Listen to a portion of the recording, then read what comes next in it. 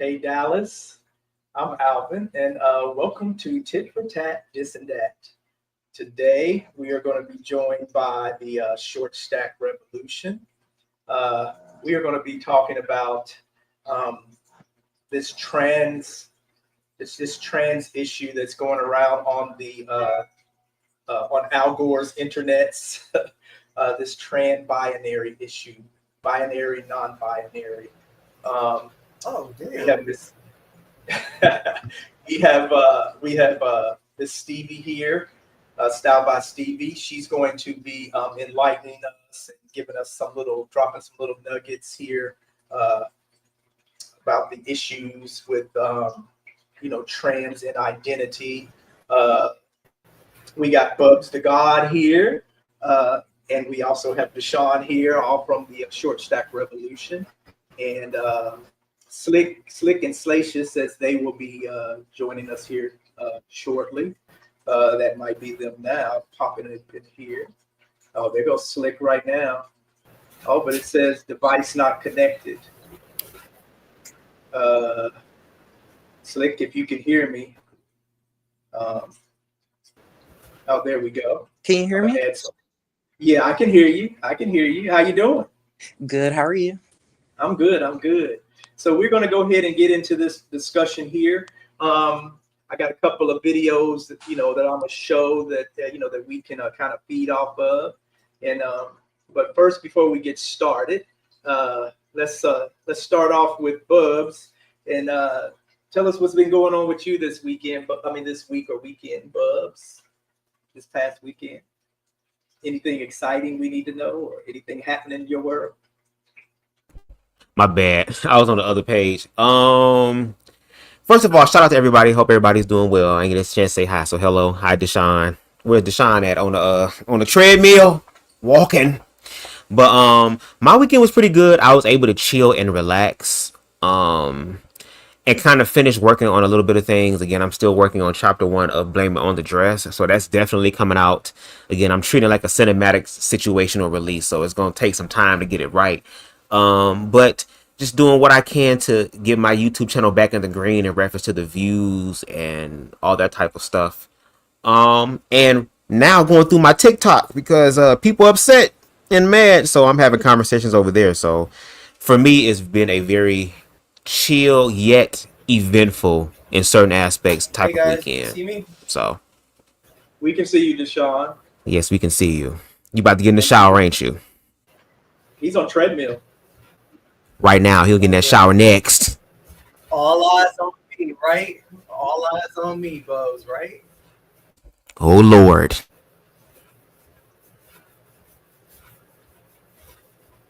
Yeah, I think we lost All Slick. eyes on me.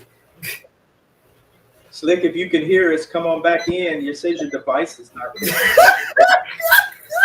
Because you would need to connect your mic and cam before you can come in.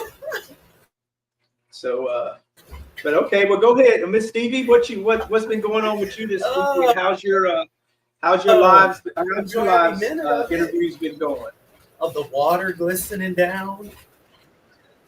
Oh, Yep, it's glistening been down. great. But don't worry, the oil will be ready. It has been great.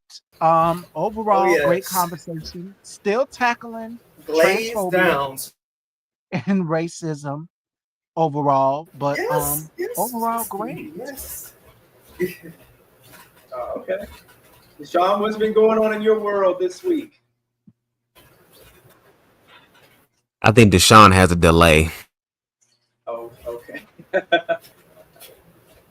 And See, make sure he's not staring in that camera.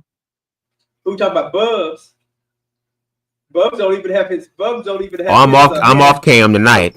Off cam, so you're not gonna get to see them eyes staring at you. Now I Yeah. could change my picture and put some eyes on here if you want to see. Yeah.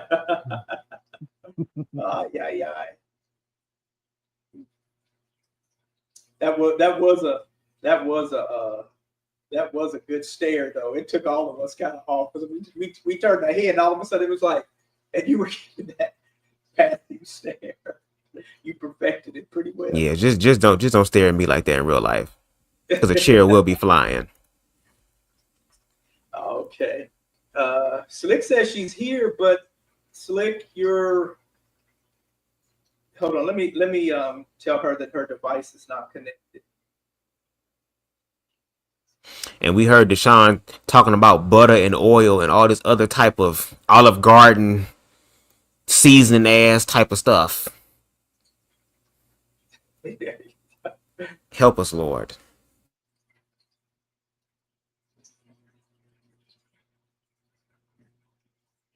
Okay. Let me see. Oh, there goes Slick. Let me add her back to the stage. Them back to the stage. Yes, All right, you back? yes. You there, Slick? Yeah, can you hear me? Yeah, I can hear you. I can hear you clearly. Right. Yeah. Okay. So I kind of want to talk about this. This. Here comes somebody else. Did I lose somebody or something? Oh, that's Deshaun. Hold on. Deshaun has two. Deshaun, you have two of them up. You have Dave Breezy 92 and just Dave Breezy. One of them is showing your face, and the other one is showing that you're on the treadmill. Which one you want me to keep up? Okay, here I'm gonna get rid of this one. Like there's a lag, and it's like pausing, stopping on this main computer. I don't know what it is.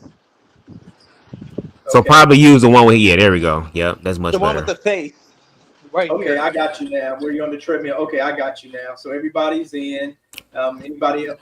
We just lost Slick again. It says device not connected. Oh, there goes Slick. I don't know what. Yeah, it broke off for a minute. I'm not sure why, but yeah. You said what, Slick? Yeah, it had lost it, but I got it back in. Oh, okay. So I kind of want to talk about these conversations and debate and stuff that's going around, on Al Gore's internets. And some of them been pretty kind of heated on this, the trans binary and non-binary, and what's, which is correct, or who should be included and who should not be included, or when should someone be included, or when they should not be included. I want to talk about the. Hey, Deshaun, can you mute your mic? Oh, it's rubbing. It's You got hear the rubbing? it's got the feedback from your machine. Oh, let me turn it off. But then, and I want to talk about this misgendering. I was watching one of Miss Stevie's interviews, and that was a great interview too. But what came up in there was, Miss Stevie said she had been misgendered, and it seems like there's a lot of that going around. So I want to get her take on this, and then anything she could help us, kind of understand, with this misgendering. And is it intentional, or to me it seems like it's intentional, but she also mentioned in her live that the lady probably didn't know or whatever, but I don't know how she could know from just looking at Miss Stevie. But anyway, I'm gonna play this little video clip of her, and then if she could weigh in, and then anybody else who wants to weigh in. Slick, me and you've had these conversations before, with these pronoun issues, and you're very well versed and know a lot about this. You're the one who enlightened me actually to the whole binary, non-binary pronoun stuff. Because before I met you, I was under that impression too, that it was just male, female, and all of that type of stuff. You introduced me. In one of our lives, and me and you had a live on this, that was really, really good, and you put a lot out there. But now when I was watching this, this Olay and Friends video, it kind of confused me a little bit more. And then you also have some you've been putting out some lives on your stuff too, some shorts, where you've been talking about this female, the female angle with the trans and non-binary stuff, and how females are actually contributing to some of this mess. You know what I mean? So anything you can touch on, we appreciate that too. Mm-hmm. So, yeah. go ahead, Flip. Okay. So I'm gonna go ahead and start this video, start us off with us, and I'll stop in between, and then I also want to talk this political angle, because it also ties into the political angle, also ties into it, because with Trump taking away, LGBT plus, queer rights and stuff, like that, and banning people from the military and all this other type of stuff, and then now with with the homelessness and all this caging of people in Alcatraz, it's like we're Right. in putting in this insurrection act, with the military and stuff. So after we talk about our non-binary issue, anybody who's still sticking around, if we can get into some of this. And I know Miss Stevie gonna let loose, so and Deshaun. Amen. Lord have mercy. Don't forget they're taking trans retirement too out of the military, and it's crazy how they're taking retirement, because the thing is, you don't want to see trans in the military, so why not have an early retirement? Yeah. That too. So, That's all I'm saying. Deshaun, we're gonna talk about that as soon as we finish this. Because that's in there. What you just said is it's in our discussion. So save that, and let loose on that too, because we're gonna need to hear more about that too. As soon as if we can get through this, I guess if I shut up too, and we get through this this non-binary video. So here we go, y'all. And then Miss Stevie's, once I'm gonna stop it, and then you just weigh in, and anybody else who has what they have to say. Slick, oops, Sean. That right there, particularly where we were talking about misgendering people, that's part of the conversation that I had with Jamarco, and also a conversation that I had with Misha about how they disrespect trans people or non-binary people, because non-binary also falls on the spectrum of trans as well too. But the thing is, with trans, people have their own identity and they choose to walk into that. So there's many layers to it. And I think Angelica Ross, if you guys watch the show Pose, shout outs to Angelica, she broke it down brilliantly. Non-binary people can choose to identify however they want to. And as it pertains for us in the LGBTQIA plus community, we're not a monolith. Everybody is different in their own way. And I've sat with biological women and they're just like, they didn't know I was trans or whatever. And they're just like, you're so girly. You're so feminine. When we look at you, we don't see man, we see woman. And even with that, they expect us to show up as man, but it's just like, no, it's not that. I am showing up as woman. But it goes back to what Misha said in the conversation, which is the misgendering, which is the dead naming. And I can be as respectful as possible and still get misgendered. Like today, I was helping my mom because she had about 6 bags of soil. The sale, there was a sale on soil, on potted soil, like to grow your garden and things. And I had to help her get everything because my mom is not in the condition where she can lift soil and heavy things like that. And so I had to help her. And the young lady went away to the restroom. She's like, I'm sorry, sir. No, she's not open. She's in the bathroom. She's been sick. And I'm like, sir, you must be talking about the gentleman next line in the back of the because I did not want to cause a scene. But see, I'm in the red state of South Carolina. This is what I was saying. When I had Dr. Debrina Sandifer on yesterday, she asked me, because we did a new segment on my show called Woman to Woman. And she said, what are some of the challenges that you face growing up down here in the red state of South Carolina? Because she's in Texas. She's in Houston, Texas. And so I said racism, transphobia, misogynoir, colorism, featureism. As you guys can clearly look and see, me and Misha are both chocolate girls. And so the misogynoir is trans misogynoir. We get misgendered. We get labeled boys or men. And that's what happens. I show up and I present myself as a woman and held her hand. And Karma, I totally agree 100% with what Karma was saying, because the other gentleman who was conservative, who is also on the POV talk show as well, was like, pronouns, schmonouns, they, what is it? We don't care. We don't matter. Let me say this. Yeah, you shouldn't care about what a person's gender identity is. Yeah. But respect their pronouns. Right. Respect their Correct. pronouns because it goes a And I long way. totally agree. Hmm. Respect goes a long way. And I heard my mother say this to somebody. It doesn't cost a thing to say she, her, they, them. It doesn't cost a Exactly. thing to say that. Hmm.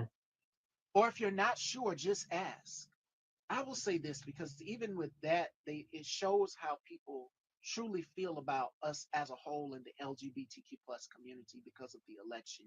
And there were some in our community that voted against their own self-interest. I agree that it's about the Okay, Miss Stevie.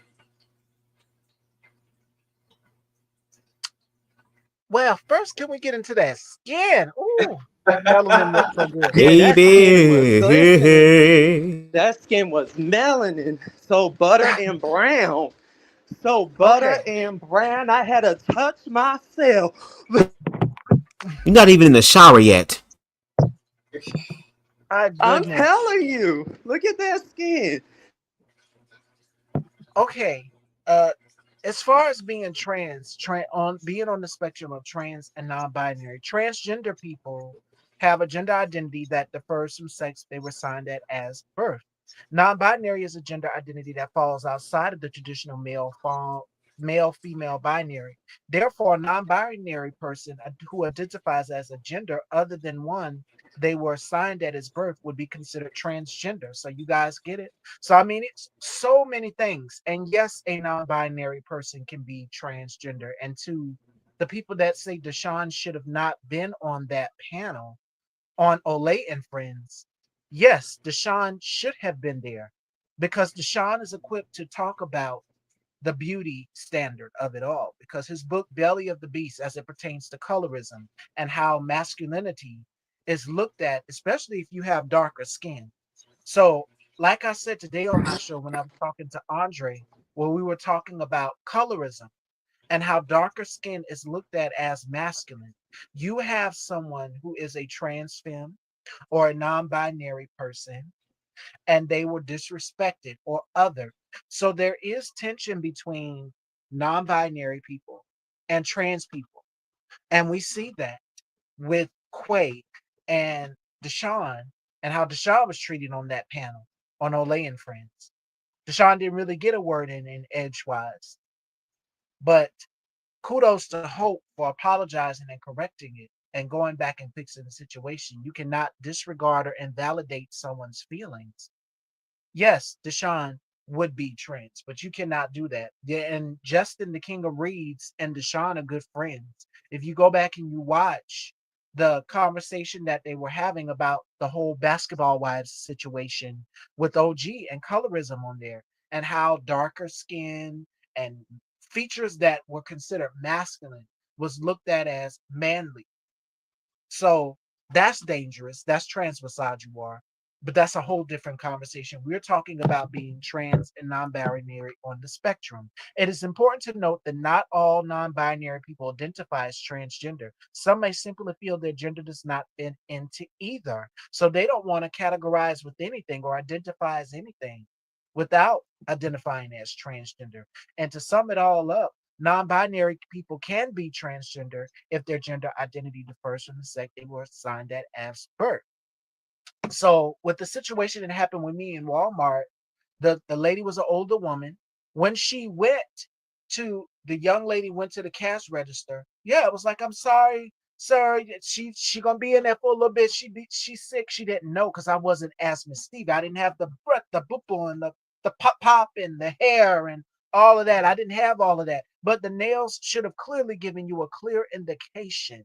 The body shape should have clearly given you a clear indication. And no, baby, I didn't get in. I don't take no hormones or had no surgery and no work done. And that's no tea, no shade, no lemonade to other trans women out here. But I don't need to do all of that.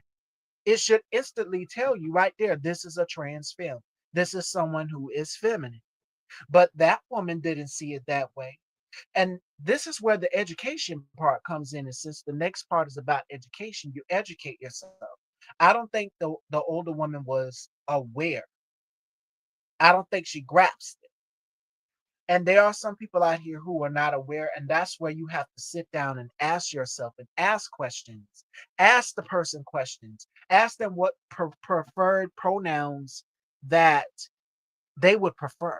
One of my guests did that with me before we went on and did an interview. They asked me, what preferred pronouns would you have? She heard. They said, boom, say less.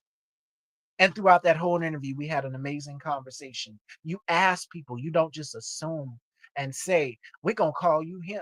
Because you're doing the same exact shit that Nancy Mace down here in my city from South Carolina is doing. And that's just othering. And then you're saying the T word as well, too. And Nancy, if you threaten Jasmine Crockett again, you tell her to come outside. I want you to come outside because I'm going to whoop your ass when I see you. It's on site. But anyway, that's a whole nother conversation. But as far as the trans-binary spectrum, there are so many things up under the umbrella. Non-binary people can identify as far as the pronouns goes, it can be he, they, it can be she, they. If they tell you, hey, I'm okay with you calling me she or he, that's cool. Boom, because you asked. That's the respectful thing to do. You don't just go out here and assume that that's what the person wants to be called. Had it happen again, I took my puppy, because you guys know that I have a toy poodle, and it was this white lady. We noticed there was some prejudice. My mom picked it out right before we even sat down really good. We were sitting in there for like an hour. My puppy had a 10 o'clock appointment. Most of those people got in and got out. My mom says, oh, there's prejudice a little bit. So we took our dog and we moved her to another vet. I talked about that today on the show. But I didn't talk about the part where I was misgendered also from the receptionist up front. I said, I'm sorry, sir, because I had on a hat. When I'm in my downtime, I'll be disguised. I have on a hoodie. I have on a romper. I have a hat, everything. I don't be in my Miss Stevie garb with the boom boom and the va va boom looking like Jessica Rabbit. But still, respect is due to a dog. Respect is due to a dog. You do the same for a human. It doesn't matter. And that's the same thing Country Boy Kiki said in the interview as well, too. And Alvin said it in the chat when I told him what happened after they watched that episode of me admitting what happened. But here's the thing, though. There are some people out here that are wanting to learn, that are curious, that want to know more. Like I had to have the conversation today with my aunt on pronouns. And my aunt was like, I already knew. And my cousin that came on the show with me last week, she already knew as well, too. She's just like, yeah. So that's why you see her call me Miss Stevie. And we have that banter that we have when she came on the show. And she's going to be a regular, by the way, coming on from time to time. Because I know the Sean asked about my cousin. Everybody was asking, when is she coming back? When's she coming back? Yes, she's coming back. And she gets it. And then especially with her growing up in New York, where you're exposed to everything in New York. My father told me about Greenwich Village, where back in the 70s, late 80s, it was basically for LGBT people, especially if you were like in the garment district, you were big in the fashion world. It was a safe place for queer people. So it's important that we go out here and we educate ourselves and not assume and jump to conclusions and say that, hey, this person wants to be called he, him. No. Thank God that Instagram now has the way where you can put the pronouns at the top of your profile right there with that slash mark saying exactly what you want to go on. There are some people, and I sent it to the group chat, there was this non-binary person, amazing makeup artist and influencer, and they do such an amazing job. I think one of the looks that they did was based off of SZA, and I was very impressed, and I sent that to the group chat, so you have to scroll up and look at it. But on their profile, it says he, they, or they, them. It's right there. So yes, non-binary people have options just like trans people have options. We're not a monolith. And that's the beautiful, most unique thing about our community, the LGBTQ plus community, is that when you go into an ice cream shop, and I remember Bubs did a conversation with Dr. Nkumbe on this platform, and I used this analogy. I said that LGBT people, we're like an ice cream shop. You go into an ice cream shop, you're going to see different flavors of everything, more than just vanilla, more than just chocolate. You can get whatever flavor you like. In the LGBTQ community, and I said this also with Country Boy Kiki in the interview as well too. I said it's probably going to be more letters added to the LGBTQIA plus. That QIA plus is going to be more intersex, asexual. There are people who were born with both parts. And I think Conscious TV even talked about it on his platform as well too. Conscious talked about it and how animals can have different genders and parts of the spectrum. So it's not just one thing. Non-binary is I think is personally dynamic that we all cannot just identify as one thing, but it's so many different things about it. So the important thing is that we continue to bring awareness to this. Non-binary can be used as an umbrella term, and it can encompasses identifying such as agender, bigender, genderqueer, or gender fluid.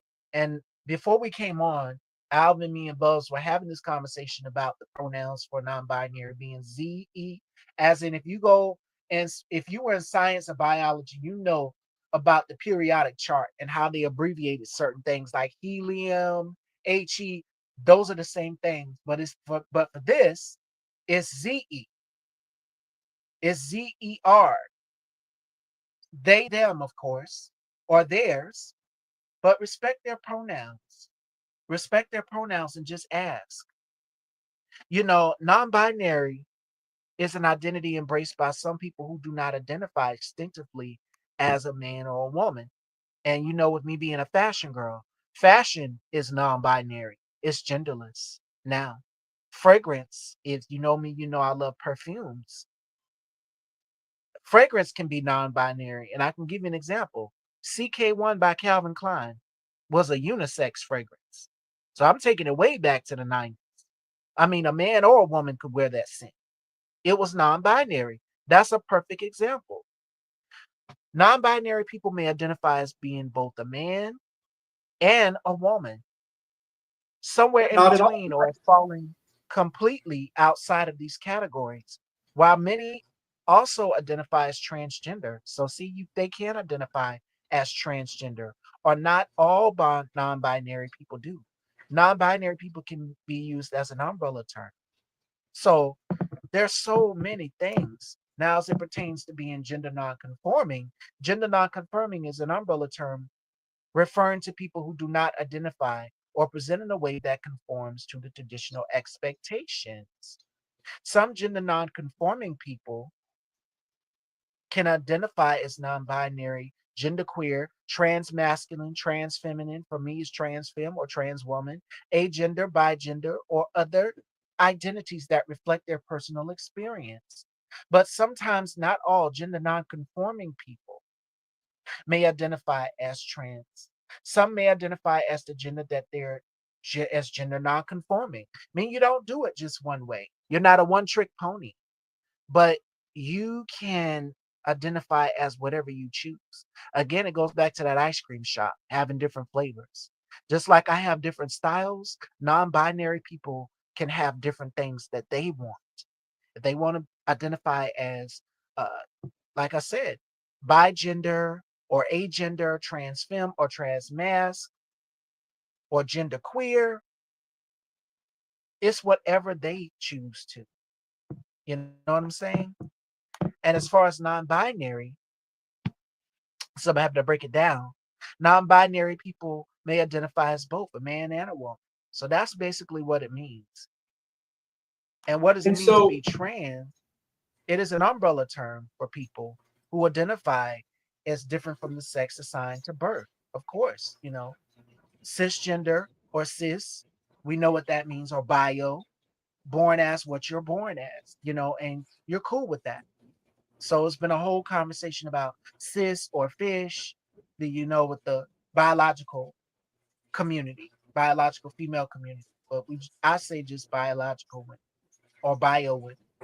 So yeah, And so, that's my and reason. so, Leslie, go ahead. I'm sorry.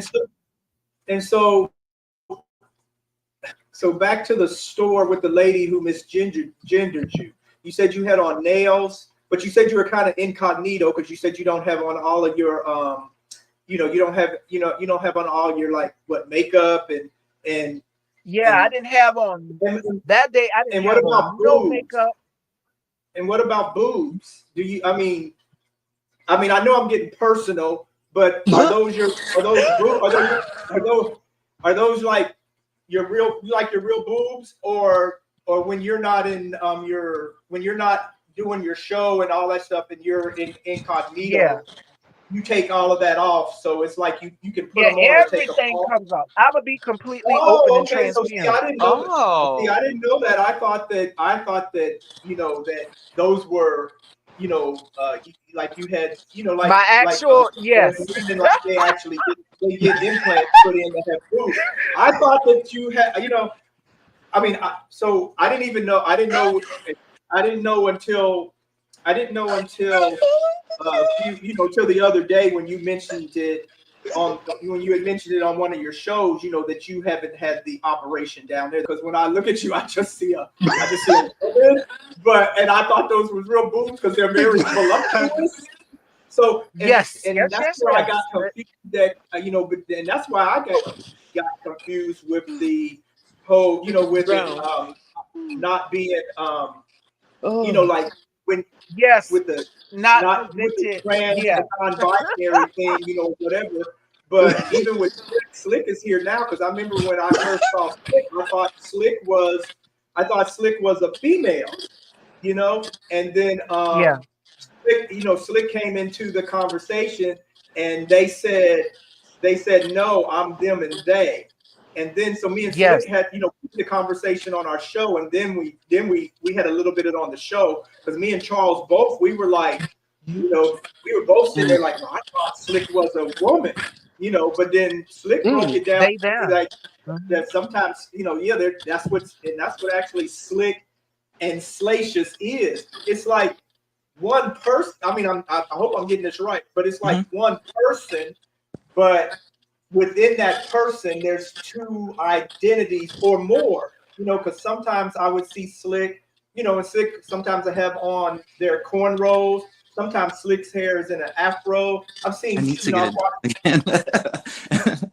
I've watched all of Slick's videos and, her channel. I've watched everything. And then, and even now when Slick is putting out certain shorts and stuff, I'll be watching them. I don't comment on everything, but sometimes I comment, I put my little comments in there, and then Slick comes back, tells me this, that, or the other. But because I've seen Slick one time where one side of Slick's face had a little goatee, and the other part was completely shaved, and then so it's like Slick is expressing either both sides of themselves or other sides of themselves. But, so Slick, if you can jump in and help us explain that too. But I was still curious about how the woman misgendered you, because now I'm starting to understand what you said, Miss Stevie, is because you said I wasn't. But you didn't. Did you have on female clothes, or did you just had on nails? Because I'm thinking if you just had on nails, then because men wear nails, and you could have been goth or something. I don't know. I'm just all right. Because I never knew that you did. I didn't know that you didn't live your whole life in except for when you take your makeup and all that stuff off to go get ready for the evening or whatever, that you wasn't in full women regalia. I'll put it that way. Oh yeah. And because what did I have on that day? I had on a hat. I had on a little romper thing, and some sneaker type shoes. And my nails, of course. And I'm like, that should have been a dead giveaway, but everything else, Miss Stevie, it was female clothes. Basic clothes, but I didn't go out in full glam like Miss Stevie. I am Miss Stevie, but I didn't go out like how I would on the show, with the boom, and as you said, they're very voluptuous. Yes. And I make sure that they're very voluptuous. Sean, can you mute your mic? Oh, Can you mute your mic? Thank you. We're gonna pull you back in, Deshaun, in a minute. Yeah, I was Go ahead, saying, Miss Stevie. like on the show, I said that yes, you said that they were very voluptuous. That yes, I learned that from my mentor. You give that illusion, honey. You give that illusion, and that's what I want you to have of that. But that day, before coming on and even getting ready, I just had on a romper. I had on a hat, my glasses, and then like some sneaker type shoes. It wasn't Miss Stevie. It's just my regular body, my presenting self. I don't really have any facial hair or anything. That should have been a giveaway right there to let you know this person doesn't identify as male. But see, some people are unaware to. So yeah, I didn't have the va va boom, the voluptuous, as you said, or all of So that. it wasn't an oversight on the lady's part. So she could tell that you were still a woman, and Right. basically, I mean, you gave her grace, but really, she probably knew that you were a woman, and she was just being facetious, I guess. She was being rude. I don't know if I would say rude, but she was intentionally misgendering you. I guess I would think I wasn't there, but seems like she may have been intentionally misgendering you. But you say that you gave her grace and said she probably didn't know, but I don't know. With all of Yeah, that, some what you're still people. telling me, how would you not know? I would either be thinking a woman or a trans woman. I mean, a female or a trans woman or something. Yeah, and I got to be careful with that. I can't say I'm a female because even with that, that's what T.S. Madison was saying. Right. You say that, but that's why we say trans femme or trans Right. mask. I Well, the personally woman may not identify. have known So that the woman might not know the Yeah, pronouns. She might not have known trans woman, so she might be thinking in her mind female or woman, or whatever. But if right. she may have known the pronoun, so she may not have known the whole discussion people are having with the Oh female yeah. cis type issues that we're having now. Um, but Slick. yeah, yeah. Can you hear me? Yeah, I can hear you. Yeah. So for me, I was just thinking like, my pronouns are they, them. She, her is cool as well. And yeah, I feel like for the most part, I agree with everything about the pronouns and everything. For me, I just try to be really practical about it. Because people can be harmed, and I know it can be like a bit complicated because, like you were saying, not identifying as female, not identifying as male. Then there's things like demi-male, demi-female, and then intersex, those sorts of things. I try to keep it simple because I know a lot of people don't really know about us like that, and I've learned about it uh, quite some time back, and I've never identified as a man or a boy. So from that perspective, like I kind of think of myself as being kind of like a almost like cis non-binary, at least like internally, but socially I did transition. I was in the closet. So yeah, and that kind of goes back to what I was saying before about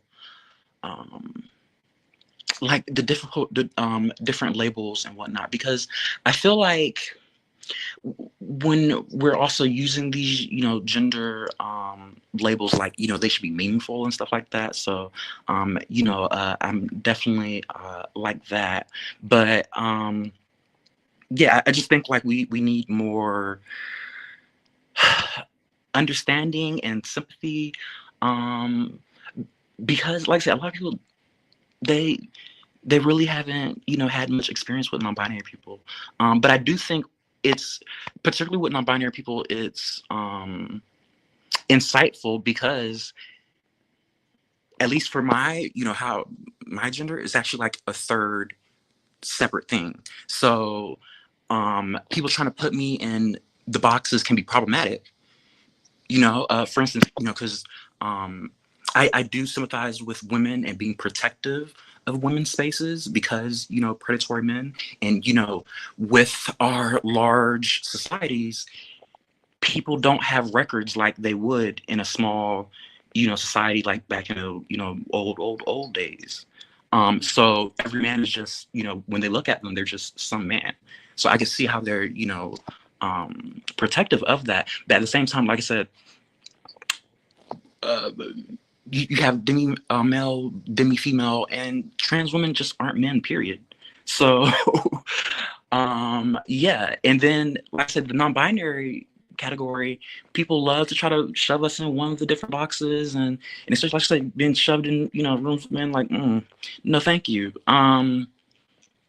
So yeah, it's one of those things where it's just weird because people go out of their way to misgender non-binary people, or to try to say like, oh, we're trying to, take these different people's spaces and whatnot. And it's like, well, if y'all just let us have our own category, that will solve like a lot of the issue. But there's also the people taking advantage of everything, including you trying to stay alive. So, but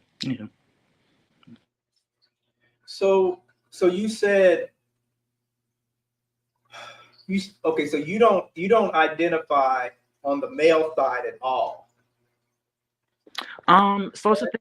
Like I say, so I identify as non-binary. That's because I felt like it was a practical label most people could kind of get easily.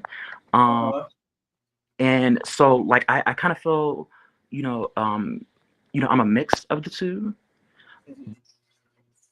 So I only use the non-binary label, or I should say I don't use the man or the woman label, because people are gonna misgender you.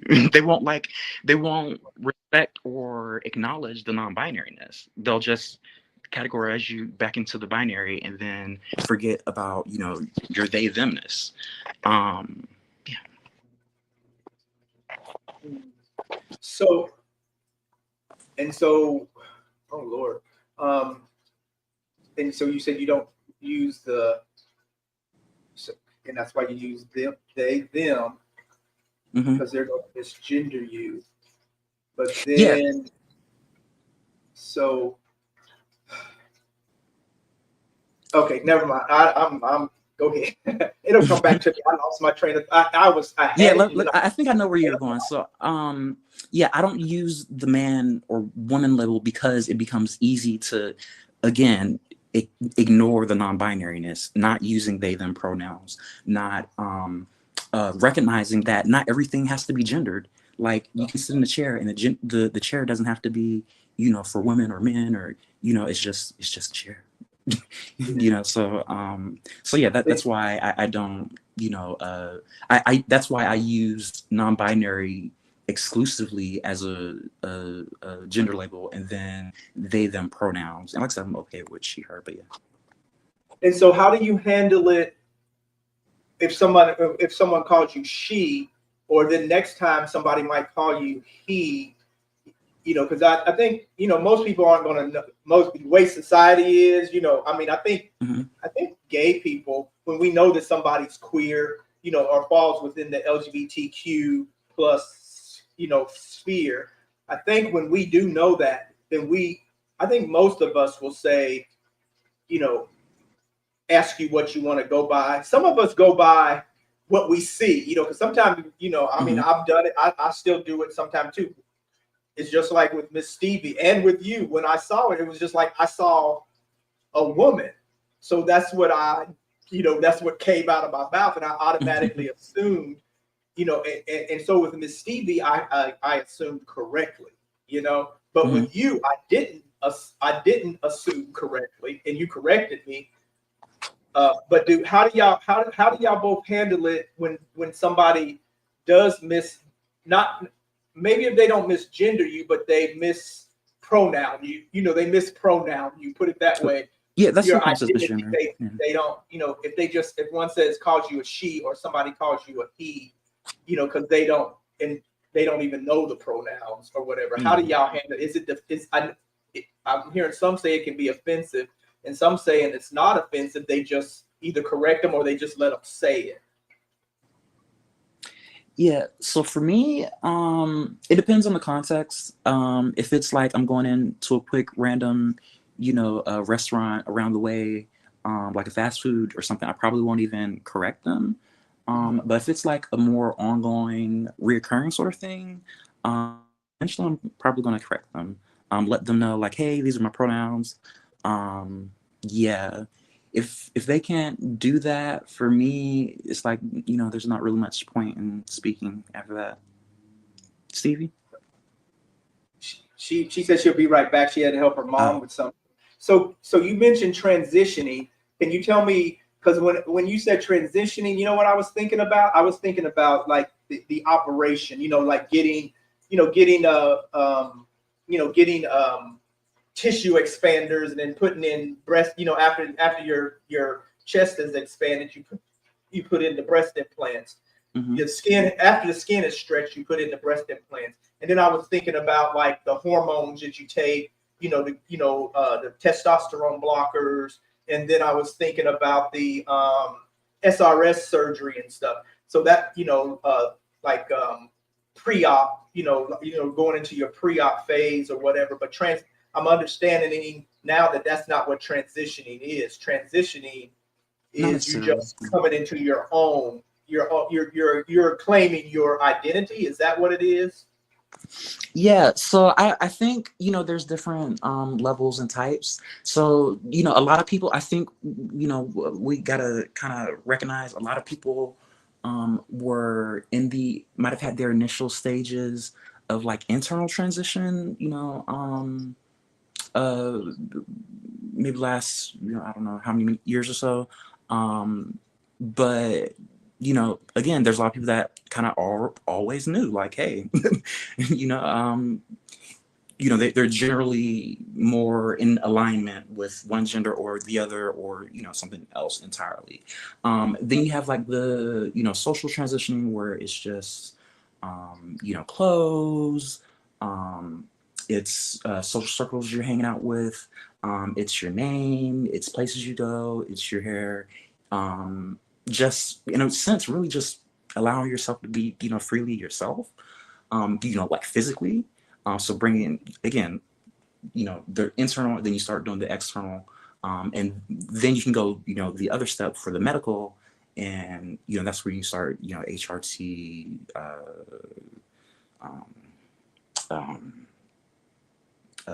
implants, that sort of thing. So. Okay. All righty. Deshaun, what did you want to say? Deshaun? Did I lose Deshaun? Oh, I lost Deshaun. I think he might have left. Okay. So you have anything else you want? He'll be back. You have anything else you want to say, Miss Stevie, on that? I don't know if you heard Slick or not. Bub said he's stepping away for a second. I had to help Mom get into bed. She had just took her meds and stuff. All right. Deshaun said here.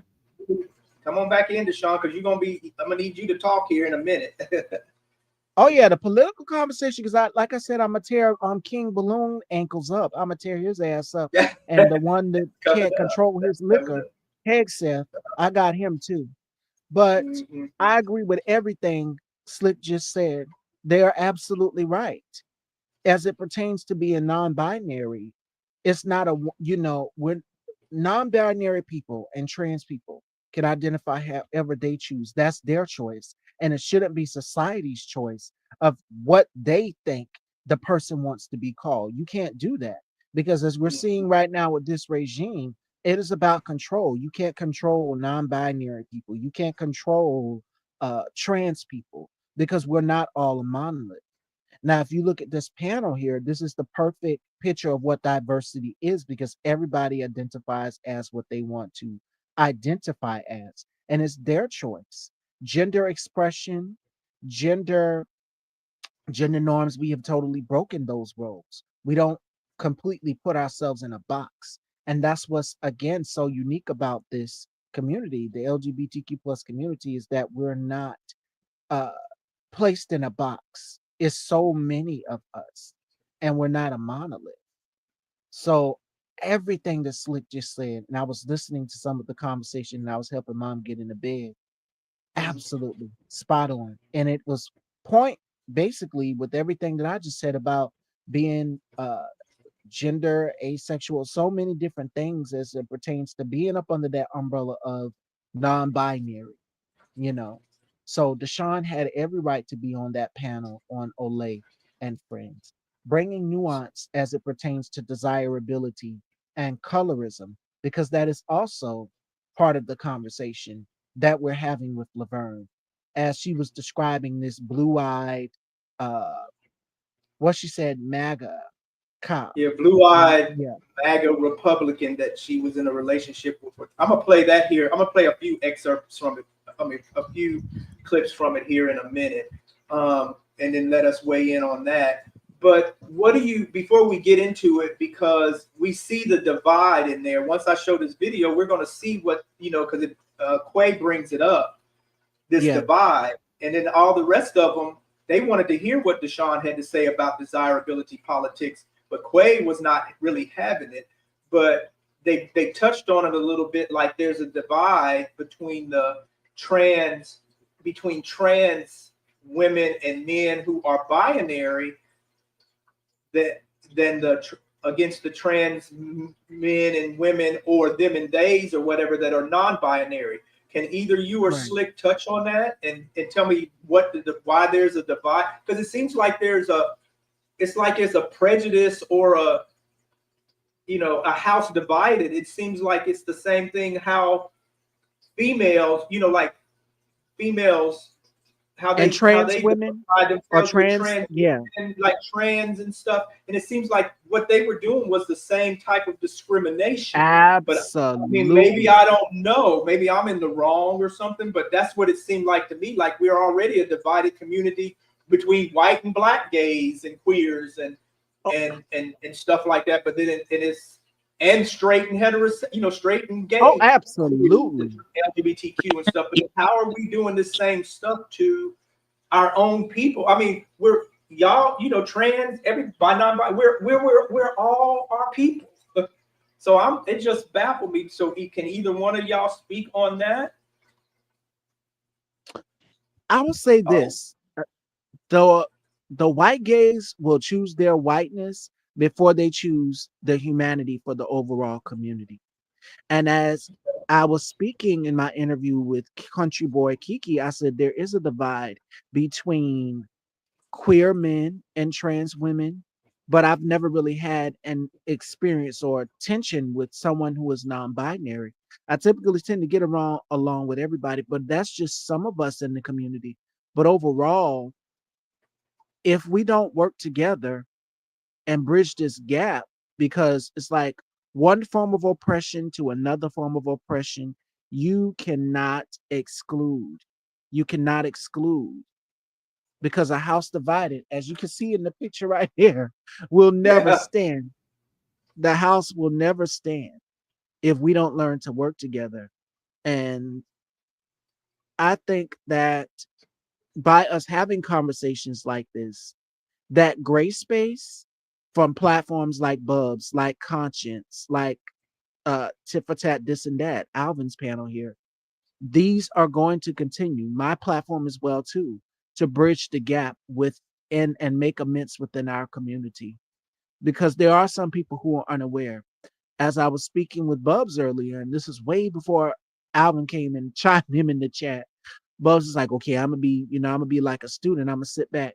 Yes, chime in, ask questions. That's what we should be doing. Even Country Boy Kiki, if you go back and you look at the interview, he was like, it's some stuff you taught me, Miss Stevie, I didn't even know. And I told him, I said, Misha can teach you that. Jamie can teach you that. There's brothers in the your brothers in the LGBTQ plus community that are gay black men can also teach you as well too, if they know the situation as it pertains to trans people, as it pertains to being non-binary. The best way to learn is through educating, through having these conversations, through asking questions. So no, Alvin, you didn't make me feel uncomfortable at all. It actually was freeing. It was liberating, because I know people are like, how did you get the boobs so big? How did you get this? How did da?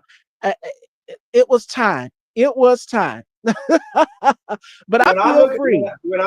when I'm watching your interviews, because that's the only time I actually see you in Yes. full. Because, you know, when we're in our discussions and stuff in our Short Stack Revolution on IG, when we're in there with our videos and our conversations and all the stuff we be talking about on there, you know, none of us are showing our face. We're just in, it's just a chat, right? But so the only time that I see you is when I'm watching your lives, you know. And then when I'm watching your lives, your interviews, you know, because you do a lot of interviews every day with famous people, you know, and then so when I'm watching your interviews, I just see, you know, a pretty chocolate woman sitting up there, you know, because that's what I see. I see the boobs, I see the clothes, the makeup, the hair, you know, because you change it up. One day you're this, one day you look like this, and another day you look like you're sitting on the beach and stuff, you know, with your sunglasses. You know, I love listening to your interviews and then watching you and your expressions, and then you got the nails. So there's nothing when I'm watching your lives and your interviews, there's nothing that tells me that you're not a woman. So, you know, and even Slick, I don't see Slick with makeup and stuff on, but when I look at Slick, you know, and I have to say they and them because that's what Slick told me.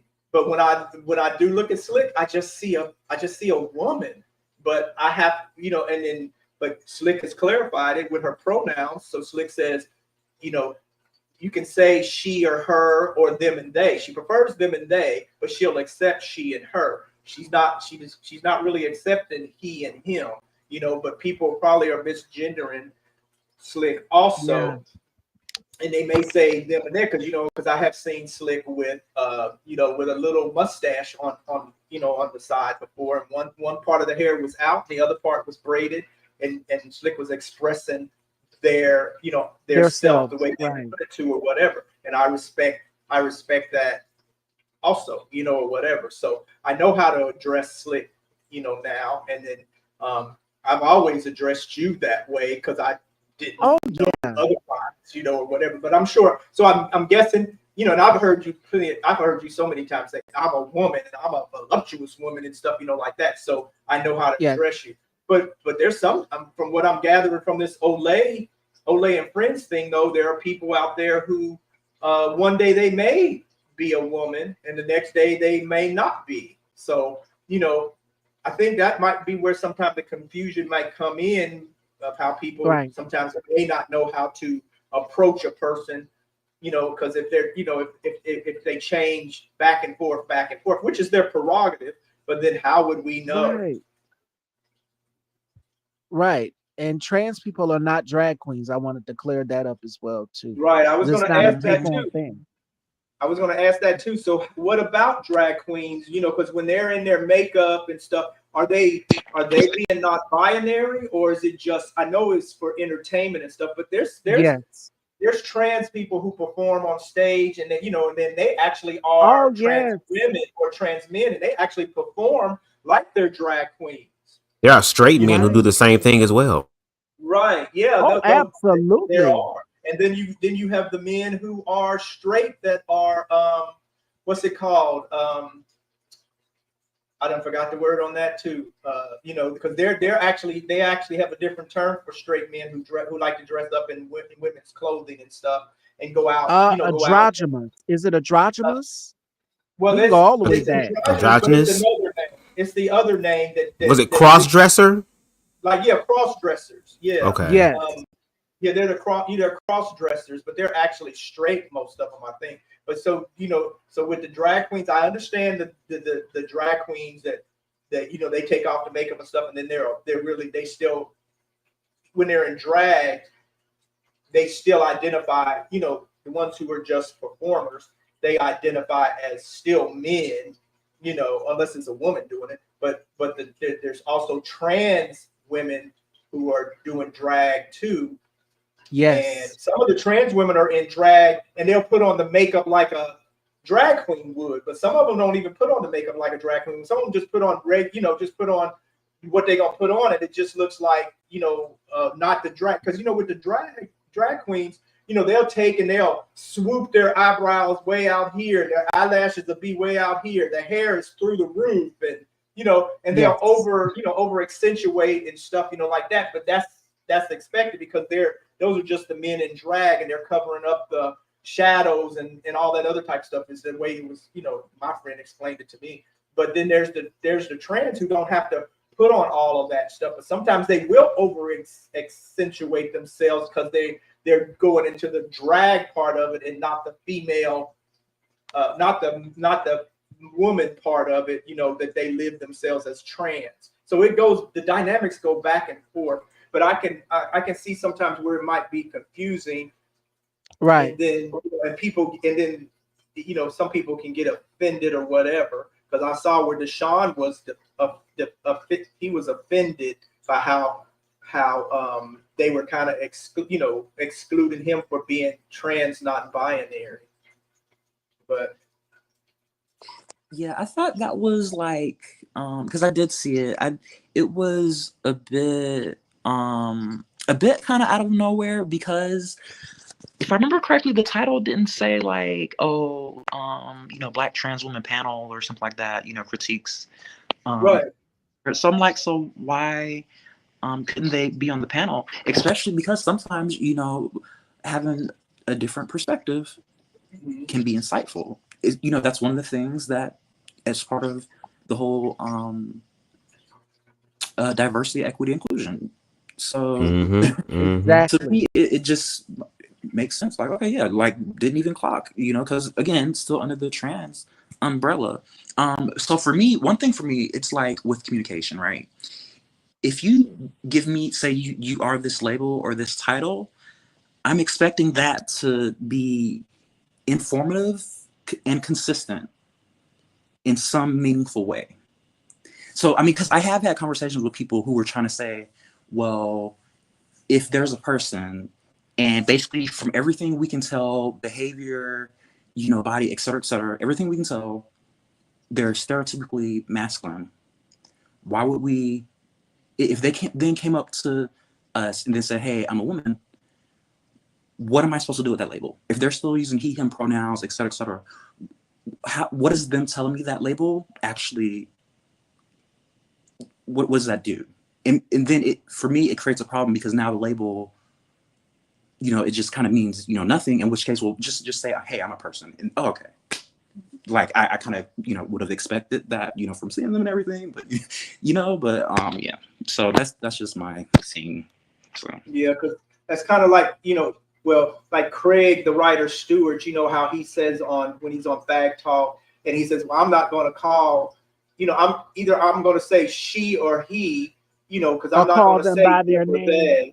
Yeah, I'm not going to call them by their name, right? And I'm not going to say, to me, that's just being stubborn and obstinate because I know Craig knows better, or whatever. So, but that's, to me, that's just so out of pocket to do that when you know better, where you can't just be respectful and call the person, especially if they let you know this is what I would like to be called by, that you can't do that.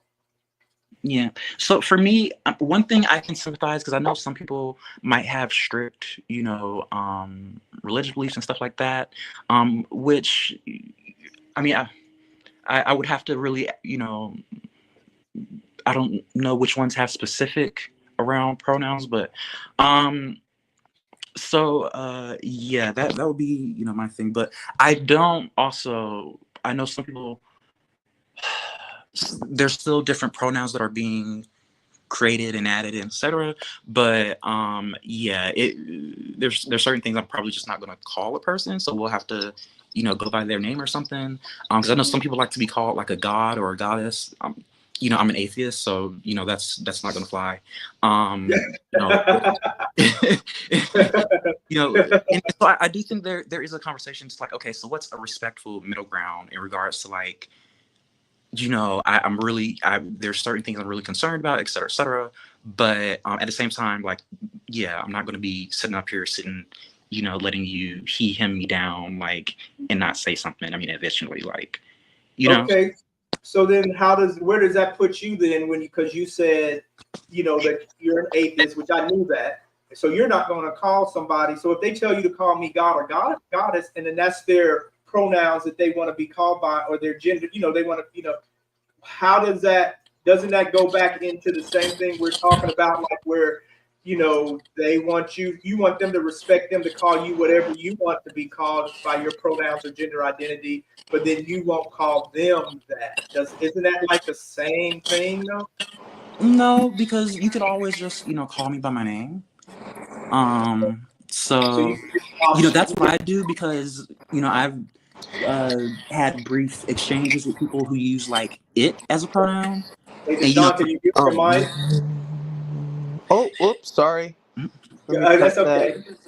That's okay. Go ahead, Slick. Yeah, so I know some people use it as a pronoun, and so for me, just with all the global dehumanization and stuff, that's just something I can't really feel comfortable normalizing or participating in. So I think there's a respectful middle ground available, and that's calling somebody by their name. Okay. All righty. Agreed. All righty. So I agree. Can I say something real quick? Yeah, go ahead. I'm sorry. First of all, shout out to Queen Stevie and to Slick and Salacious. I'm surprised I said that without stuttering, because y'all know how I give it up when I be saying words and stuff. I be all over the place. But shout out to y'all. Yes. I be cha-chaing and stepping in the name of fucked up with my tongue sometime when I be pronouncing words. But with Olay and friends, that they would be getting on to me too, because they would say, "Come on, land the plane," because you know how I go on and mispronounce shit. They'd be on to me too. I would have told them, talking about land the plane. First of all, we're flying Delta, and this is gonna be around the world, baby. And this is a first class flight, and you ain't pay for shit. So why don't you shut the hell? That'd have been me. I'm sorry. I would have told Olay and friends, chill out. The only Olay I know is Olay soap. But I'm just playing. But shout out to y'all perspectives again. As a cisgendered, same gender loving man, I want to make sure I can do my part to stand in the gap for as much of the Libiquita community as I can. You know what I'm saying? Because I mean, there are cisgendered, same gender loving men who demonized anything that was TQI plus. And it's so funny because it's like y'all sitting here demonizing them, but they're already trying to overturn same-sex marriage. So we all was fucked in the beginning. They just started with the TQI plus. So anytime I get to sit down and listen to educate myself about it, I'm really grateful. So thank you for that. As far as the Olay and friends situation, I do agree. No shade. Quay could have sat her ass out of this conversation. Like, no shade. Just even if it was a conversation dealing with gay men, not every gay man deserves to be on the panel. Some deserves to be in the comment section. You know what I'm saying? I feel like they were trying to have a transformative conversation. Deshaun came in and brought in another element and aspect that I was interested in, but we couldn't get that because Miss Mamas was too busy trying to get Laverne Cox's attention to put money into her project. That could be something you can have on the back end. This is a serious conversation here. So yeah, I felt like she could have sat that out. Again, I thought that Deshaun was just non-binary until I, educated myself through Dominique and Hope that have been able to kind of, express that more. So again, I appreciate that conversation, and it opened up a lot of doors. Even for like the last live that I did, they were getting on her about her dating a white MAGA cop. But how many motherfuckers still fucking around with download trade? The same energy is still there. Energy of them not really wanting to fuck with you or care about you. They just want to use you. So that opened up a door for me to kind of explore, again, the more trade situation. So I'm grateful for that. As far as just trying to as Slick and Salacious stated, find the middle ground, the gray area. And even Queen Stevie said, just ask the person how they want to be identified, and it shouldn't be that fucking hard. Y'all call niggas Pookie, Ray, Mook, no problem. And Hope Giselle said years ago, it was an excellent analogy she said. She had said, for example, if you go over your friend's house and they just got a dog, and you say, oh, what's his name? And they say, oh, it's a her. They immediately say, oh, I'm sorry, what's her name? It's that fucking simple. So y'all can give that much respect to a dog, but y'all want to argue down a human being about something, about their life experience and how they show up. Everybody is not monolithic. Like it was mentioned earlier, diversity, equity, inclusion. That's the beautiful aspect of life. Be glad that there are people out there doing things that you don't have to do. Tifa T just said he found out that there was we got drag queens, we got drag kings, we got females. and women impersonating men in exaggerated form. So there's so much context and nuance, and I know people think that once they graduate high school and shit that they've done learning. No, this is life pimping. You're gonna have to learn about other people, especially if you want other people to learn about your ass. Because if we sat over here and started being ignorant on your ass, because a lot of people out here, since we're gonna play that game, oh well, they're out there calling them things they're not. A lot of y'all call yourselves amazing fathers, mothers, husbands, wives, all that type of shit, and we're not seeing it. So if we're going to play that game, so with me, I don't care where you are on the board, I'm going to be there because there's going to always be a reverse Uno card. Always. So I think the best approach is to find the middle ground, and there is always a middle ground, and we need to start having conversations with people who want to establish that. Everybody else is just going to get the smoke. That's it. Deshaun, what do you have to say on this issue? I think it was actually beautiful. There's so many, like I said, Miss Stevie she said it spot on. There's like so much of colors and mixed colors of everything, like ice cream. Like you're going to the ice cream store and you're getting all these different type of flavors of non-binary. Then there's trans femme, and then there's all this. It goes through so many different spectrums. It goes through so many different layers of what people are, So I think it's beautiful that, people have their own, because, they're trying to figure out themselves. It doesn't happen overnight. You know what I mean? It doesn't really happen overnight. So, it's actually wonderful and stuff. Not at all. And also, for people that don't want to be educated, we're just going to leave them on the freaking boat and let them sail away on their own, because it's really sad that people are still in 2025 still thinking that it's just man and woman when people are in different identities and stuff like that, and they don't want to actually expand their mind. They're still stuck in 1940. You know what I mean? They're still stuck in that timeline. It was so scary because I was watching Pastor Marquez that's friends with King Jives, right? And, Right, yeah, you sent it to us. Dr. Patrick Wooden was talking about all these freaking these guys in dresses perverting our children and trying to influence our children and stuff. We are men, and if there's something wrong with you, there's something wrong with you because you're or something because you're wearing dresses, you're talking feminine and all that other stuff. We need to pray for you and stuff like that, or something like that. He was saying, like, there's something wrong with you. You know what I mean? And then he was talking about Adam and Eve. You know what I mean? Adam didn't have no flick of the wrist. Adam didn't have no, you know what I mean? He was a man. He didn't know nothing about no feminine or nothing. That's the way he was talking about. But he said he was intelligent and all of that. No, he wasn't, because the thing is, if he was intelligent, he would have never eaten the apple now, wouldn't he? Yeah. It was that pussy, baby. That pussy had him under subjection. And let me tell you something else. Like I said before, that's if you believe in all of that. Eve was the intelligent one. Eating that apple and Adam and Eve, people believe, people believe that literally, but I don't believe that's a literal thing. But if you believe Eve ate the apple first, so she had the knowledge first. Okay. He's saying Adam was the intelligent one. No. Eve was the intelligent one. She was the one that ate that apple first, and she probably ate more of it. Then gave some to eat Adam. Makes sense.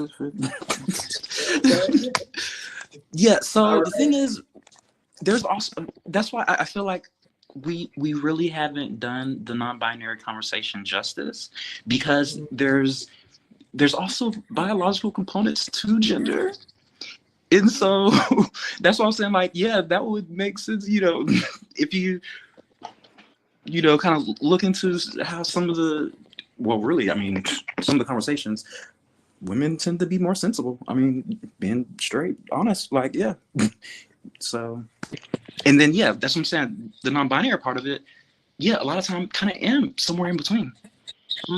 And depending on the context, I won't elaborate on that part, but depending on the context, that can be, a influential. So yeah.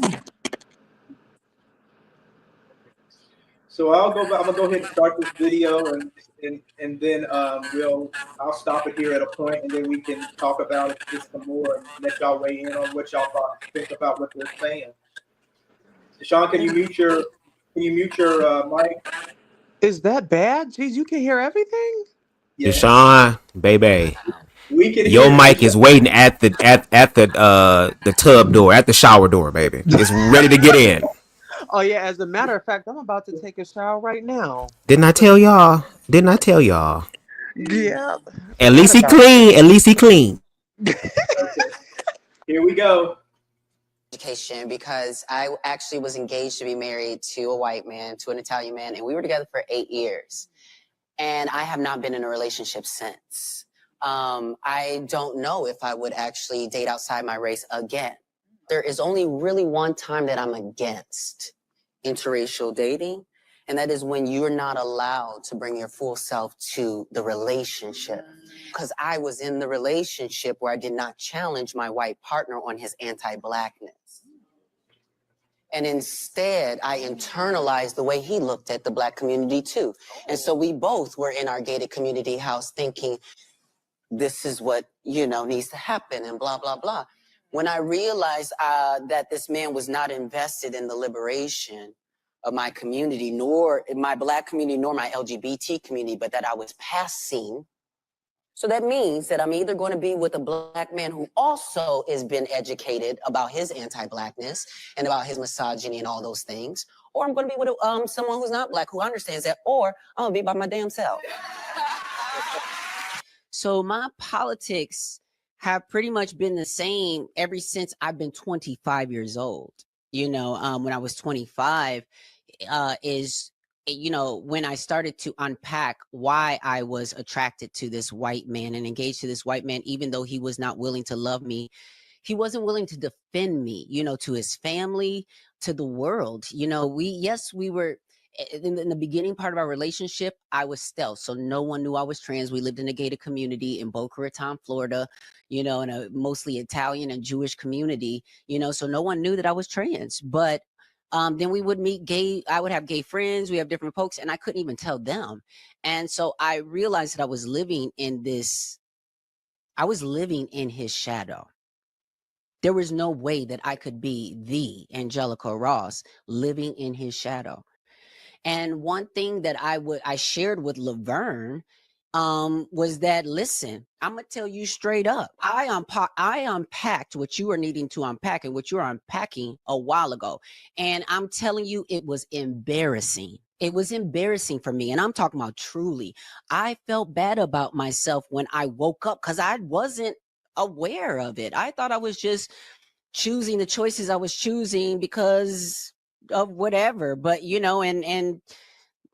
but when I decolonized my brain and understood the value that is placed on whiteness, the centering of whiteness in our society, and the grooming and conditioning of us to want what whiteness wants. When I woke up from that and started and I gave back the ring, I broke off the engagement and I said, I deserve better than this. Yeah, you're not abusive to me, but you will not fight for me and my rights. Mainly because you're telling me, like one of the things that Kat Black pointed out was that a lot of conservative men or men who date trans women like myself will see you or see me as the exception. You're one of the good ones. You don't talk like that. You keep a job. You do this, you do that. So they're not they're like, why are you wanting to get into that? That's not your concern. And, in the trans community, we don't all have the same struggles. That doesn't mean that we shouldn't still stay in solidarity with each other's struggle. So talking about desirability politics, and, this might get a little cheeky, like I said, but listen, in the trans world, the pond is small. Sometimes we have to cross-reference. You know what I mean? Like, wait, girl, I think he was just on my line, But again, me and Laverne have never had that issue. She's always had a clear preference for white men. And I think that that's what folks are trying to get out is if you understand about decolonization, then you understand that why we're attracted to what we're attracted to is very heavily influenced by a lot: politics, social norms, all kind of other things. And it's not about having a dig on her. It's just about, calling the thing a thing. When your preferences start to align with the systems of power, whiteness, patriarchy, law enforcement, and even state violence. I mean, her type is a buff white cop. You're gonna have questions. We're gonna, it's gonna be some questions. And I asked them questions because, again, I love my friends. I love in accountability and truth. You know what I'm saying? So what are people saying in the comments? Nerd King is saying, I'm good for letting a friend cry on my shoulder the first night. The next night, let's talk about your part in the situation. That's where I'm at as well. That's exactly. TF Gamer says Quay was coming off as NB phobic, low key, to be honest. I listen, I validate your perspective. To me, I think that what was happening was the conversation that should have been happening there should have just been between Black trans women. Okay, so the situation, like I was saying, about Deshaun, I see some people are backing that up a little bit. Like Brianna is saying, I also felt like Deshaun should not have been in that conversation. Like I said, for me, it was obvious this was about Black trans women who date cis men and the stories we have to tell. That is why I said what I said. Nothing personal against them. That is exactly why I said it. Nerd King was saying that, look, Deshaun did have some issues landing the plane again. And sometimes what that means is then taking up space when other people could be landing the plane or having the conversation. Not to say that everybody was perfect at doing that. Brianna also says, also Deshaun has nerve to tell Black trans women not to date men while they also physically can be read as a man on a panel with women. It wore me out. Right. So that's where I say that, like, sometimes when we're in these same spaces, I'm just not sure all the time that some folks understand how to take up space without and still leave enough space for trans women to define for themselves certain things.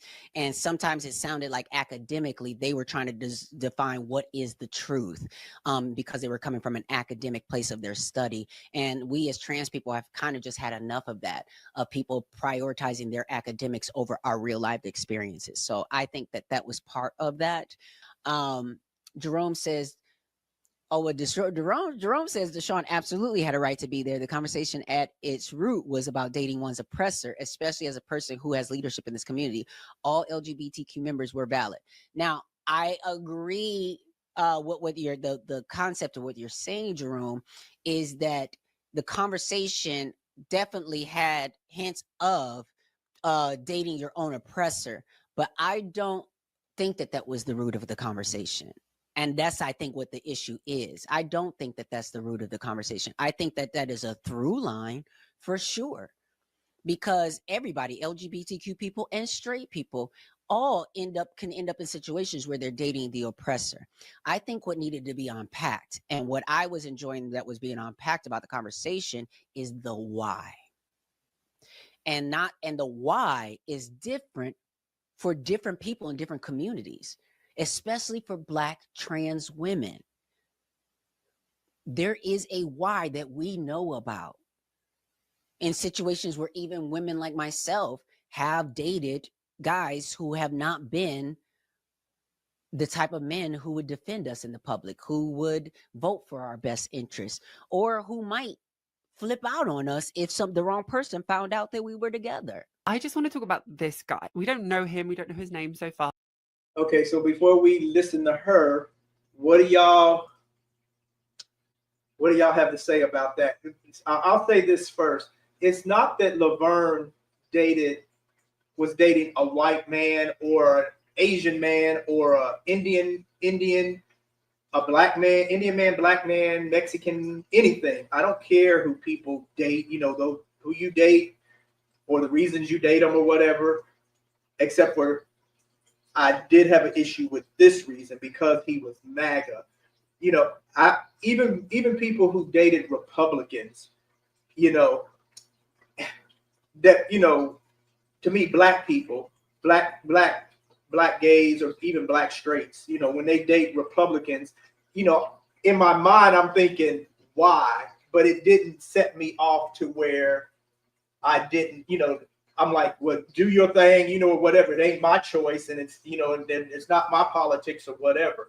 But the MAGA thing went all through me because I've been listening to Laverne for years with her politics and stuff. And, you know, and she's very vocal and she's very political. She's quite the activist. So it was like I said earlier, well, they didn't hear me say that, but, you know, Miss Stevie and Bubs, when we were talking before the show came on, you know, it's the hypocrisy, it's the double standard, it's the hypocrisy for me, you know, that because we know MAGA, we know that they're, you know, with Trump and this Republican MAGA regime, you know, because they're all intertwined, the Heritage Foundation, all of them, Stephen Miller, you know, all of them, you know, they're basically, you know, trying to enslave us. You know, they're taking away our rights, you know, putting people in in concentration camps, beating up people on the streets, arresting people falsely. You know, they're taking, you know, stealing wealth, you know, and lining their pockets and stuff, the grifting and all just the stuff that this MAGA people stand for. And Laverne knew that, you know, and it's, to me, it's like, you compromised your integrity and your dignity, and you even compromised your, you know, your activism, because we bought it. You know, we don't believe everything that people say or what she was saying or whatever. We don't agree with everything, but some of it we aligned with and agreed with, you know, or whatever. And we believe that she was a true, you know, I don't know about y'all, but I believe she was a true activist for the trans community, for the black, you know, the black community, you know, for the community at home. I always known that she dated white men. You know, I've known that that's what she likes, prefers, you know, whatever. It was never an issue for me with that. But when it came to this MAGA, it just went all through me. And that, to me, you compromised your integrity. You compromised your soul to be, because this person would never. We saw what happened in the end. It all started tearing into each other and dividing them even in the relationship. And I guess she hung on as long as she could. You know, her reasons are in there because of love, and he treated her this way or whatever. You know, and like some of the rest of them say, I find it hard to believe that you couldn't find a black man or another ethnicity or something that would treat you right also, that wasn't MAGA, you know, or something. But you know, that's my issue with it. You know, it's the double standard, it's the hypocrisy. And not only did he deceive her, it was also the deception on her part, where she deceived us, you know, the public. Because he deceived her, he deceived the public, and she did the same thing. Because even though he, you know, like he said, he wanted to be undercover, he didn't even want nobody to know he was dating I guess he didn't want nobody to know. I don't know. I'm misgetting it, but maybe he didn't want nobody to know that she was trans or something, or maybe he did, but he didn't want them to know that he was dating a trans Democrat or whatever her affiliated, you know, or whatever her affiliation is. It just seemed like there was a lot of deception going on back and forth. So what do y'all think about that? Yeah, I think it's like, you know, I mean, don't get me wrong. She was with the community, you know, back on, you know, she's with the trans community and all that other stuff, I noticed. But when I heard that when she was telling her story about the conservative, I mean, you know, that guy, I mean, the MAGA guy, I'm like, I didn't even know Laverne would do that. I mean, I'm like, oh my gosh.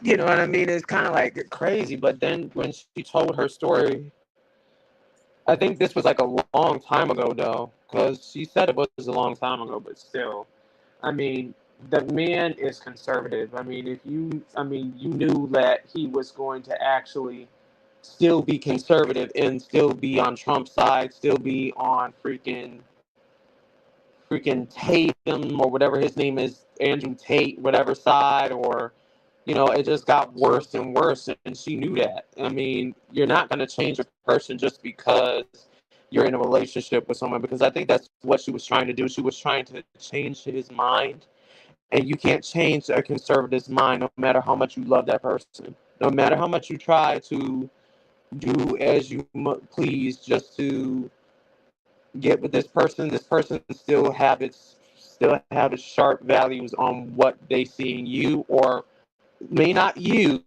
but even though you're trans, they may love you, other trans, other gay people, other, because remember, that person's still heterosexual, identified. You know what I mean? Yes. Because when she was talking about, oh, he was doing too much, I had to break up with him. Of course you're going to break up with him, because he's still going to stay on his conservative, family first values, family values, the Bible, all of that. He's going to stay on that. He stands on that. She didn't break up with him right away. She found out some months into the relationship that he was that he was a MAGA policeman. So she was still with him for like 3 years. But it hasn't been that long ago that she hasn't. It's only been a year that she has been broken up with him. She met him in 2020, and she was with him for like over maybe 3.5 years. And she broke up with him about a year ago, is what she said. So it wasn't that long ago. Oh, it wasn't that. Ooh. No. Ooh. So anybody else want to weigh in? Okay, go ahead. Yeah. I'll. Hey, Deshaun, mute yourself, because your static is coming all through. Girl, your microphone is being very MAGA right now. It's being very MAGA. Very MAGA? What are you talking about? Very MAGA. It's very interruptive. I'm just playing. Oh God. I'm just playing. But first of all, shout out to Angelica Ross. I also listened to that podcast when I was doing lawn work. I'm always listening when I'm doing lawn work. Shout out to the lawn work bitch. Okay. Yes, that's the perfect time to listen to stuff. It helps it go by faster and everything. And I listened to what she was saying about the situation in reference to her connection to Laverne Cox. And no shade, I agree with you, T for T. The issue wasn't the fact that she was dating a man who was not a man of color. You know what I'm saying? It was the issue of, girl, you loving this individual who is openly supporting a president and an administration that is trying to erase you. But at the same time, that's why I love the context and nuance of it, so everybody talked, because Laverne also stated that, no shade, like, the men that give her the attention, maybe not everybody else, but to her, give her the attention, happen to be these men who are not men of color. And there are a lot of people who are queer who also date men who are not men of color because of how they are treated, in a sense. So I believe they're just going to go where they're treated and respected and appreciated. And no shade, if you... And she even stated, I dated black men. I've tried to talk to black men. I wouldn't mind being with a black man, but black men don't want to be with me in the open, in my truth, the way that other people have. In no shade, white people, they have supremacy. So of course they gonna do whatever the hell they want. So it's not gonna be a problem for them. I mean, a white MAGA cop is fucking on someone who their president and, again, administration stands against. I'm just glad that she was able to realize that. Now, it would be different if that man started off with that mindset and he was like, damn, babe, you know, the more that I talk to you, the more I'm starting to understand this whole trans thing. And, you know, maybe I am supporting the wrong political party. Maybe I do need to challenge my homeboy or my granddad or someone else who's speaking that queerphobic, transphobic rhetoric, babe. That wasn't the case. He started saying some off the wall shit and she had to leave. So I'm glad they were able to talk about that. But then again, Dominique, again, shout out to her. She opened it up more, giving more context and nuance to say, now hold on, y'all. Yes, we can sit up here and hold Laverne Cox available, but if we're going to sit up here and be really objective, we got to hold ourselves accountable. That's when Dominique started saying, no shade, big dig Leo. Okay? Over here, coming over here, doing all type of things to me. And I know that he ain't right. I know that he ain't treating me right. I know he not the one for me, but my body needs that. So again, it opened up the dialogue that could have made it more collective and collaborative, because now we can include same gender loving men into the situation. because of the experience. So again, it was an amazing panel to me. It could have been more structured, like Dominique stated, like Hope Giselle stated. It could have been more structured, but for what it was, I do appreciate what it was given. And this is for the next generation, not just us, but the next generation as well, who is going to look at this, who loves Laverne Cox, those who look up to a Hope Giselle or a Dominique or a Deshaun or just other individuals. That representation is very, very important. So I think we all need to have the opportunity to speak and share our experiences. And then after everybody has spoken, now let's work and get to the gray area, because at the end of the day, we over here arguing about things that make us different, while the powers that be that's really trying to fuck with us, they already see us as one. So why can't we see ourselves in that way?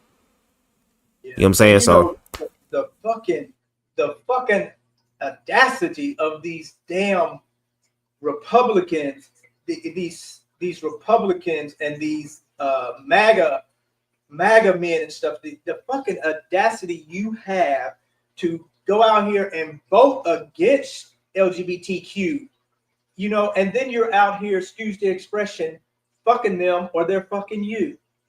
I mean, it's the fucking hypocrisy, you know, it's crazy. But It is. And oh yeah, let me piggyback off of that. They're trying to, like I said, they're trying to siphon LGBT energy. They're trying to oppress LGBT down to a lower vibration because they can't come out. Because remember, my cousin told me, her name is Pat, by the way. There is a gay dude, I don't know, his name is Tom or whatever. He has a $1 million home with a husband and stuff like that, and he's conservative and he's Republican, but yet they won't get rid of him.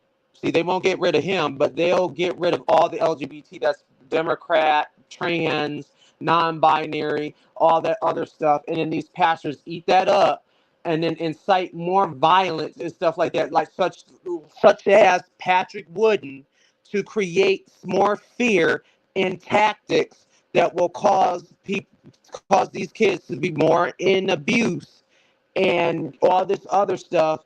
And then here we go. They're gonna grow up into being a DL culture and all that other stuff. And then women will be like, I don't know why my husband's like this. I don't know why my boyfriend's like this, all that other stuff and all that. And then here we go again, and it starts all over again.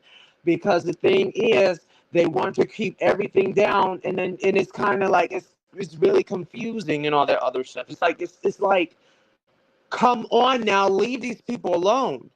Because the thing is, it's not going to work. You're not going to stop people from being who they are, what their identity is, what they like, and all that other stuff. Just because you don't like it doesn't mean the other person is going to oppress themselves just because you don't like it. That's the saddest part about it. And let me tell you something else I forgot to tell you. Trump is allowing, and I already predicted this, and Quatita predicted this too, where they're going to allow marriage for 14-year-old girls to marry. Hey, Deshaun, we're going to talk about that towards the end, because Miss Stevie's going to drop in a little while. So we're going to talk about that when we get into the political part of it. Can you save that for that? Yeah, I'll save that. But save that for that. Save that for that, because, you know, Miss Stevie, you know, she's going to drop in a little bit, and I want to get her political take too. So I'm going to go ahead and get through this video, and then so we can get Miss Stevie's take on her before she drops. Is that okay? Yeah, okay. We're going to talk about that too. Okay. You got to mute your mic though. But there's this guy in 2020 who is MAGA supporting, right leaning in that sense, at least in some senses, enough to vote for Trump. And he's on Tinder, because this is where Laverne Cox said she met him. He's on Tinder and he scrolls and he scrolls. He's also a police person, so like you can't be not aware of like what that means, the ramifications anyway. And he scrolls past on Tinder and finds Laverne Cox, which first and foremost, amazingly lucky.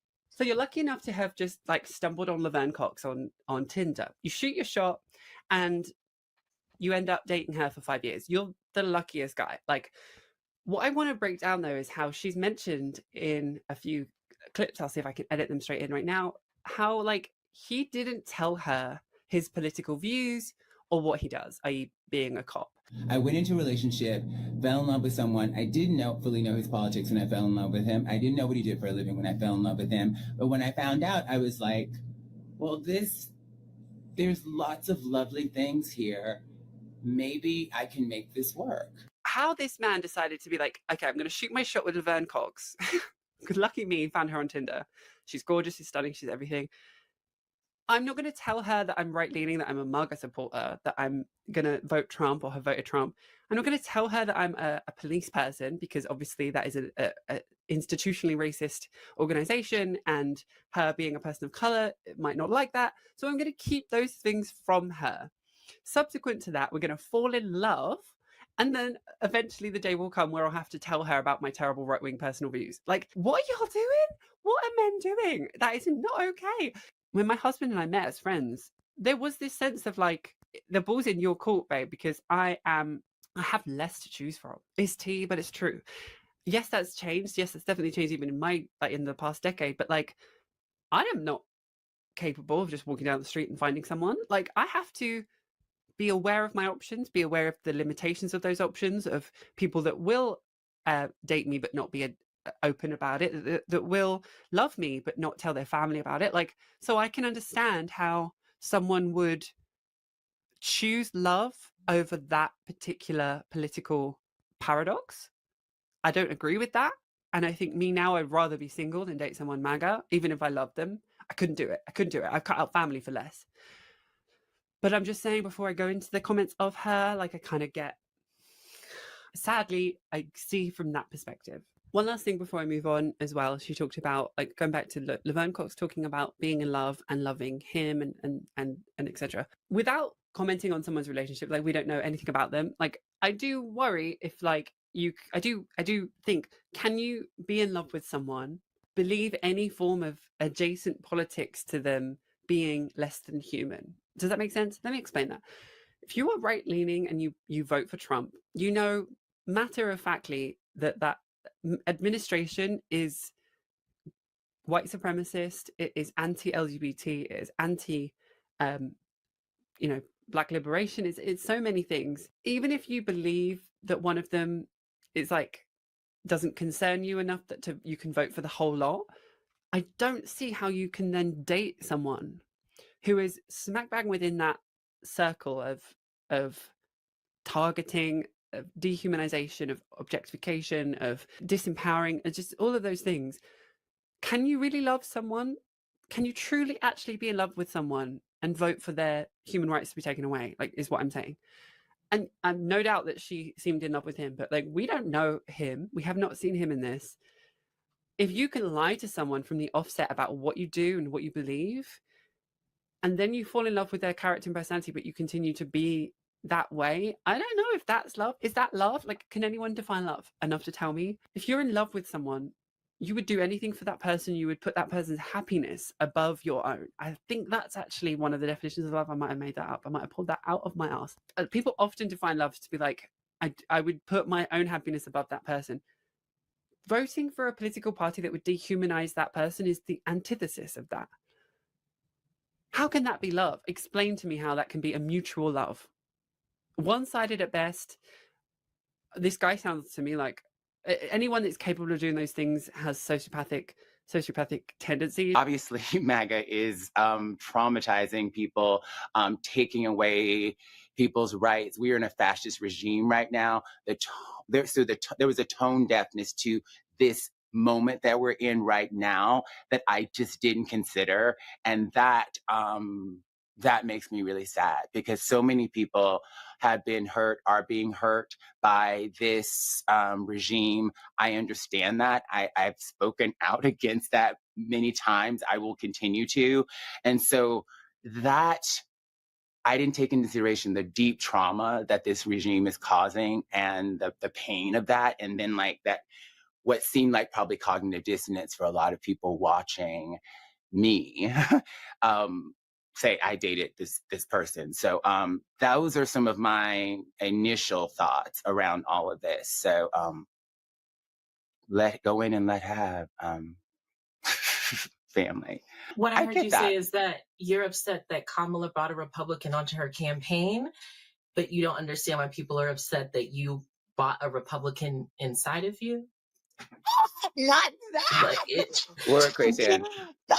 I actually I don't believe Quaytan, that I said I didn't understand why people were upset. I don't think I understand why people are upset. I get why people are upset about my Kamala comments. I understand why people are upset about me. Particularly, I mean, I engaged with the comments. They, it was clear why they were upset, and yeah, so I understand why people were upset. So I didn't say that. No. Sydney Star. Oh, I love Sydney Star too. I'm pro ho. I love Sydney Star. I'm a hoe. I'm a pro ho. And speaking of Sydney Star, and I'm gonna help you, Mother Laverne. I'm gonna give you a lifeline. I have fucked many of MAGA men, but I did it for money. So my coochie's a little more ethical than yours. So people have to, they have to let me slide on that one. And what I will say is you have done so much for the community. She's just a bought hole. You have brought so many women, so many trans people up.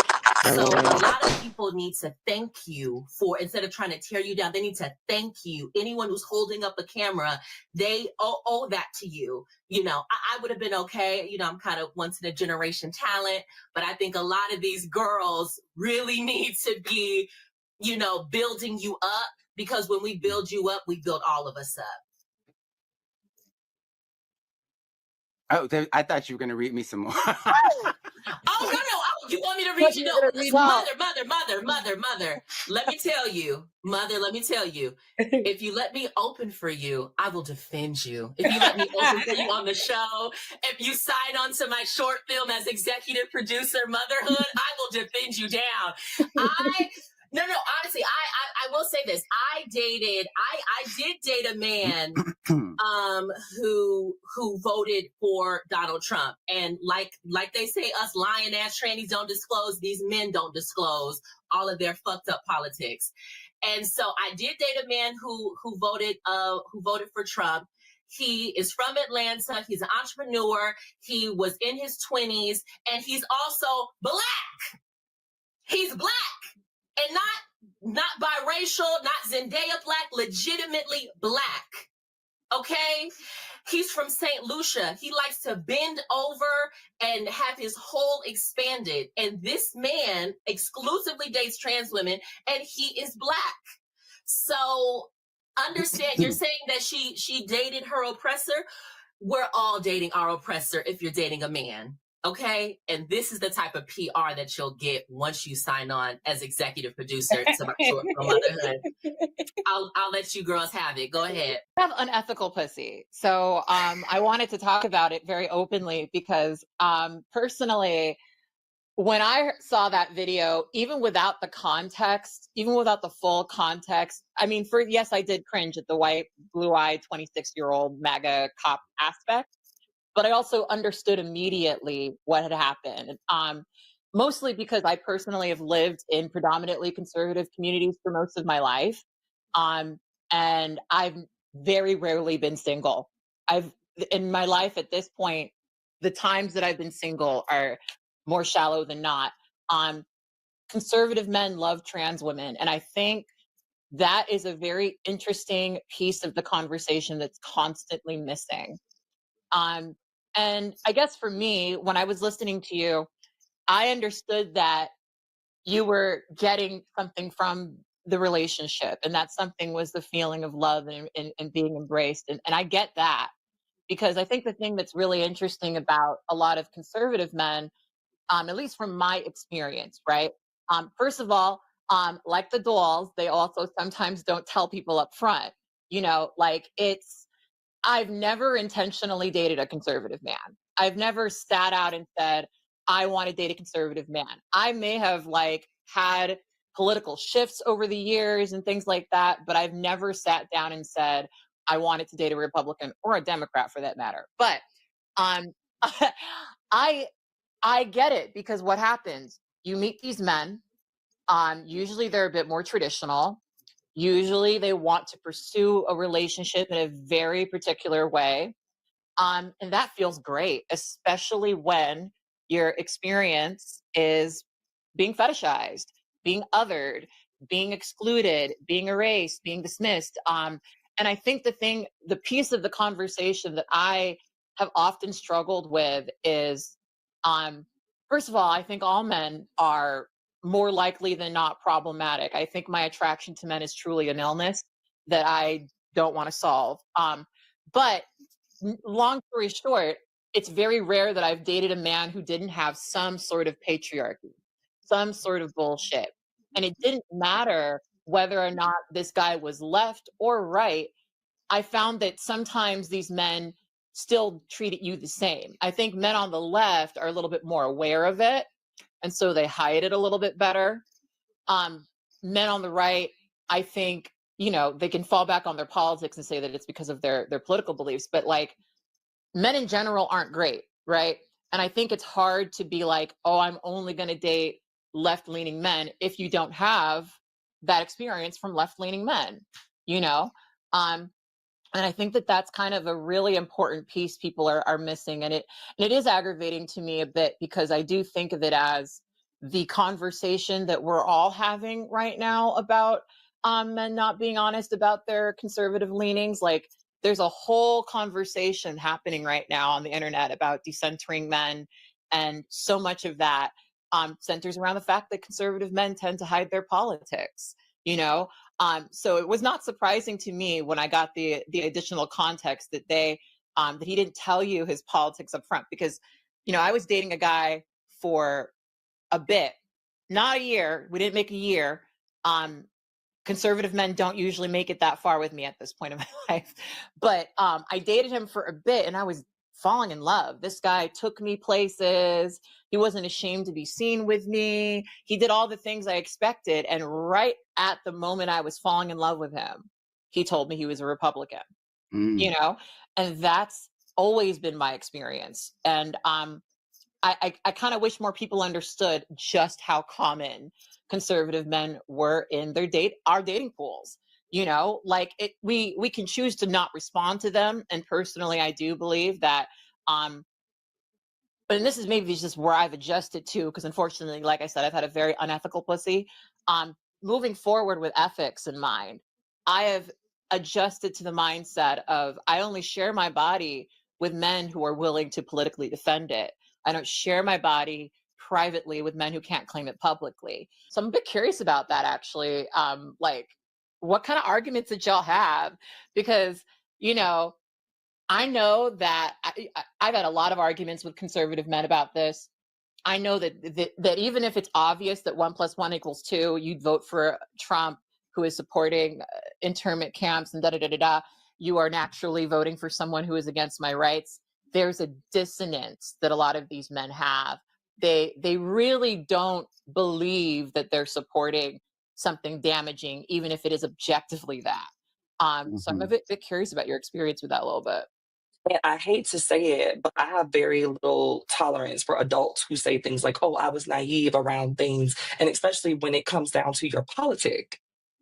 Like, one of my greatest inspirations around you, Laverne, is your politic, is your ability to dig into the governance, is your ability to know what the is going on in the world, right? When Quay said everybody needs to thank you, everybody who picks up a camera needs to thank you. Hey, one of those people right here. So when I look at this person who I see as this strong, smart, if she don't know nothing else, this lady knows politics and understands how this shit works. And whether I always agree or whether I'm always going to lean the way that she's going to lean about it, I know that Laverne has made an educated decision, even if it's not the decision I would have made.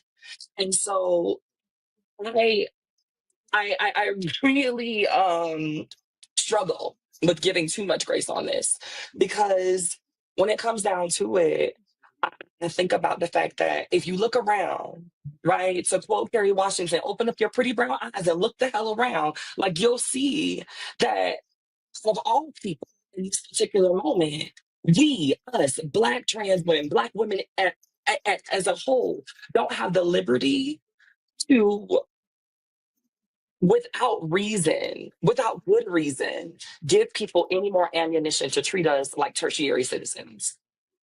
As one of the biggest voices, no. Well, no. Between you and Madison, y'all going blow for blow on the blowhorn, right? So, as one of the biggest voices for the community, when I look up and I see not only this story, but the image that follows the story, I don't think that it's just about the MAGA thing. As a person who dishes out information and needs people to feel a certain way about this information because I already know that there's a perception of me, I know that had you got on there and you said, hey, y'all, let me tell y'all about fucked up toys or a thing that happened to me a couple of years ago that I never thought I would be in. I never thought I would be in love with a MAGA supporter. But if you come to my show, you'll figure it out. I still want to know the tea, but I'm not pissed that it happened because now I'm intrigued about where you're going from. Now I feel like you're inviting me in. To Dominique's earlier point, that feels like the type of mess that I want to be invited into because it feels like there's accountability. It feels like there's about to be atonement. It feels like there's growth and learning coming from delivery in that way. What you said and did, Laverne, felt like, and like you admitted, you were coming from a place of love because you were in the middle of rehearsal. When you bring that shit to us and you sit around and you say, oh, the blonde hair, blue eyes, he was so hot, he was this, he was that. I don't give a fuck that this man is hot. Because this man has actively voted against you, against me, against everybody that looks like us. It's not just a trans thing. He voted against Black women. He voted against the Black men that are dying and being killed in the streets. He voted against Black children that had to go up against these KKK motherfuckers. He voted against that. And also, it wasn't enough for him. We sit back and we say these things. You sat back and said these things to white supremacists on CNN, on MSNBC, on the places that you have the privilege to sit and tell these motherfuckers about themselves as the Black trans woman in politics. You've told these people racism wasn't enough, and that is the problem. So when you lay with this man, racism wasn't enough for him. When you lay with that man, genocide wasn't enough for him. When you lay with that man, Trump being a racist wasn't enough for him. And you continue to lay with that man. One, whether it's true or not, I value white men over Black men, because that's the thing that nobody's really talking about, which a lot of girls are pissed off about. Two, I'm sorry, can you clarify that? This perception that I value white men over Black men. I just want to make sure that I'm hearing that correctly. I think Okay, one of those things, just to like quickly, because I don't want anybody to be lost on that. I think that one of those things for a lot of people is that by design, we don't know your business, right? So you might have had 100,000 Black boyfriends, but we've only seen the one. I think the thing that most people won't say is that when we talk about Blackness in a microcosm, there's different sectors of Blackness, and the way that each and every one of us wear that Blackness is different. And I think that a lot of people would assume that a Black woman who wears her Blackness like you don't like Black men. So when you come out with a white man, when you come out and you say this, it affirms those assumptions because people don't know you. They can't get close enough to know you. And then two, it makes Black men who are also of the mind that a lot of Black trans women don't want a Black man because they feel like we only find safety in white men to start to feel the same way. And that makes them even more violent than they already are. That's not our, I'm saying that those are things that like attribute to the system. Your the Disney princess voice in that conversation that you had, Laverne, didn't bother me as much, and I will say why it didn't.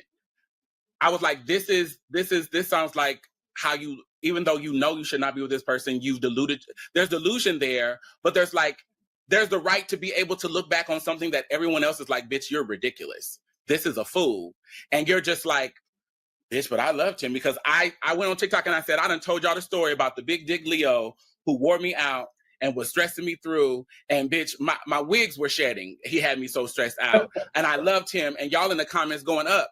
They're comparable. And for me, there's a story of, well, Dominique White, I was running Black and Pink. I was liberating girls every day. I was on the cover of Apple, and this was putting holes in the wall, and I was having to mute videos. And that's the conversation that I hope we keep having, is the compromise that the most intelligent, most accomplished women, be them cis or trans, are experiencing when it comes to love needs to be studied, because we can have everything else. And I think the question I keep coming to is if we can have it all. And I think it's not, I don't have a definitive answer, But at 43, I'm like, do I choose to stand by my values, not lay next to a man who's going to betray, or whether they are black, white, or in between? Does that mean that I might have to be alone? I think that's another reason why you're seeing a lot of those are questions I'm asking myself. These are questions I'm asking myself, and I'm fighting for love and I'm fighting for relationship because we have possibility models. Hope has a husband. Like, we're seeing people in relationships. I'm not saying I'm saying has a few partners. Ebb and flow. Oh, God bless. Because everyone thinks there's a sustained moment of you feeling, I'm going to use the term weak, not in a bad way, but where you have this weakness where you lean into a choice that's not good for you. It's that split second, bitch, at 3 a.m. when you like, I'm tired. I've been a good, and this isn't to assuage. This was me last night. This was me saying, "Oh, bitch, it's 3 o'clock in the morning, girl, and I really want these titties sucked on, and I know this is terrible, but you know what? No." And then you're trying to figure out, well, and then the next day, what does this mean for me? Am I really who I say I am? And all those other things. And so I'm just saying this because everyone has said the way people, you should have kept that, Dominique. You want to make excuses for Laverne. We also, I don't believe in a version of accountability that exists for people who you can't reach out and have conversations with. And I think people are using that word too flippantly. It's like, you need to hold Laverne accountable. How? Because what she just said, I said, Laverne has put down her phone at this point, and she's somewhere twirling in her closet. Okay. She'll know what. May I just say one thing? The only thing I want to say, the only thing I want to say is that I have a certain inner circle of trans girlfriends who I didn't reach out to any. I didn't reach out to my management. My management, no one really in my life was like happy with the way I roll that out. But and you mentioned Peppermint read me. Peppermint read. I hope she won't mind me saying this because it happened. We were together last 2 nights ago after my show, and the night it happened, we got on the phone. She's like, "Girl, what the fuck?" Peppermint read me. My girls read me. I did not consult them, but she read me for Phil, and she was like, well, "Your girls have been reading you for a while. You mind if I share what happened?" Okay, so this is years back. Yes. I know you've been hopping on the pink meat for a long time, and nowhere on the BDS list were we supposed to boycott pink meat. So I saw that we were at Angelica's house in not Woodland Hills, in wherever, Westwood. Angelica, where's she at? Where Angelica wants no parts because she already said her piece, and I will deliver the message. Laverne said, and you were happy about it. Laverne was like, I'm dating this guy. I got the photos, and she showed us the photos of the man. He is real buff. He does look good. I see why your pussy had to go unethical for a minute. Angelica in that moment said you were dating your oppressor, and she let all her shit be known. I'm a bitch that wants you to executive produce her short film Motherhood, where I play the first pregnant trans woman. But so I kept my mouth shut, and I was like, love wins. But Angelica read you, and Angelica let it be known that she was not with it. And this was in 2022. This is before you came to it with the internet and made the one woman show.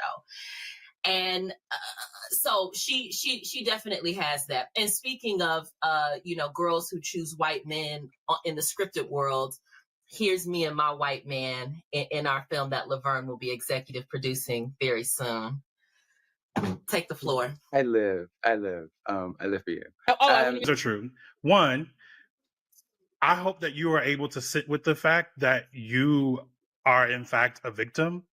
You were coerced into a relationship with someone who lied to you about who he was. And that quite literally is the definition of coercion. So, just want to name that. But the other thing that I also want to name is that when you found out who this man was or is or whatever, I think the decision to stay with him was not about compromise or settle. It was an active decision that was being made because of desire. And I think like that is the piece that continues to get lost in the conversation around like, well, I don't get to date such and such because such and such. Can you say more about an active decision about desire? That's Absolutely. Really So by that. it's essentially that it is the methodology through which attraction is determined, and therefore it determines how we show up in the world. And so when I hear people say things like, I dated such and such because this other group of people don't want me, what I actually hear is I chose someone who I understand to be desirable, because the people who I do not desire, I don't want to be in a relationship with them, right? And I think that we have to be more honest about that. I think that that's something that we have to actually sit with and be comfortable with naming, because I don't believe, Laverne, that you are an absolutely beautiful woman who does have access, a level of access that many folks do not, right? Who lives a life that many folks aspire to. And when I'm saying folks, I'm saying, I know that this conversation is specific to Black trans women, but I'm also broadening that to Black trans folks more largely, because so many of us aspire to a level of access that we, or I won't say we, that folks have attributed to you, whether or not it's true, right? And so what I don't believe is true is that the only person you were able to receive love from was this New York police officer who is a MAGA Republican that voted for Trump, right? Like, I just don't believe that that's true. What I do believe is true. Why don't you believe that's true? Why don't you believe that's true? Well, because of desire. I know how desire works, right? I know that we are taught through various social institutions, right? Be it school, media, religion, et cetera, et cetera, et cetera, what it is that we should want, what it is that we should desire. We are indoctrinated into that before we even know it, before we can even give language to it, right? It is part of so your argument is that the love is available to me if I were able to deconstruct my relationship to what I desire. Well, that love would be available in a different form if I had a different relationship to desire. I don't want to cut you off, but I'm arguing two things. I think that is one thing. What I'm also arguing is that, I'll get to that in a second. Yes, I am saying that desire and not just your desires, right? Like, this is not a personal attack. This is something that I absolutely understand to be structural, that desire overdetermines how we engage the idea of love itself, how we engage the idea of relationships. And so what I know is true is that many people see this thing that is unobtainable for them, this idea of someone who is unattainable for them, or who represents something that they've been taught they should desire, right? This big, I mean, we hear this sort of thing in discourse all the time. Tall, buff, or muscular, rich, or has money, or has a level of access, is employed, has a big dick, has like all these things that play a significant role in what we desire, right? That might say, oh, well, I might be more aligned with this person who is none of those things, but I want to be with this. I'm lusting after this person who I may or may not be aligned with because of how they look. We don't even get to a conversation about politics. We don't get to a conversation about. You can't intellectualize my dick. Like Dominique said, I'm a big dick Leo. My birthday's in August later this month. For all the bottoms listening. Dominique called you a big dick Leo. I called you a Leo. Well, no. You spoke about your big dick Leo. I'm saying I am a big dick Leo. I own it. What I'm saying is I appreciate, Deshaun, what you're saying. No, I didn't finish though. So I want to finish. Can I finish? You can intellectualize what you love. Can I finish? Thank you. Maybe we should let Deshaun finish. Maybe we should let Deshaun finish. I know it's a round Robin. I'm sorry. I thought it was I did Olay and Prince before. We sort of just kind of jump in and jump out. Well, sure. I think Sure. Deshaun should finish this. Yeah, Yeah. thank you. Yeah. I am going to intellectualize your dick and everyone else's because that is what is real about the world. And so I'm not going to like downplay that, right? It is, desire is just as real of a structure as anti-blackness. It's just as real of a structure as cis sexism, and it overdetermines how we navigate the world and how we experience the world. I'm not going to, pretend like that's not true. So what I am saying is that because of how we desire and what we desire, it plays a significant role in who we see as lovable or capable of giving us love. And that overdetermines how we experience the world, right? So what I'm saying is that it is quite possible that you never arrived to a conversation about this person's politics because what you saw was enough for you to not even have to consider that, to not even arrive to a conversation about his politics because you desired him, because he was this blonde, blue-eyed white man who represented something that you wanted. And what is also true is that for many of us, we are indoctrinated into wanting things that we should not have, or that we know represent our oppressors. Absolutely. We're not saying these are bullshit. Every time we see a black trans woman is killed, it's one of these black men. I'm telling you, the real shit. Turn up the volume. Go ahead, mama. Go ahead. May I finish? They were gone. I think to what I'm gonna go back to being a fly on the wall in a second, and I'll hand this off to Hope and then Quay and let Deshaun respond. Just as somebody that's like literally knee deep in all of Deshaun's work, I think to what you're saying, Quay, like, attraction or whatever it is, biological, all these different things. I think what Deshaun is trying to speak to is that our attraction, like who we are attracted to, is socioculturally determined. Like, though we think it's this is who I like, this is who I think is attractive, whatever, we are told and painted and conditioned into what we think is attractive. Like, you know what I mean? So it's like, it's not that Deshaun is trying to say that we should sleep with people that we or consider people that we are not attracted to. What Deshaun is saying is that in general, we are very motivated by desire and attraction. We put that above most things. We go based on that, and that in and of itself is socioculturally determined to be all these things. So even though you might not, it's not about whether or not you yourself recognize is like, okay, I desire whiteness or blah, blah, or it's not saying that you've never liked anybody else or you're not attracted to anyone else, or that there can't be people that in some way deviate from this beauty standard and all that, and you still fuck with them. Generally, there is a padding, there is a benefit, there is a positive lookism that comes with somebody embodying, you think they're hot. This white, blonde hair, blue eye. I agree with all that. That's all I was saying. Like, that's my clarification of what Deshaun was saying. I am not saying that Laverne has many options because of her access to wealth. That actually is not at all what I'm saying. What I am saying is that Laverne is light-skinned. Laverne is quote unquote, I hate this term, but Laverne is quote unquote passing. Laverne does have wealth or access to wealth. Laverne is thin. Like there are all these things that play a significant role in what people desire. And so what I'm saying is whether or not you understood yourself to have more options than this singular New York police officer who was a MAGA Republican, there were other options that I believe was not considered because of whatever reason that might be, right?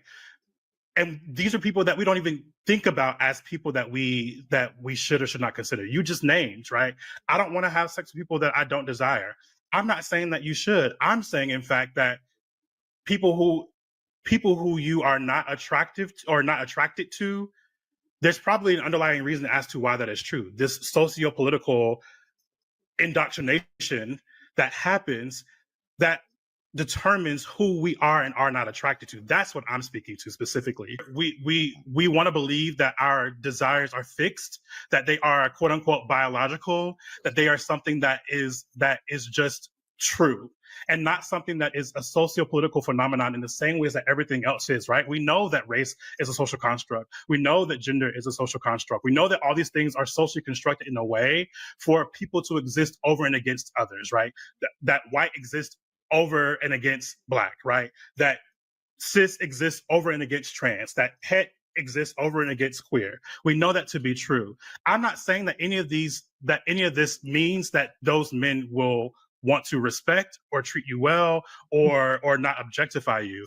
In fact, I am saying that what is true is sort of to Dominique's point, is that dating men in general is an outright dismissal of how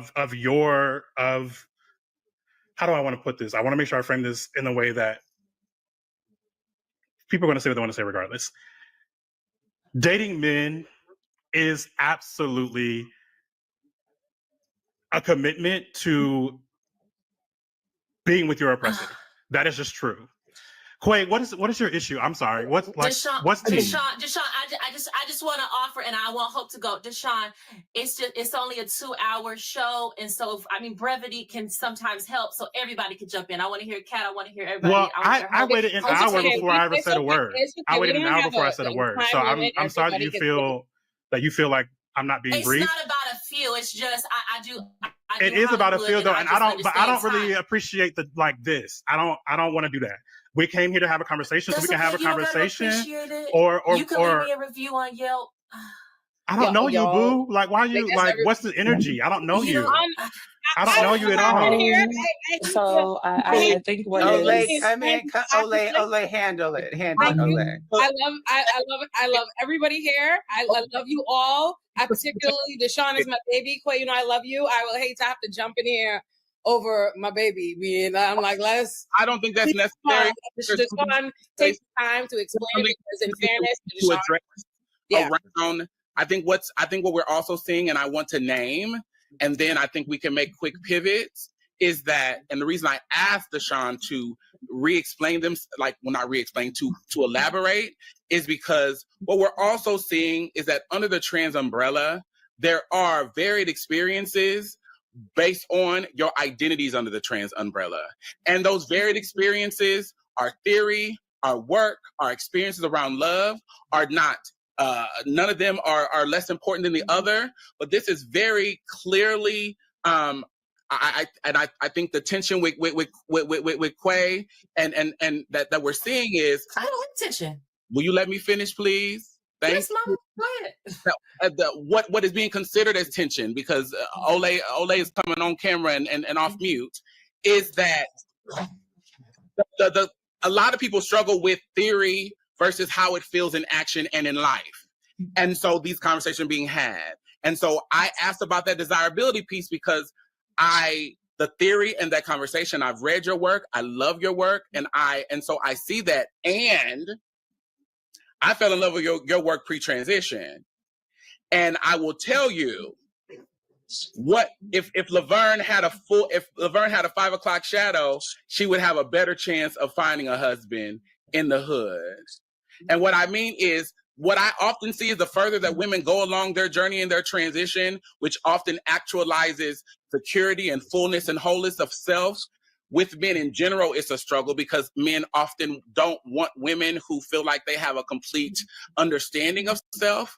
Also, what I see oftentimes, if you're a person who is engaged with cis men, as someone who does not have SRS, but the conversations I've had with my sisters, is that once you got a flower, it's a different journey as well with the boys and the conversations. And I think, and I'm interested in this desirability conversation in regards to how, Laverne, I think you can address, as someone who spent my whole life, literally, I would not talk to Black men. I would not. It wasn't a happenstance. It wasn't, I was rich. It wasn't, I'm talking about, it was deep in me. And I believe it was all based on just desirability. And I had to sit down and I had to have conversations with myself. And I think that if you go into a space with someone and ask these questions and have someone who will be in it with you in a space that's safe for you, because I don't think this is something that should have to play out in front of people in any way, shape, or form. But I believe the shift can happen. And my truth is, I found my lack of engaging with Black men to reflect my blackness, not really having an experience around my blackness based on where I grew up. It's one of the reasons I moved to Atlanta. I wanted so many Black men around. Bitch, if I'm choosing a white man in Atlanta, that's a stern choice at this point. That's something I had to do, right? It's true. But I think Quay and I know Hope is ready. I just wanted to say, like, what the trans folks who are gonna watch this, I want us to be better. I would love for us to be better about talking about the varied experiences with under the trans umbrella that doesn't negate the umbrella and the validity of people's transness, because I think there's a lot of girls who are going to hear something and be like, what does this mean? And I wanted Deshaun to explain it further. I believe that needed to be And what heard. does this mean for our lives, right? Girl. What's the tea, girl? Have you seen? Ooh, I love Diamond Styles. And we got Fairy Puss. Oh shit. Hey. No, what happened? She revealed. Let me go eat my other edible, bitch. Hold on. Her ex-boyfriend was a MAGA white boy that was a New York cop. And that's what's making the rounds. What are your thoughts, girl? I'm not shocked. Come on. Based on what I know, and honey, you know I be digging all in the public figures in the celebrities business, and all of Laverne's exes that I'm aware of, at least the ones that she was public with, were white. I barely be seeing her with any Black butch queens. But okay. Like, I feel like everybody has that, all Black people have that family member or that friend or that person that they went to school with who's just like a Oreo, white adjacent. You know, they tend to date white people. They tend to talk with a certain dialect. They tend to be the stereotypical or the quote unquote good Negro. Laverne is that girl in our community. At least that's how I see her. And that's how I always viewed her. And me personally, I don't view it as a bad thing. When I was younger, I used to have a disdain toward Oreos and be like, like why you want to be white? I won't say that I was surprised. You know, I could just, I could hear it in her voice. You know, I know that her sexual taste buds had a little Candace Owens ministry in it. She was born and raised in Mobile, Alabama, honey. And I don't hear none of that in her voice. None of that kind of Southern belle or rural Southern, hood Southern, high class Southern, even white Southern. I don't hear none of that. And that is a choice. But I could hear the white only sign in her voice. I can hear, like, I can hear her giving I'm a top in bed wench, je ne sais quoi in her voice.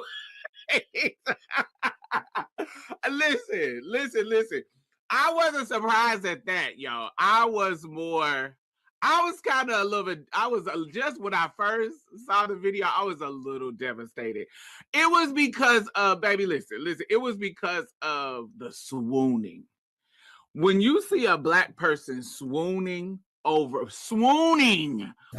hair, blue-eyed, MAGA Republican voter, 22 years younger than me, hot. If you swooning over blonde hair and blue eyes, baby, the teacup has already been tapped. They already in the sunken place. If you swooning over blonde hair and blue eyes, baby, the name Toby has already been accepted. Who the fuck is Kunta Kinte? I don't know that nigga. The Black card cannot be expired. We know that. It can't be expired. But trust and believe it was a disappointment when they found out that it could not be expired. Blue-eyed devils. When I tell you the spirit of Lucifer wants me to spit at our good sister every time I hear her fawning over a Caucasian man like that. And don't get me wrong, I know you motherfuckers is listening right now. Bree, isn't your partner Caucasian? He's white passing, first of all, motherfucker. But number two, I don't swoon over him because of his Caucasian features. I wasn't attracted to him because of his Caucasian features. But you better trust and motherfucker believe that me and Laverne Cox are not dating the same type of white motherfucker. You can trust and believe that, honey. When I open my motherfucking mouth, a MAGA Republican is going to run. But I ain't gonna lie to you, Diamond. I ain't gonna lie to you, Laverne, and I ain't gonna lie to our listeners. I ain't feeling it. Laverne says, I'm gonna give you some motherfucking advice. If you gonna sling that big she meat, you need to either do it with a cracker that's worth loving or a cracker that's going to better your motherfucking career, because you didn't fuck the MAGA cop. You didn't say that you fucked the MAGA's film producer, bitch. That would make it different. Yeah, upward mobility, honey, being an example for trans women, honey, because no shade, we didn't all use the cracker here. You know what I mean? To get where we needed to go. You know what I mean? Period. I mean, I had a few clients. Baby, if you going upward and the motherfuckers is at the top, who else is you going to step on, bitch, honey? Yeah, I think I hope we're joking. I'm joking about just I literally don't give a fuck about who somebody dates. I really don't care. I'm just curious about how they navigate their relationship and ignoring the politics, the polar opposite of politics. And maybe it's because I don't know all of her politics. I just can't see myself being with somebody on a serious level that just has such an opposite of my politics. It just couldn't work for me. So I would be just curious in how they navigated it. I don't navigate it. I don't care. Like, I don't judge her. We all make compromises. It's the same thing when I think about cis women, like my cis women friends who still are partnered with transphobes and homophobes. And, you know, I'm not going to be hanging out over your house, and I know your man is a homophobe, but I'm not going to get mad at her for, you know, fucking with a nigga that might be a transphobe or fucking with a nigga that might be a homophobe. But I'm always curious, on the sociologist in me wants to know, like, how are y'all navigating that, those stark differences? So that's what curiosity stems in for me. I just don't get it. I don't get it. I can't lay up with the enemy, honey. That's why I was never good at escorting. Because soon as I smelt Republican vibes coming in from the motherfuckers, it was like, no, get out. I'll eat tomorrow, honey. No. I can see myself sitting up in my luxurious, renovated, multi-million-dollar apartment in NYC, as Laverne is, and enjoying me some bonbons out of the buns of a yummy chocolate black man. I just can't see myself wearing it out and flipping and a turning for a blonde-haired, blue-eyed devil. She is too funny. Okay. Diamond Styles is too funny. I'm telling you, she is hilarious. Okay. What y'all have to say about that? Who going first? I'll say this. First, I want to ask a question because maybe y'all know, but is Olay? I haven't looked it up or anything. Is Olay a female? Like, was she born female, or is I believe she is a cis female. Like, Yeah, I believe. female. Mm-hmm. Okay, she was born. Okay, and then Deshaun is a trans man, right? But he's non-binary. I'm going to believe so. Okay. Mm-hmm. And then Quay is she got a dick, so she's a trans, so she's binary. So, but she's a trans woman. Okay. Because I didn't know about Olay. I had never, I subscribe to him now, but I had never seen anything from any of them. So same here. When they first popped on, I'm just assuming that those were, females and males. With Deshaun, I thought that was a male. I didn't know that Deshaun was born a female and then was until I started listening to the conversation, then I started realizing that he was, he's non-binary, so I don't even know if he goes by he and him or them and they, or if it's something else. So I don't, right. Whatever. I mean, I'll figure it out sooner or later once I started listening to a lot of their stuff, their content. But and I didn't know that Quay was a comedian. So once I was listening to this, when I first listened to the whole thing, I didn't know that she was a comedian. and so I didn't know that she was actually cracking, really cracking jokes. But then when I listened to Hope's live, when she went live on IG, Hope explained that Quay was a comedian, and that's why she was saying that stuff. Correct. I still thought it was rude and inappropriate or whatever because it wasn't funny to me. But Or the timing wasn't really correct. Could have been right. better. But I started, once I went back and listened to it, when I was making the video for this, doing the video for this what we're doing here now, I actually realized she was making jokes not on all of it, but on some of it. I did realize, and then I got the joke. I did get the joke, or whatever. But I still thought she was being rude to Deshaun. Yeah. And I thought that if Olay invited him on there, that means she must have, even though Hope, Dominique, and some of the other girls, or whatever, even though they got on and explained that they thought that it should have only been between the trans women and not a trans man and not a trans non-binary. It should have only been between trans. It should have only been between trans women. Women that are binary, not trans. Not trans. I didn't agree with that. I thought if Olay invited him on there, then she wanted to hear his perspective. And I thought he brought a good perspective, because that stuff I didn't know. I didn't know that. I learned some stuff from watching that podcast. Same here. About the identity and what was their thing that they used as far as like what is that? The desirability politics. Yeah. I had never heard of that before. Or whatever. And then so that intrigued me and stuff. And then just the dynamics that was going on where it seemed like they were excluding him because he was non-binary. And to me, that's just like what we do when we exclude each other and all of us when we're all in the same community. Correct. And we exclude it. And it seemed like we're just perpetrating some of the same stereotypes and myths and bullshit that, that the straight community perpetrates on us. It seemed like that's what they were doing there too. But anyway, that was just my question about Olay and stuff. I didn't know. It doesn't matter what she is or how she goes by or whatever. It just, when I first saw her, I didn't realize. I thought that was just I thought there was a female and that was her show, and she always, had stuff, like that. But maybe she is. I still.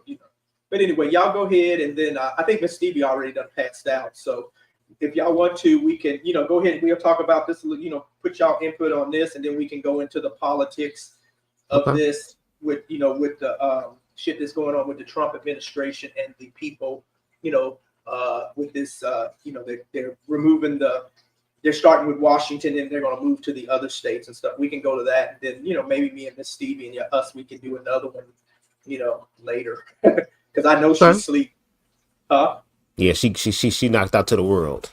Yeah, she knocked out to the world. But go ahead, whoever wants to weigh in. Deshaun can go first. He can go first. Okay, go ahead, Deshaun.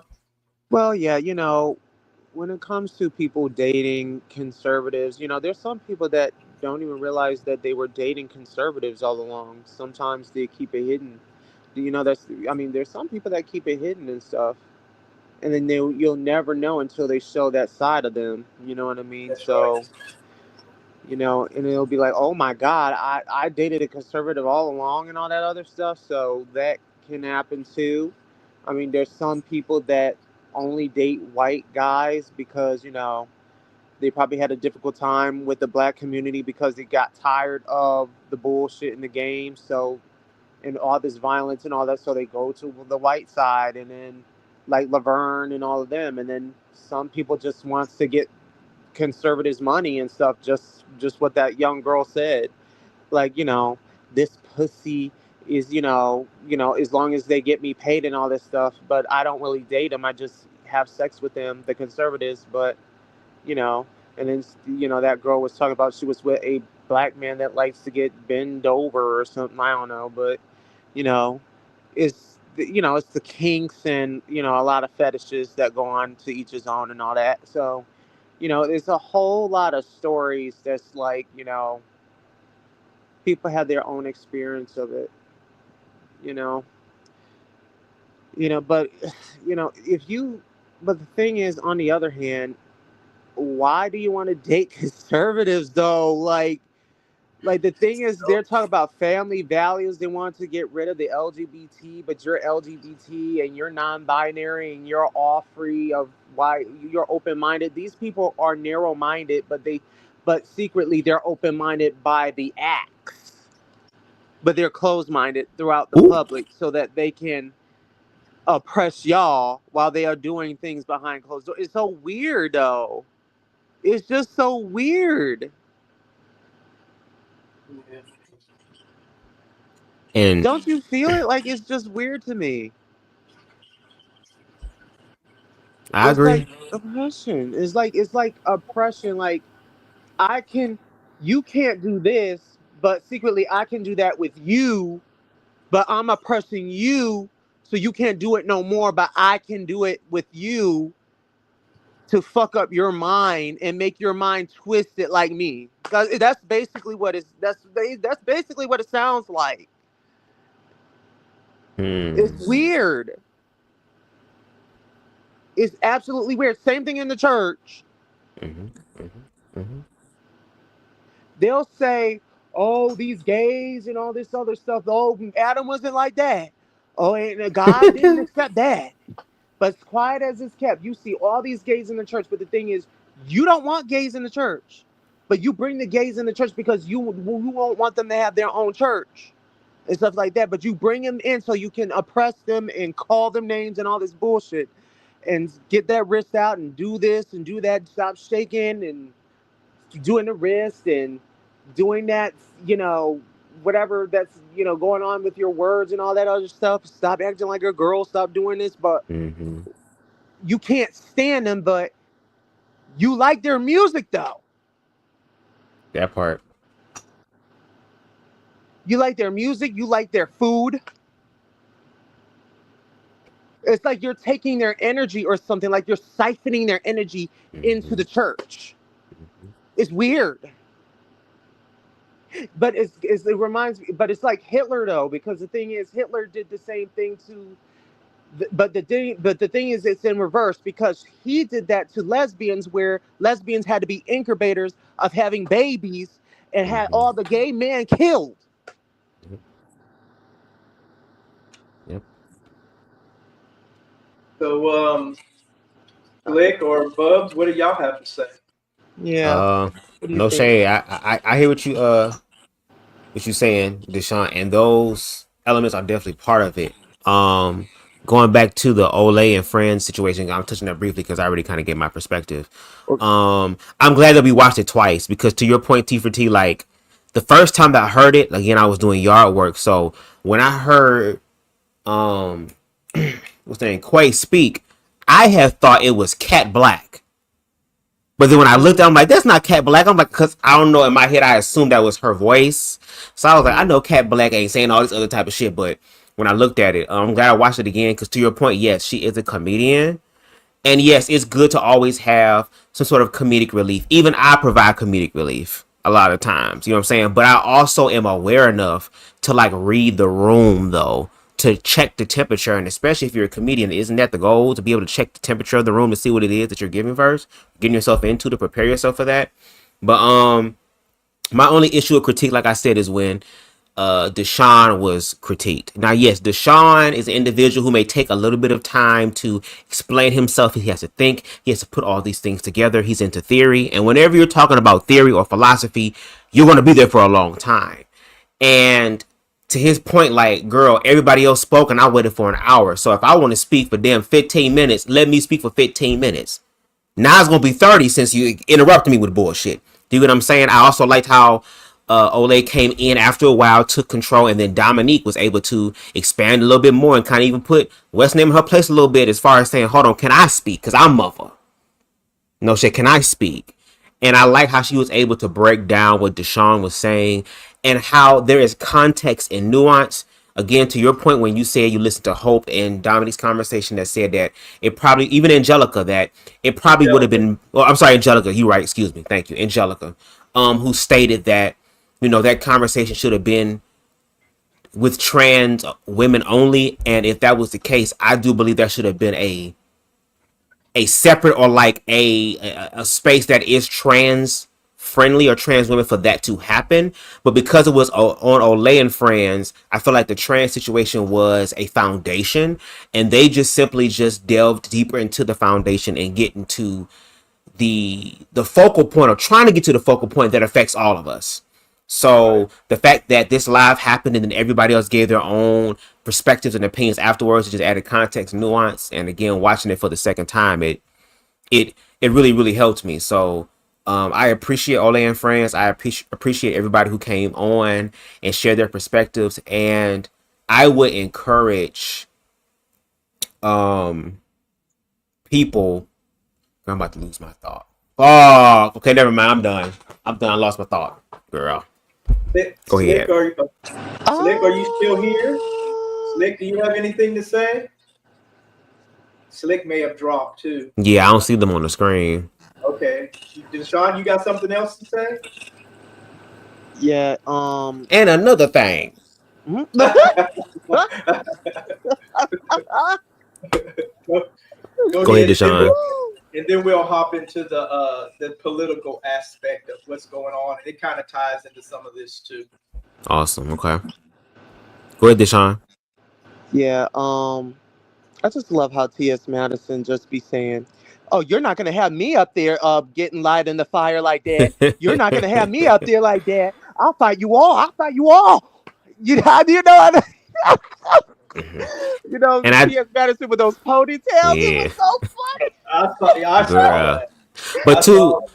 But I kind of want to piggyback off of that real quick. Like, no shade. I need for people to also understand that we can move forward. That at the end of the day, regardless of who you are, heavy is the head that wears a crown, and you're going to be critiqued, boo-boo. The thing is, people have to decipher and figure out what critique is actually critique and what critique is actually just attack. Do you get what I'm saying? So that's like me getting up here and speaking ignorantly about a trans situation, and then Queen Stevie or a non-binary situation, and or they them situation, and you know, Slick and Salacious comes up here and corrects me because I'm the ignorant one, and I fight back against that. That's an attack. You know what I mean? So I just don't understand why people have a problem with just learning basic human decency and respect. I got people that tell me to call them all type of different names and nicknames. I don't be sitting there fighting them saying, "Oh, I'm gonna name you what your mama and your daddy called you." No, I'm gonna call you that because it's that fucking simple. Ain't nobody saying you gotta live with them. Ain't nobody saying you got to date them. Ain't nobody saying anything of the sort. Just honor who they are as individuals, but then feel some type of way when they're disrespected. Didn't y'all Lord and Savior tell y'all that you have to do unto others as you would have them do unto you? Right. Yeah, bitch, make that shit the truth, and it's across the fucking board. So yes. So, yeah, because it's not. So really with when Deshaun said, you know, with T.S. Madison, because I watched that also, and I disagree with T.S. Madison on a certain aspect of that. You know, where, you know, people, they think they can't be held accountable. You know, and what T.S. Madison was saying, like, you're not gonna get up there and read me like that in public, you know, all over the internet, and hold me accountable and stuff, you know, like that, you know. And then they could have did it in the background, but here's the kicker, okay? Laverne put that out there, you know. Laverne teased that. Laverne is a public figure. She's an actress, an activist, and everything else, okay? She puts her information out there in the public for people to critique, you know, for people to scrutinize, for people to accept or to love or to reject. And, you know, and when you're a public figure, and if you're getting all over the internet and on TV, and you're critiquing other people out there, and you're advocating and having activist work for other people out there, then you are not beyond reproach either. And so if Laverne didn't want to be held accountable for this, whatever, then she should not have put that out there because she, whether she thought about it or not. And she said she didn't really think about it because she was trying to get people to come in and watch her show. Well, it backfired. And sometimes stuff goes the way you want. Sometimes it don't. But when you're out here on the YouTubes and the internets and on TV and stuff, and you're saying this and saying that or whatever, that means you're putting yourself out there for people to critique you or to hold you accountable or not hold you accountable. So that's where I disagree with T.S. Madison. That they did, and the way they went in on her, it was still accountability light to me, because they could have went in even harder, or whatever. But they, they held her accountable slightly, which, because Laverne, over her career, she has held people accountable for the stuff that they have said and did too. So if you're out here speaking and you're out here saying stuff at any point in time, it's just like the conversation all of us had on Conscious platform. Remember, we was on there, Bubs, and we held that conversation and asked us about accountability, and then the answers and stuff that we gave on Conscious TV's platform. We can be held accountable for what we say too, and sometimes there's consequences and sometimes there's not, or whatever. But that's my take on the T.S. Madison thing, and I love listening to Maddie and stuff, like that too. But there's times where you're going to be held accountable for what you say, and then, they can call her in the background and talk about it in the background, which they did, because Angelica Ross and them, they text and talk, they did all that stuff in the background. But Laverne still accepted the invitation to come on to Olay's show and talk about it publicly. And then Olay laid out the guidelines and rules and stuff, and she told her and all the guests what they were going to be talking about. Okay, and they were talking about accountability. They even mentioned, that they were going to be talking about desirability politics. So all of them knew that. So for Quay to get on there and say that, or them to say they didn't want to talk about desirability politics because it should have been between the trans, the trans binary and not the trans non-binary. Olay invited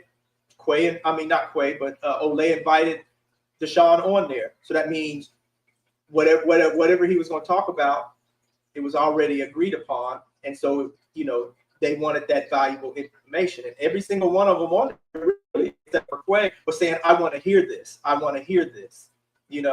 So, so that's where, that's where I disagree with T.S. Madison as far as the accountability politics, because anybody can be held accountability. And especially sometimes if we're wrong, sometimes we need to be held accountability. But if you don't want to be in public, don't put it out there in public.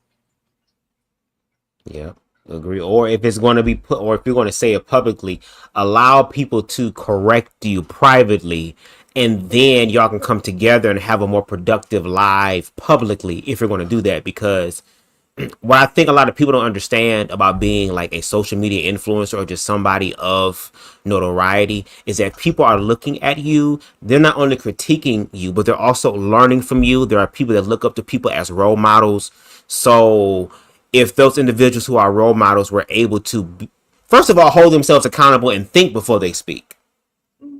Like, before you open your mouth and say shit, like, really think. And that's why I'm so glad that I stutter and I slur my words, and I don't know if it be dyslexic and new words come together, girl, because if I could say what I wanted to say without interruption, y'all probably hearing gunshots busting out behind me, and I'll be busting them back because of the shit that will come out of my mouth. So a lot of times people have to really sit there and think. I guess T.S. Madison was saying, like, are you not finna, like, read me to the ground? You ain't finna be calling me all type of derogatory terms and all the time, and you dumbass bitch. You ain't finna do that, and I'm gonna sit with my head down because, bitch, I'm ready to fight. That's gonna make me want to do it more. Yeah, it shouldn't be like that. It should not be like that. But that's why I'm saying, like, when it comes down to the accountability, even the whole Laverne Cox one, like, even when Hope Giselle was the one that was like, girl, no shade, fuck all that. No shade, bitch. First of all, I look up to you. You are my role model. When I needed some sort of awareness, you were the foundation for that awareness to be the woman that I am today. So if I definitely look up to you in that regard, girl, why the fuck did you? Now she ain't say why the fuck, but you know, basically it's like, you did something that was wrong. And Laverne was gracious enough to be able to say, you know what? I could have allowed my ego to say fuck you hoes. I could have came in with the excuse of, oh, so what y'all gonna pay me for this? Because y'all about to read the fuck out of me, so I might as well get something out of it as well. You know what I mean? She could have went down those egoic roads, but instead she said, you know what? Let me sit before my community, because I did share it in my comedy act. And by me sharing my comedy act is a part of my story. We're no longer together. It'd be one thing if I was sitting over here crying, talking about he's a good man, Savannah. He's a good man. Then I can understand y'all reading me for filth. But it was a story about something that happened to me. I am no longer there. And yes, let's transmute my story, especially in this social climate, into one that can change. So yes, girls, if you're going to date someone who is conservative, make sure that they are able to love you for who you are and your humanity. Because there are some people that are conservative about a lot of things, like even me. I'm conservative about certain things that people wouldn't expect. But I still treat human beings with respect, though. Do you get what I'm saying? So it's just a lot of learning that needs to happen. But yes, anybody can be held accountable. If you think that you cannot be held accountable, wait until the universe gets a hold of your ass, girl. Because you're going to be made the example. So be humble and have humility, and you will be all right. Yeah, I just say don't get on these internets and these YouTube channels, and then you're reading down people, and you're commenting and critiquing critiquing everybody on critiquing everybody's videos, having reaction videos and doing all this other type of stuff. And this goes for anybody. That would be me too. It goes for anybody. Don't have the mirror has two faces where you're critiquing these and reading them down, and cursing them out and saying this and doing that, but then you allow some celebrities to get away with it because you're their friends or you're working for them or whatever. To me, that's the mirror that has two faces. Be consistent. Be consistent. If you're going to read men and label us all as degenerates, and we're not all that way. We're not all bad. We're not all schemers. We're not all liars. We're not all into deception. We're not all cheaters. And stuff, like that. Some of us, like y'all, some of us, some of us are good guys, and stuff, like that, whether we date trans, whether we date women, straight black women or white women, whoever you're dating, or whether we date each other as gay men or bisexual men or whatever, all of us are not bad. And they're lumping all of us into the same category. There's a lot of bad women out there too. There's a lot of bad women there's a lot of women out there that are great, that are not like that. But there's a lot, we can see it all over this internet and all in these comments and stuff. With the comments they leave with these nasty trans comments and gay comments and stuff that they're leaving in these, in everybody's comment sections on their live videos and stuff. And there's the men that's doing it too. But all the women are not bad and all the men are not bad. So, quit lumping us all into that type of stuff, But but don't have two faces. If stand on your principles, if you disagree with this or you don't like that and you're speaking about it and you're an activist and you're against this and so and so, be who you say you are. We can all be deceived. We get deceived in relationships and stuff all the time. Hell, I didn't even know that I was dating a, overt, covert, communal narcissist. I didn't know that shit for a whole year. Oh my! And I found that shit out. You know what I'm saying? So but I left him. But still, with Laverne, like you can be in these type of relationships and you don't know it. But when you find out, when shit starts showing, when the people, like they say, when you start showing yourself, you got to start believing this stuff. And that's when you got to make your exit out of there, because it's going to be harmful for you, but it also can be harmful for other people out in this world, and Laverne, she just, she accepted, even in her mind, she didn't really agree with it or accept it, but what, like she say, for love or whatever, because he treated her right or whatever, but that was still deception.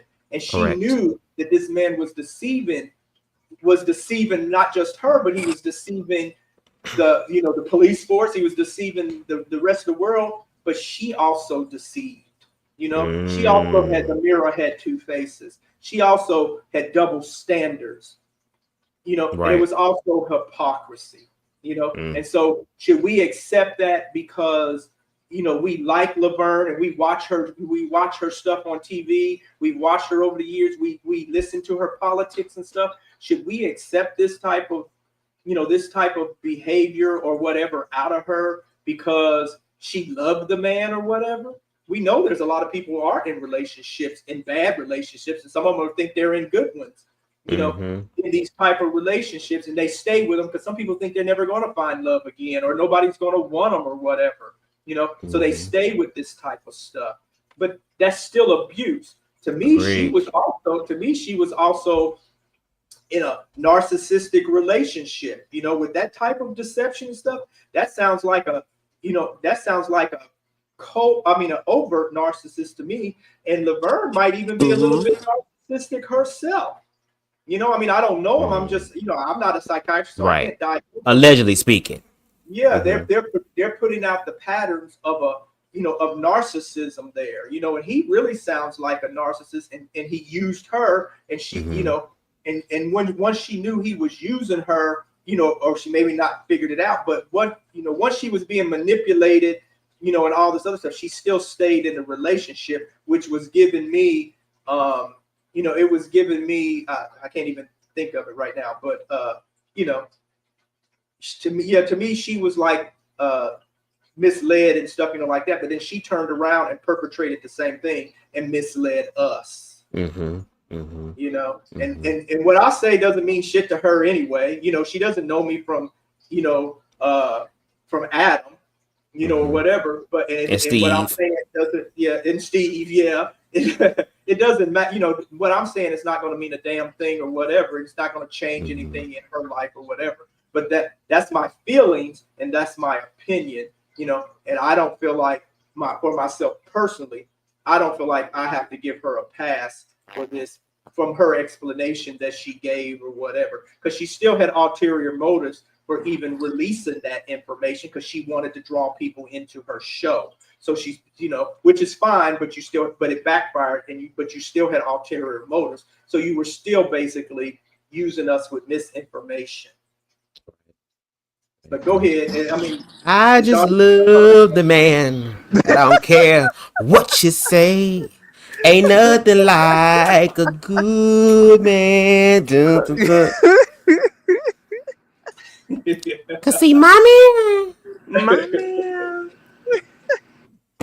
we all think we got a good man sometime until you find out that you're being deceived, you know, because people can hide a lot. People can hide a lot about themselves, and it can go on for months, weeks, months, or years. They can hide stuff, but then once you start figuring stuff out, and your gut starts saying something is not right, you know, Mm-hmm. or whatever, then I think you have to move on. And you know, even if it breaks your heart, you got to get Yeah. out of it and, Yeah. and be true to yourself and who you say you are, you know, in this world. But I'm But through. I done ranted enough. they probably, and this last thing, I'm sorry. They probably have manifested those people, no shade, energetically into their life, because like you said with the whole mirror thing, like everything that we experience in our lives is a mirror reflection of us. So if people are staying with individuals who are no good for them, that's because there is a lack of self-awareness and a lack of self-love. You know what I mean? Once you start loving yourself, then you can energetically start to pick up on certain things that people work to hide on. Like your stomach will be able to hit you like, bitch, something ain't right. And we also have to learn how to trust our intuition, trust our instincts, and no shade, kind of evaluate them some so we can learn from those experiences. Now, to your point, there are people who've been married 10, 15, 20 years and then found out that they damn husband got 50 bodies in the backyard and never knew it. That shit can be crazy. And like, just imagine being married to somebody that long, you in love with them, everything seems so amazing, just to find out that now your whole backyard is being excavated and it's a damn fucking Indian burial ground, girl. It's some other shit going on that can destroy someone's life. So, and CTV has said it so beautifully one time. He said something along the lines of, you may not be responsible for the mess that people made in your life, but you definitely are responsible for the cleanup because it's your life. but you learn and find your strength through the cleanup. So yes, Janet, I would say Janet Mock Lloyd, Laverne Cox. I hope she learned her lesson. I hope that is a warning sign for other people. And unfortunately, there are going to be people who are going to continue to fuck with those who don't agree with them and like them for that proximity of power, just like the trade. And unfortunately, they might end up as a cautionary tale. So my thing is, with every choice that you are going to make, think twice, and then low-key think one more time before you do. And whatever happens, stand 10 toes the fuck down in that shit. Because if you know what you're getting yourself into, you no longer can be a victim. No shade. Okay. So y'all want to go into the politics things here real quick, and Yeah. so we can, Sure. we can sound off. Maybe T for T is ready. I know that's ready, but he was like, come on, let's go. Come on, let's go. Let's keep it So going. what I'm gonna do here, I'm gonna just share the screen. I didn't actually shoot no video on this, but I was watching Don Lemon, you know, and I've been listening. You know, I've been watching the videos that y'all been putting in the short stack, and then and I've been watching, you know, just stuff myself, and because I don't watch Trump, I don't watch anything he does live, or I don't go to anything that he's on or whatever.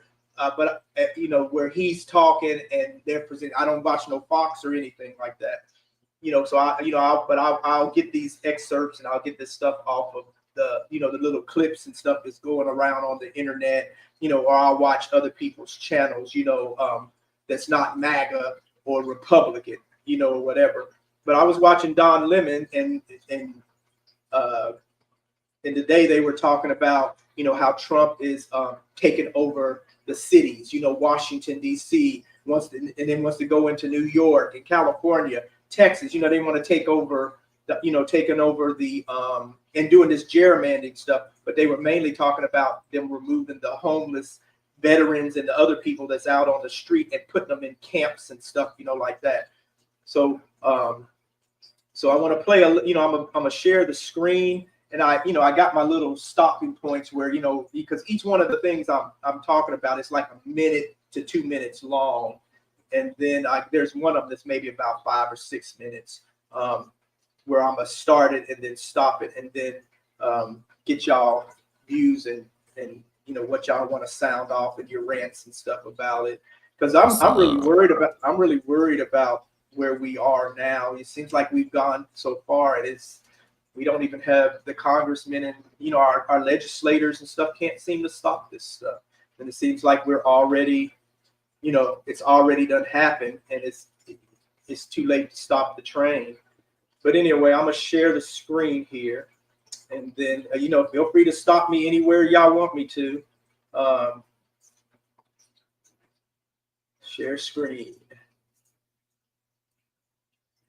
and then let's start right here.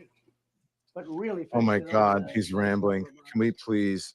and I mean, literally to a point where, as I said,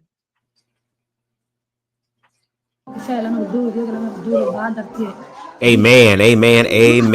Yeah, no. Well, not this commercial. I'm talking about the commercial break, but not the actual commercial. I'm sorry. in the last 90 days, pretty amazing. What happened? Oh, what's going on? Oh my God. What's going on here? Commercials sometimes wear me out. It's time for dramatic action. We're going to do the same thing over here. It's going to be a very safe city very soon. We're not looking to take years. I guess that was low key a prophecy. What the fuck about to happen to America? It happened twice. Incredible people in this country, except we have to allow them to do their job.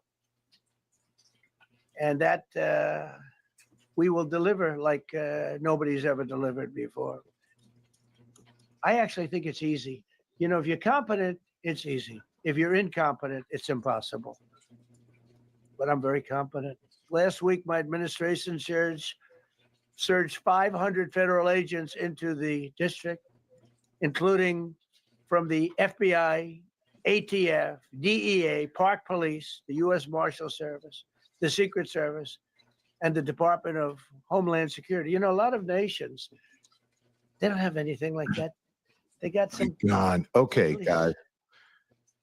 and they're rough police. You guys talked about They don't have Joe Biden's cognitive. DEA, ATF, FBI, Park Police, the U.S. Marshal Service, Secret Service, Department of Homeland Security. What They the got fuck is this? some police, but they're rough Park police. police. and they do their job. They don't have crime. Only you can enforce stop forest fires. They made dozens of arrests, and that's what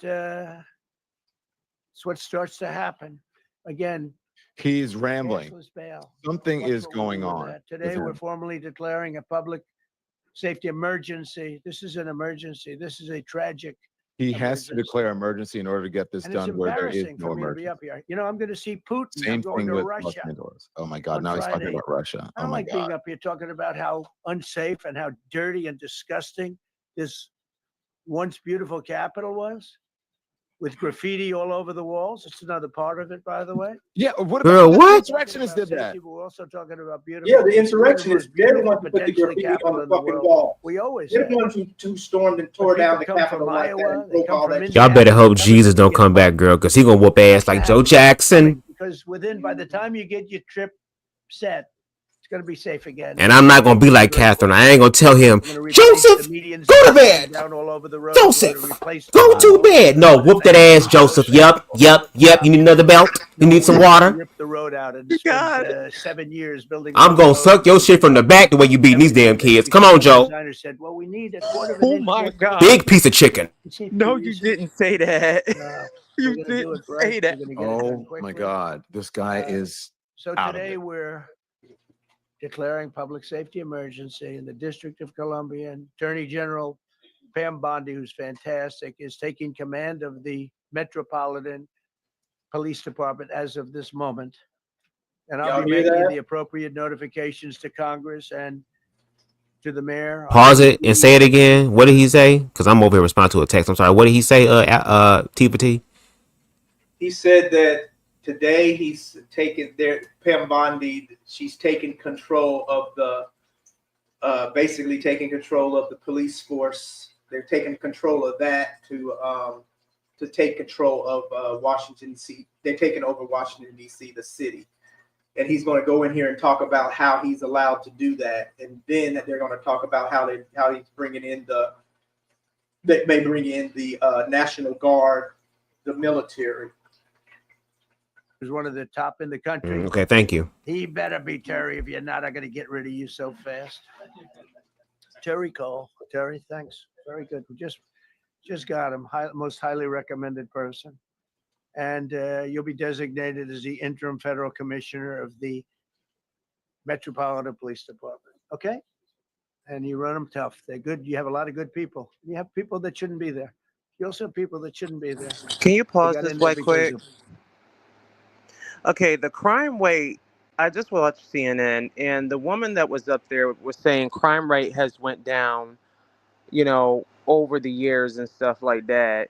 And now Trump is trying to bring in the National Guard to incite more violence, or whoever's going to throw whatever is going to incite more violence and more mayhem and more carnage and all that other stuff between two people of the National Guard and all of them. Why does he need all those people? And that it don't make any sense. Like, this dude is absolutely crazy and bonkers. See, the real reason why he's doing what he's Trump doing. rate, the crime rate is down in Washington, D.C. anyway. It's down in the country anyway. It's been like that for a good 6-7 months. The crime rate has been down, but not because of him. It started in the Biden administration with some of the stuff that they put in. So I don't understand why he's inciting the National Guard to come out there like that. I don't understand that unless unless someone is after him, and if he's out there. I don't know if it's because Trump is out there, that's why he's putting out the National Guard so he won't be assassinated again. Because there was a black man that actually, well, they got him anyways for saying that he was going to assassinate him. I don't know. Hold on. So y'all was able to catch the nigga who said online that he was gonna do it.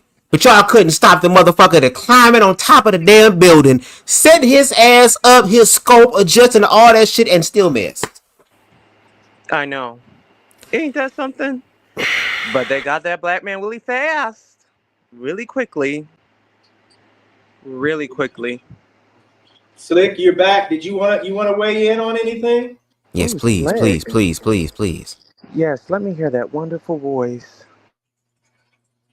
Slick, are you there? Day Breezy, I'm gonna need you to get some ice and get a fan and put it between your legs and calm it down. Wait. Cause you feel like a hot ass cat. Girl. Hello? Slick, are you there? Yeah, can you hear me? Yeah, we can hear you now. You want to weigh in on anything we talked about so far? I don't know how much you heard from the other conversation, from the Olay conversation, or now, on the political stuff we're getting into. We just started that. Is there anything you heard that you want to weigh in on either topic? Yeah, so I mean, I see that the administration has been like rolling back different things that the executive branch was going to do, but for me, I'm just really looking into seeing what the Supreme Court in particular, because I know there's the marriage case that's actually coming up right now, so that's just one of the things I've been watching. But yeah, glad to be back on. I was trying to get back on, but yeah, something in the chat. I don't know. Yes, glad to have you back. Yes. Okay. So hold on a second. So I'll go ahead and restart the video, and then y'all stop me wherever y'all want me to stop. Okay. You gonna restart it? No, not restart the whole I'm about to say, Lord, no. Okay, go ahead. You better start again. Go ahead. Go ahead. Not restart. I'm going to pick up where I left off. Okay, I'm over here acting like Quay. Let me stop. It's okay. Let's see here. I'm kind of toggling between screens, so if I jack up something, y'all know. Woke. But you have a lot of great police, and those people are the ones that want to help you. This city will no longer be a sanctuary for illegal alien criminals. We will have full, seamless, integrated cooperation at all levels of law enforcement, and we'll deploy officers across the district with an overwhelming presence. You'll have more police, and you'll be so happy because you'll be safe. When you walk down the street, you're going to see police, or you're going to see FBI agents. We're going to have a lot of agents on the street. You're going to have a lot of essentially military, and we will bring in the military if it's needed, by the way. We're going to have National Guard, but Pete Hegseth will tell you about it. We will bring in the military if needed. People say, oh, that's so terrible. So y'all hearing that, right? Yep. They're going to bring in the... See, we've been talking about this even before Trump was president. Me and Charles used to talk about this on our, on Tit for Tat, way before Trump was even elected, and then once he was elected, y'all, us in the short stack and us, we've been talking about this. You know what I'm saying? Yeah. About how they're going to, they want to bring back this, he wants to incite the Resurrection Act. And he's slowly been talking about doing it, and now they're giving him the authority to do this. Going to bring in. It's been many times. Yeah, that's what he's doing. Go ahead. Whoever's talking, go ahead. Yeah, that's what he's doing. He's trying to allow the Resurrection Act. He's trying to pass another bill to allow police immunity. He's trying to create a state where he's trying to make some kind of utopia. He's trying to make a police state. He's trying to make it into the way he wants it, in the way he wants it to, it's called some kind of peace, the way his vision is, in the way he wants it, and also to control people's mind, control people's thoughts, control people's identity of, just controlling people. That's basically what it is. People living authentically and all that. All of that, it's crazy. That's what he wants. I don't think we'll need it. I think we've got so many great people, including the people that are in the police department with proper leadership. God.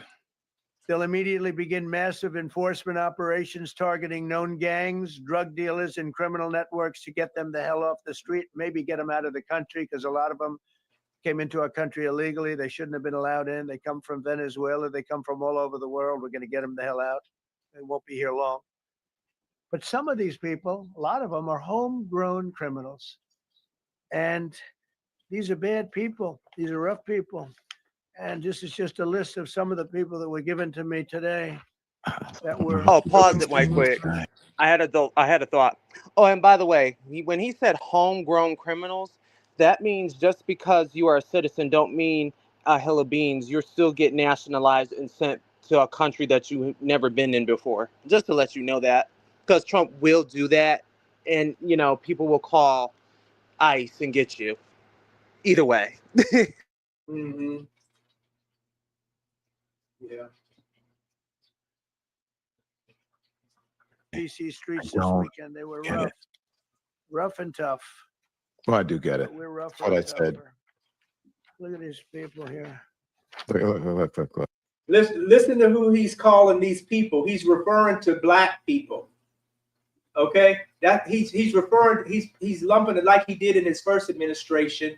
He's calling us criminals and murderers, just like he's talking about the brown people, like I guess the Hispanics and anybody that's brown or whatever. But he's mainly talking about like the black people, because he starts talking about Chicago and all these people where he's named them before as shit cities and all this other type of stuff. But he's such a racist. He is such a racist. They're eating the dogs. They're not going to be your local school Right. teacher. Look at this guy. He has killed people. And he's talking about it's not going to be the school teachers, and stuff, like that. Well, there's school teachers out there who are pedophiles. There's preachers and ministers and people out there that are pedophiles. There's so-called upstanding citizens of the community Baby. that are pedophiles, that are drug dealers. Behind closed doors, they're beating their wives, or some of them beating their husbands or girlfriends and stuff. These so-called pillars of the society, a lot of them aren't even pillars of the society outside, behind closed doors, So he's talking about the school teachers and all of this other type of stuff. He's such an idiot. Baby, the way Deshaun Ashby sitting here, sending us and blowing us up with all them damn articles and stuff about pastors and preachers and everybody that's talking about all this stuff that the queer people do. They over there doing it times 10. Can't even prove the people doing it, but they doing it. It's just the hypocrisy for me. Wow. It's just like these Republicans and these MAGAs. They're out here, talking, Shutting Grindr down. and then they're sitting there having sex with the trans women and the gay boys and the and all this stuff in the background, but in the front and outside the doors, they're calling us names and preaching against us, and then they're passing laws against us, and going out there rioting against us. But then they're actually out here having sex with us and trans women and trans men. I mean, it's such hypocrisy. And no shade. I'm sorry. I'm saying the last thing. I'm sorry. And no shade, because I kind of want to say that earlier. For the women or the individuals who have sex with these men for money, I guess in a sense, instead of demonizing that, I'm just gonna look at y'all like y'all damn Robin Hood. Y'all over there extorting the hell out of the rich, wealthy, and evil, and giving it to the good. So at this point, if them hoes want to play that game, bitch, drain their motherfucking pockets, bitch, and then expose their ass, and let's see how much money you make then. Welcome to the homo closet. You ready? What about the local school teachers? They will never be an asset to society. I don't care. I know we all want to say conservative they're men gonna who are be rehab. assaulting It's not gonna be young people. I'm going to ask Doug. See, he just said that. So I'm gonna go up here. I'm gonna go up here to, what is it? I got it written down here, 105. So, because he was just rambling, just going on about bullshit there. He had his people come up and they're kissing his ass like little toilet paper wipes. All of them are like toilet paper wipes, and they wipe his ass clean. My work is easy because I use ClickUp. Here's how I keep track of all my tasks. Those are the type of niggas that be painting on motherfuckers. Dirty their own selves up, to kiss his ass. Okay, another dog and A while pony ago show. in the Oval Office, President Trump signed 2 crucial executive actions to deal with the emergency crime conditions we currently face in the District of Columbia. The first of these was an executive order, as President Trump said before, invoking his powers under Section 40 of the Home Rule Act to take federal control of the D.C. Metropolitan Police Department. Along with that executive order, President Trump signed the statutorily required notification letters to Mayor Bowser and to the relevant House and Senate committee leaders. The second major executive action that President Trump signed was a presidential memorandum directing the Secretary of Defense to utilize the National Guard to address the conditions we see on our streets here in DC. It also authorized the Secretary of Defense to work with state governors to utilize their National Guard units if necessary as well. These are bold, decisive steps intended to combat the out-of-control crime conditions we've seen on DC's streets for far too long. And I, for one, am deeply proud to be part of an administration that's finally coming to terms with these issues, sir. So y'all, you see that where he's bitch. This is fucking bullshit. You know, Jesus saying, how you gonna sit up here and talk about crime and getting the crime off the street, i.e. the niggas and shit, but then at your inauguration dinner or party, have the same niggas who was young back then, sitting old and lived to survive the shit, sit up here and perform they shit that they was niggas when your parents were sitting here saying that these individuals are destroying the country. If you're gonna go after the people that's doing the crime, why are you not going after the people who put money behind them and get their shit played on the radio station? Because it ain't niggas that's doing that. With the ones with the money doing that. So that's what I'm saying. Like, they create the problems and then try to be the solution or the cure to it and profit the entire time. Bullshit. Anybody else got anything to say before I move on? The President of the United States determines that special conditions of an emergency nature exist, which require, oops, it went away. Which require, let me find it on my screen. Which require use of the Metropolitan Police for federal purposes. I think that's what's important here. It says under Section 40 of the Home Rule Act that the president can take emergency control of the police when special conditions of an emergency nature exist, which require use of the Metropolitan Police Force for federal purposes. Don, there's nothing federal about saying the crime is up in DC, which, by the way, it's not. Crime is not up in DC. Pause, Dolly, one. Oh, that was him telling me to pause. I thought that was y'all That telling me. send mixed messages that if marijuana is No. some drugs are okay. We're trying to clean up crime. How do they go hand in hand? We're only looking at that. That's early, but somebody reported it, which is fine. We're looking at it. Some people like it, some people hate it. So they're talking about them changing the marijuana law. Sorry, I want to hear if anyone asks him about the insurrection and also about Epstein. Hold on, bitch. Now you can pause, bitch. Hold on. Cause now, bitch, I'm about to turn into Queen Stevie in this mug. Marijuana laws, bitch. Hold on now. One thing we ain't gonna touch and fuck with is mother marijuana, bitch. Cause I had your ass looking real nigga like you want to. That orange shit ain't gonna be able to do what the fuck niggas gonna be able to do. We gonna make you team dark skin, bitch. If your ass fuck with the weed, girl, stop. The Simpsons has not been wrong yet, bitch. Keep playing. And quiet as it kept. All of them smoke marijuana. They all hell yeah, marijuana drug, all that shit. Old girl over here looking like Michael Jackson corpse right now in the back. Girl blew her damn nose off with the coke. You're right. They're all doing all type of shit in the background. Smoking and taking all other type of drugs and all type of shit. So I like big black cock in the background. Girl, shut the fuck. Okay, let me stop because my dark humor come. He had to declare this a fake emergency in order to be able to enact. Correct. But it's more. But not only is this a fake emergency, I think that's important that everybody understands. Violent crime is at a 30-year low in DC. 30-year low. Okay. As reported by, I'll tell you who reported that. Oh, I don't have that on my screen. But 30-year low. Also, even in an emergency, Section 740 of the Home Rule Act states the president can only take emergency control of the police for federal purposes. I ask anyone, what's the federal purpose here? And oh, by the way, in case you haven't been watching social media, I'm on my way to DC immediately following this conversation, Don, to document some of this myself.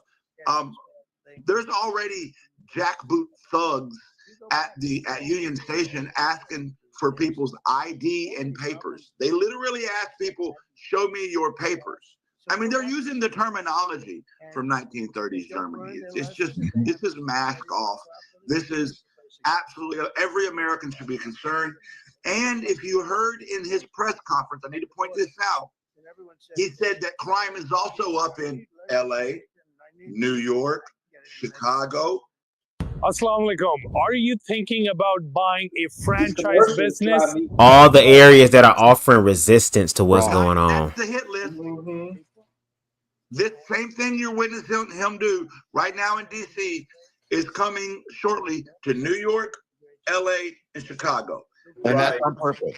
That's on purpose because he wants to take control of those cities so that he can finagle the vote and voting booths and who has access to voting for the midterms, because he is worried that his policies, he knows his policies are not resonating with the American people. He has Epstein derangement syndrome, and he's doing everything he can, not only to distract, but to steal upcoming elections. Where's the lie, Dolly? There's no lie. You're 100% right. This all comes down to maintaining power. All right, he's creating a security perimeter around himself in DC, so that he can't be removed from office, so that he can suppress any opposition, any protest that happens there. I protest there often. I don't think that's going to be a thing we're going to be able to freely do anymore without the Dolly, stand by. He's mentioning the cities that we talked about. Okay. Would have allowed the water to come down. So what do y'all have to say about that? I'm curious to hear your thoughts. Yeah, I'm still here. Yeah, I'm curious to hear your thoughts. First out, Diva T. So, we've been talking about this, y'all. We all have been talking about this in the Short Stack Revolution on IG. In our private chats. We've been talking about it on our lives on each. Not you telling the church's business. Go ahead, I'm just playing. We've been talking about it, in our individual lives, and then also on each other's channel in these panel discussions. We've been putting the warning out there, telling people to not be complacent, because it's going to get all of us, because some people think that it's going to be those people. Like right now, he's sitting there talking about the blue states, the ones he's talking about, he's coming after the blue state. He's actually going to mention it later in this video. He's going to mention it in there, where he's calling out, the Democrats, basically saying we're the evil ones and stuff, like that. And he's doing it there. And then so the red states think this is not going to happen to them. But just like in Hitler's Germany, they eventually came for everybody. Nobody is safe, and they done made these, basically internment camps, jails, or whatever, Alligator Alcatraz and other places that they're doing this. That's for a purpose. It's for a purpose, folks, and eventually, like a lot of these Republicans and MAGA supporters and even Black Republicans and other the ones that supported them, eventually, once they've done us, they are going to come for y'all too. They might even come for some of even the filthy rich, and stuff, like that, because some of them are Democrats also, or they're not Republican leaning or whatever, So eventually, they're trying to make this America, like we've been talking about too, kind of with the religious right up in there too, like the Handmaid's Tale, and then they want it to be a fascist country where the rich are in power, and they want the certain type of white people, not all the white people. They want the certain type of white people. But right now, they want the people who are not the right white people. They want them to believe that they're the right people, like they have done throughout history. You make them believe that that they're better than the lowest black man, or whatever, and then the white people take that and set themselves up above everybody else, and it's like, okay, let that happen. They can do that to them, but eventually we saw throughout history, not just with Germany, but with other places too, they eventually come for you all too. So nobody is safe, but he's letting us know exactly right here, while we're being complacent and we're being busy with other stuff, and they're throwing us off guard with Epstein and all this other bullshit with the trans issues and the gays issues and the trans in the military, and then the the trans in the bathroom, and then the gays are the perverts, and they're doing this and stuff, and the murders, the fake murders and crime and criminals and stuff, like that, with all of that smoke and mirrors, and we're paying attention to all that, which we should, but we should be able to pay attention to all of it at the same time. What they've been slowly doing with all this stuff, they're passing their laws, and now they have passed. They still got more to do, and after the midterms, we are fucking screwed. Because they're gonna wait till after the midterms for this shit to hit, because they want us to think that they're not, that they're not doing this stuff in the background, but they are. And we're not paying close enough attention. There's some of us. They're out there, we're putting out videos talking about it, and we're doing so and so, but we don't have any legislators. We don't have the Senate. We don't have the House. We don't have the Supreme Court. Even in our states and stuff, there's a lot of them that are, Republican. They're Republican or purple leaning or completely red. We don't have the stuff. They can't stop it. And it's already done happen right in front of our face, because we weren't paying attention, because we were paying attention to the other stuff. And right here, he's telling us now that he's taken over. And these are the steps, same steps that Germany did, exact same stuff, just a different century, and a different country. But he's following that same playbook. And we're still, I don't think enough of us, there's a lot of us out there that are, but it's still not enough of us that have paid attention to this or care enough to get out there and stop it. Our legislators can't do it. I don't know now how we're going to be able to stop it, because we're in it. I mean, we are absolutely in it. And he's letting us know right here just what he's doing. And by taking over these city by city, state by state, whatever, before we know it, it'll be all the states. And then before we know it, even if he's dead, the Republicans have control. And those type of people, those evil type of people like they are, they'll be in control for such a long time. And then we're really going to be oppressed. So, I mean, that's my take on it. But he let us know what he's actually doing here. Mm-hmm. And we still haven't, people still aren't paying, enough people still aren't not paying attention. Right. Did you play the video? You want me to play the video? You want me to go ahead? No, I just want to say something real quick. Matter of fact, yeah, play the video, because what I gotta say, it'll be towards the end, because I have a bigger picture. But go ahead, yeah, you can play it. Okay, all right. Mm-hmm. Sorry. Got signs of memory loss, cognitive disabilities. He's got venous thrombosis or whatever the fuck it was, and so his ability to stay on track and stay on topic is not there. But yeah, he's mentioning these Democratic-controlled cities because his plan, everyone needs to recognize this plan. It's not just implement martial law and tell the people that when your poop looks like little pebbles, then nothing for days, and then chaos, it's time to transform your. You do what I say. Sorry, y'all, I'm sharing the screen. They know that that's too much of a shock. Are you good? People will immediately revolt. They're doing this thing that other countries have done as well. That other countries that were originally democratic, that were originally by election, they slowly take over the elections to give the appearance of democracy, but it doesn't exist. That's what they're working on doing. By the 2026 midterms, they want the election to be so rigged in their favor that it has the appearance of democracy. And oh, by the way, they spent the last 4 years crying foul when there was no foul. So now anybody who does cry foul looks silly like them. That was on purpose. If we look silly doing it, then it'll make you look silly when you legitimately do it. So that's why the Democrats were scared to challenge the 2024 election results when they happened.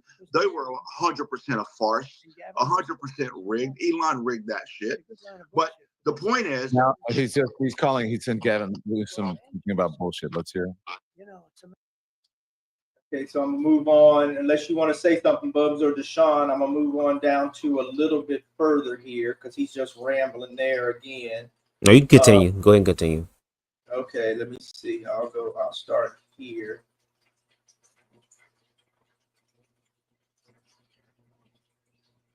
I mean, I don't know if I'm starting at the right spot. I wrote it down, but This motherfucking Trump ain't no right spot. right. In 2050. I don't know. I couldn't hear the context of what he was saying, but clearly, who knows? But you're right. No one has asked the question. What about Epstein and what about the insurrections? He said, he talked about the Capitol having graffiti and people marring the Capitol, which was just completely, to me, Jolly, hypocritical, because I'm wondering, well, what is he talking about? Is he talking about the insurrectionists that he pardoned? Sean, is your Because mic those are on? criminals, and they're certainly not in jail right now. When he says, "I'm going to jail," No, I think it's on the actual video, if I'm not mistaken. That he did not invoke Because old dude ain't got no headphones, and I got headphones in. So. January 6th. In fact, they spent the last 5 years claiming that he couldn't send in the National Guard because they were, quote unquote, under the control of Nancy Pelosi, which is a complete fabrication. The Speaker of the House is never in control of the fucking National Guard.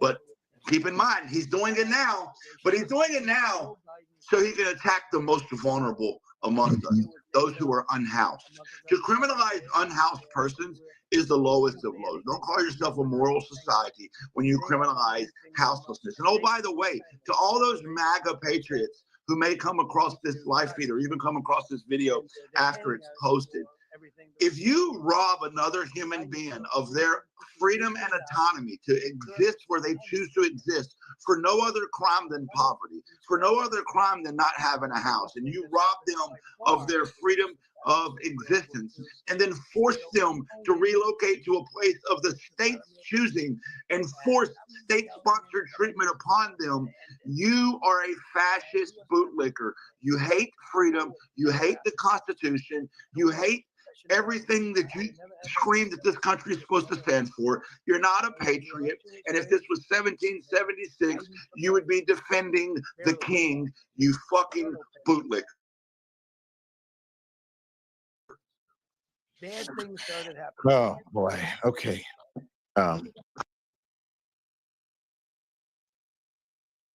They moved from immigrants now to U.S. citizens. Is everybody paying attention how the Overton window is just on a constant shift? Because first it was immigrants and not the thugs and criminals. It was legal immigrants. It was legal residents. It was children at schools. It was people at courthouses. And now it's U.S. citizens who have no other crime besides being poor. He's got approval to go into war. Oh.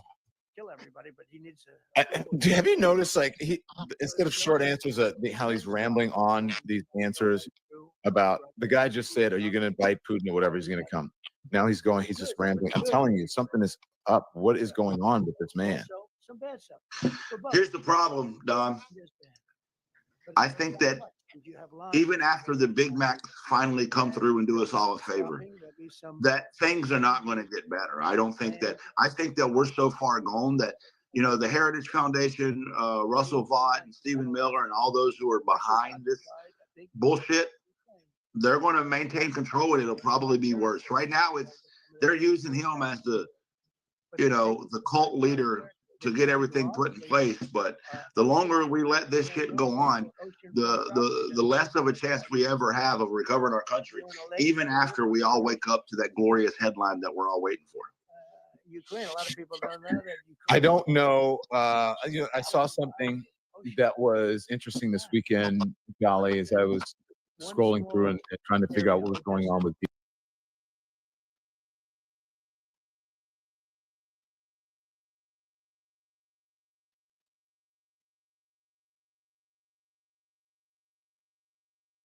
If Zelensky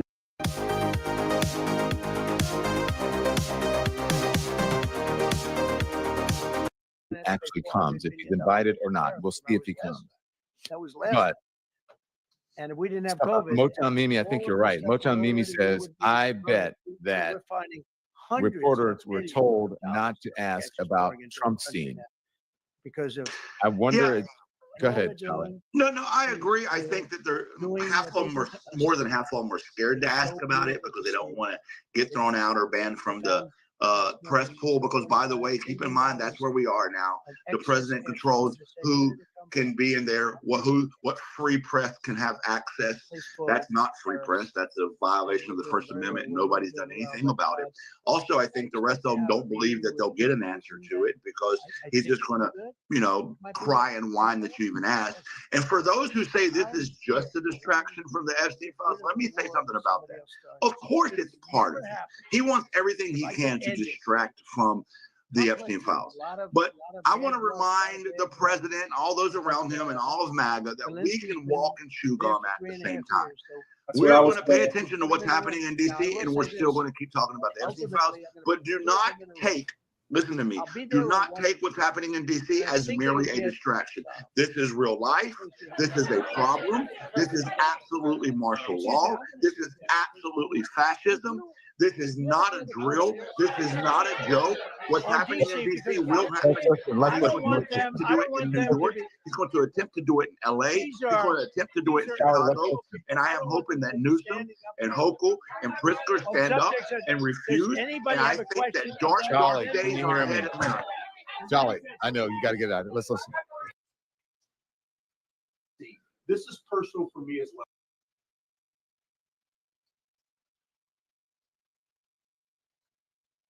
This is the last one. You good? Let's see.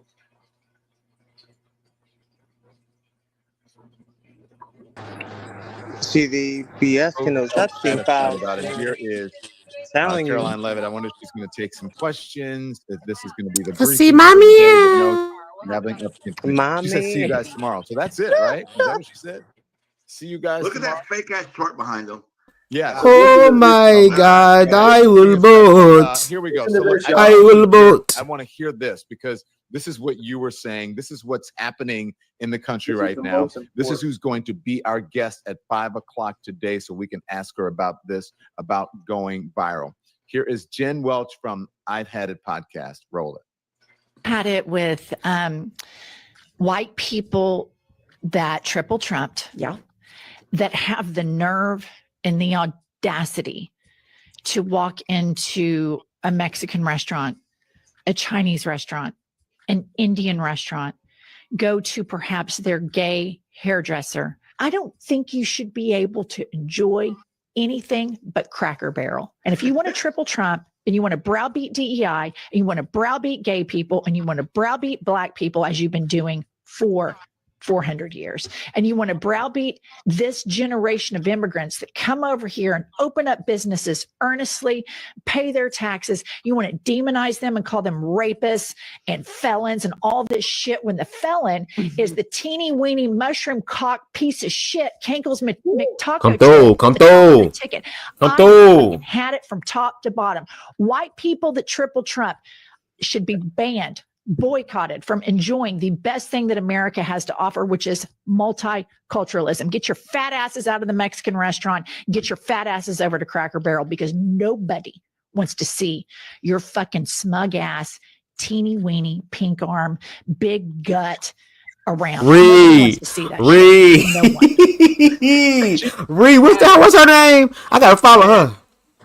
Baby. Yeah, I've seen her before. She really read the hell out of Baby. Now that's a white woman I wouldn't mind smoking weed with and talking like, bitch, how you read like that, girl? What's the hell going on? But the thing is, these white cracker ass motherfucking white people that be going through to these motherfucking restaurants don't deserve or be worthy enough to be in their restaurants eating Mexican food, Chinese food, and all the other stuff. What's going on, Bap? Talk about all that other stuff. They be talking all that shit. No shade, like everything they said was true, and I do want to say this since the video is soon. Here's the thing. Yes, shit is about to get crazy because these motherfuckers have something that a lot of people in these communities unfortunately do not have. I never paint. Praise the Lord. Thank you. But that almost threw me off my stuff because now I'm over here thinking like Deshaun. Where's the the oils at? Where's the butter from that comment? I'm sorry. Oh my. But let me get back on my thought. No, what I'm saying is that shit is about to get really, really crazy because they have the money, the power, the resources. They have something that a lot of the oppressed groups of people or people that we are part of groups do not have, at least like they do. One thing that we are rich in that they are not is the diversity, the equity, and the inclusion, which is why in order for their plan to fully succeed all the way through, they can set it up. Doesn't mean it's going to work out the way they set it up. The only way it's going to work out, by the way they set it up, is if we participate. And the fear and the misinformation is going to accomplish that. But here's the other thing that I want people to understand. I think the next book that we need to start reading, no shade, and doing lives on, maybe I'll do it, girl, is read The Art of War by Sun Tzu. I believe that's their name. If your enemy is telling you what the fuck they're doing and then they're doing it, they're dumb as hell. These are a bunch of narcissistic ass people, and narcissistic people love to gloat. They love to overspeak and overshare all these things. Trump is in the highest position in the motherfucking land. He gonna talk his shit. Listen to what he is saying, because eventually he gonna slip the fuck up. That's why people have to be smart and listen. And that's probably another reason why they killed eunuchs, because eunuchs were the ones who listened, the ones who strategized. If you look at Chinese lore, a lot of the individuals who were strategists were eunuchs. That's why I call myself a spiritual one, because people have to pay attention. If they're telling you the playbook, don't be scared. Adapt to the playbook. So what that white woman said, with all of her shit, that bitch coming to the motherfucking cookout, bitch, and I'm gonna give her a pass. And if you want to fight me, girl, let's fight. But listen, she said it best. If y'all sitting here discriminating against people of color to make this country white again, don't bring your motherfucking ass in the Mexican restaurant singing mariachi songs, bitch, because you're going to get cussed the fuck out, or you're going to get some shit that Gordon Ramsay would call the police over, girl. Spit in your shit, bitch. You ain't get nothing. If you go into the gay hairdresser, girl, put some perm in her hair and have her looking like Myra did in motherfucking Martin, girl, when that shit burnt her shit off. And have her leave the goddamn shit. Do not give these people what they want, because they only see us what we've always been: service, a tool. We've all been we are all, what's the word I'm looking for? We are all property to them. We are there for their entertainment and their leisure and their betterment, and for us to be complimentary to them. No, we cannot do that anymore. So yes, shit about to get crazy, but I think this is going to be the fire that needs to be under the Democrats' ass to actually do something. And my thing is, we've practiced peace for the longest time. These individuals told us 2 years ago that the revolution, the civil war that they're trying to incite will remain bloodless if the left allows it. So I think this is going to be the wake-up call, and I don't think you want to fuck with groups of people who are used to being oppressed and they holding all that shit in, baby. You're going to need the military. You're going to need white Jesus and everybody to contain all of that, because y'all karma is coming. Y'all trying to hide y'all footprints. Y'all trying to hide y'all shadows, bitch, and it's not going to fucking work. Y'all setting yourselves up for failure, and we're in the information age, which means everything is being recorded, and there will be a generation that will learn from this shit, that will read the fuck out of us if we don't do nothing, but read the fuck out of the other people for allowing them to do that. So just because the plan is going this way, it's not done yet. The war is not won. They may be winning battles, but the war ain't won. And as long as the war has not been won yet, we have a choice and we have a chance to be able to make a change, which is why this panel, which is why us exploring different things, trying to understand. Yes, we'll have moments where we'll challenge each other, but do it in a loving way to where we can become better. We have multiple people that come up on platforms from different walks of life that we learn from to better all of us, because yes, we are all in this together. We're just aware of that. Other motherfuckers are finally waking up, and y'all better hurry the fuck up, baby. Because not the British are coming, bitch. The British are coming. And they're not coming to bring peace. So, that's all I gotta say. Deshaun? Yeah, and like I said, and Trump is really showing, but he always been showing his true colors too, by the way, to piggyback off to what I said. Like, let me go back to the beginning. Like, Trump is actually allowing like teenage marriages to grown-ups. Like, that's really sick of him doing that. But it's not a surprise, because when Trump was opening the door, seeing 16-year-old girls in the freaking dressing room. So he's really trying to put his reflection throughout the public so that all these nasty freaking freaks try to do the same thing to these children out here in this soil. That's exactly what's going on. And it's absolutely fucking sick that we allowed this to happen in this country. It's fucking embarrassing, and we're getting so many L's for it and all this other shit. And then on top of that, they keep allowing this shit to happen. Down south, black people are not allowed to vote. The 1965 Act. Are you freaking serious? Now they can't be allowed to do anything. Now white people can do whatever the fuck they want to do with the black people down there. Now they have the freedom to do that. Now we're going back to 400 years again. Really? What about the blood law? Because they're doing that too. They're trying to abolish that too. All of that is actually getting abolished. Like, what the hell is going on here? When is everyone going to stand up and start getting all these platforms ready so that they can freaking stand up and against this dude and all these other people in the cabinet, and also the people that's up there in each state, so that they can fight to get their freaking rights back or create a new freaking bill so this won't never happen again.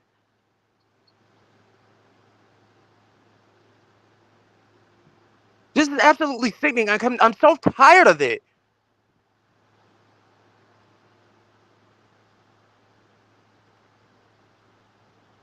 I'm still waiting on these new bills for the left to do something about it. I'm waiting. I think this is the time where we all gonna have to focus on us. Yes, we may not have the money, but we have the skills and talents that require the money. It kind of goes back with the whole thing with the Dr. Umar Johnson situation with the school when he was on live with Lord Jamar and Rod Digger. And if you want to watch that, watch CTV's commentary because that shit's hilarious. But he said something along the lines of like, brother, I understand that you may not have the finances to open the school and to pay people, but there are ways to work around this. And you know, if it's one thing that niggas gonna do is be creative. We know how to make shit shake and make it work. So you could have had people who were black electricians, black architects, people that can renovate that were black, people who are business minded, who are black, who are saying, brother, I believe in this thing. Let me utilize my skills. And hell, your children can go to school tuition free because you poured into it. See, there are other ways to do it. We don't have to do it in the way that we've been taught to do it. Because if we do, they will always have the power. They will always have the power. They're going to always funnel the money. They're going to always play because this is their country. And for that man talking about saving our country, no shade, girl. He's destroying the country. No. No shade. The America that is drenched in blood of oppressed groups of people and played this whole stroll game of acting like it wasn't me. Who you gonna believe? Me or your lying ass eyes? Those individuals? No, that America is dying. And Lazarus ain't gonna be able to revive it. There needs to be a new America. The reason why we in this shit is because of racism. The reason why we in this shit is because of queerphobia. The reason why we in this shit is because of xenophobia. It's because of misogyny. All these things were the pillars that brought us here. All those things were the dividers that guided us like fucking sheep to this goddamn slaughterhouse. And now y'all want to sit here and now you see what's going on? After you had people warn you, even though you had so much information for a long time, bitch, no. There comes a point that when you start playing the boy who cried wolf, the girl who cried wolf, they, them, that cried wolf, bitch, there's going to come a time where the wolf going to come and you're going to call for help and ain't nobody going to be there. We are at that point. Because if you don't get it after this, girl, I don't know what you need. Because this is about to be extreme and dire. We are not sitting here watching this happen in another country or on Instagram or on social media, watching it or like that commercial that popped up and looking like, oh, wow, that's crazy. Skip. Let me go back to my life. No, bitch, we about to have some of that. And we are long overdue for that. That's why I be telling people when it comes down to movies and stuff, from a spiritual And what's the other word for it? I'm gonna say spiritual. From a spiritual perspective, for someone to place a spell on you and for it to work, they have to play on your subconscious mind. So all these movies that we've been seeing show some sort of truth to it. That's why I told people to watch Civil War, because it seems like that's where the fuck we're going. This nigga trying to take control of the government illegally. That's why I told people watch The Purge and the first Purge. Where it started with this shit in black neighborhoods and the niggas wasn't killing each other, because remember, they're the ones who murder each other. They're the ones who are killing each other left and right. And these niggas outside doing line dances and shit. What the fuck are we doing? Outside doing line dances. But what happened? They had to create the drama.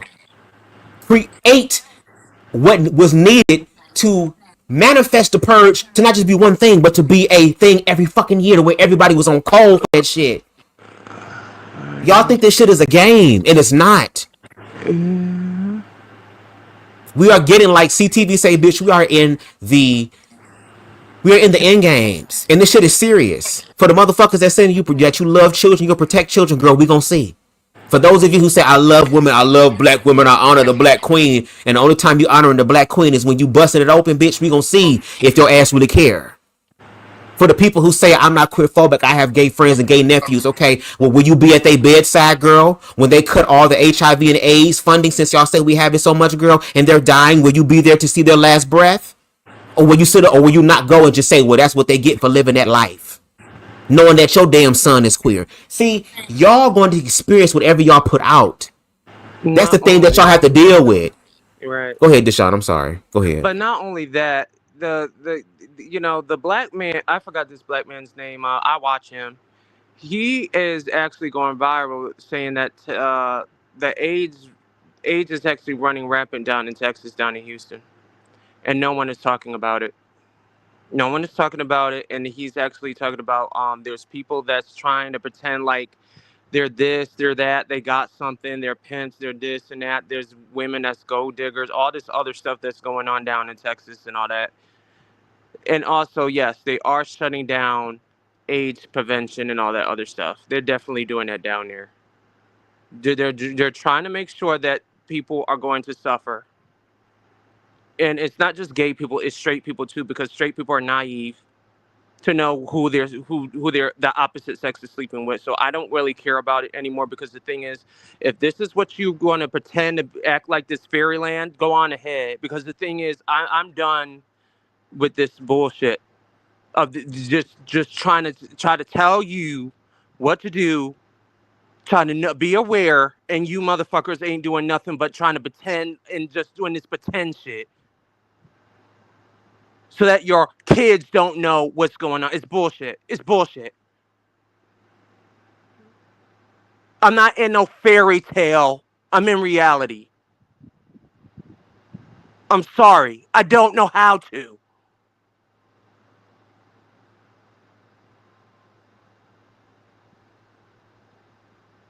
What do you These are a think? whole lot of weak-minded people on this planet, and it's really sad that I have to actually sit here, born in this country, born here, with a whole bunch of weak-minded people. I've never seen anything like this. It's upsetting.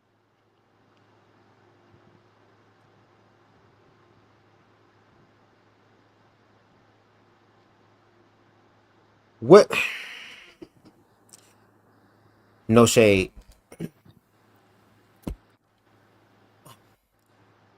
I'm gonna ask y'all a question, and it's gonna be a very tough question to ask, so I don't expect y'all to answer it very fast. But Oh my God.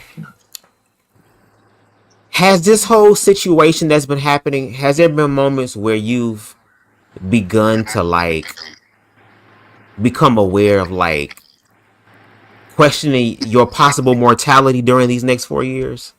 Like, do you have those scary conversations in your mind about what could possibly happen? Because I know, like for you, T, like you said, you actually been boots on the ground when it comes to these protests. So you've had police engage with you in very violent ways, cuss you out, throw slurs, threaten to unalive you, all these type of things. Like, does that run through your head when you have those experiences? Like, I hope that makes sense. Like, basically what I'm asking is, do you think about death more because of the 4 years that we're about to experience?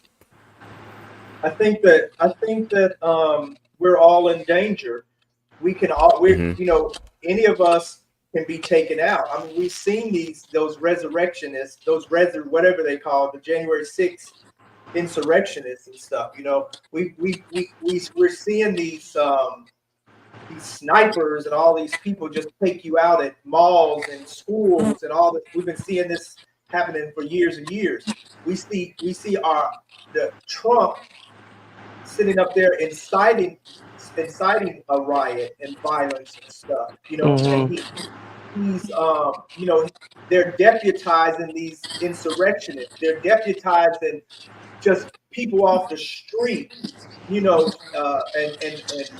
MAGAs and stuff, like that. So at any given time, our lives can be taken from us. If we go out there and protest, even sitting at home, we're not safe at home. We're not safe going shopping. We're not safe going to the movies. We're not safe going to work or anything like that, or driving down the street.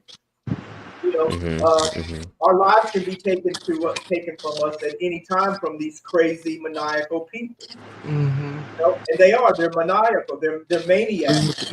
They're insane, and they don't care whether they lose their life, harming us or killing us. And then when Trump, with him, when he's saying he's setting the National Guard on us, and then he already has deputized those police, that's for all of us. So they can shoot us and they can knock on our door and drag us out of here at any time and try to put us in camps and stuff. If we resist, they've been given the okay to shoot us.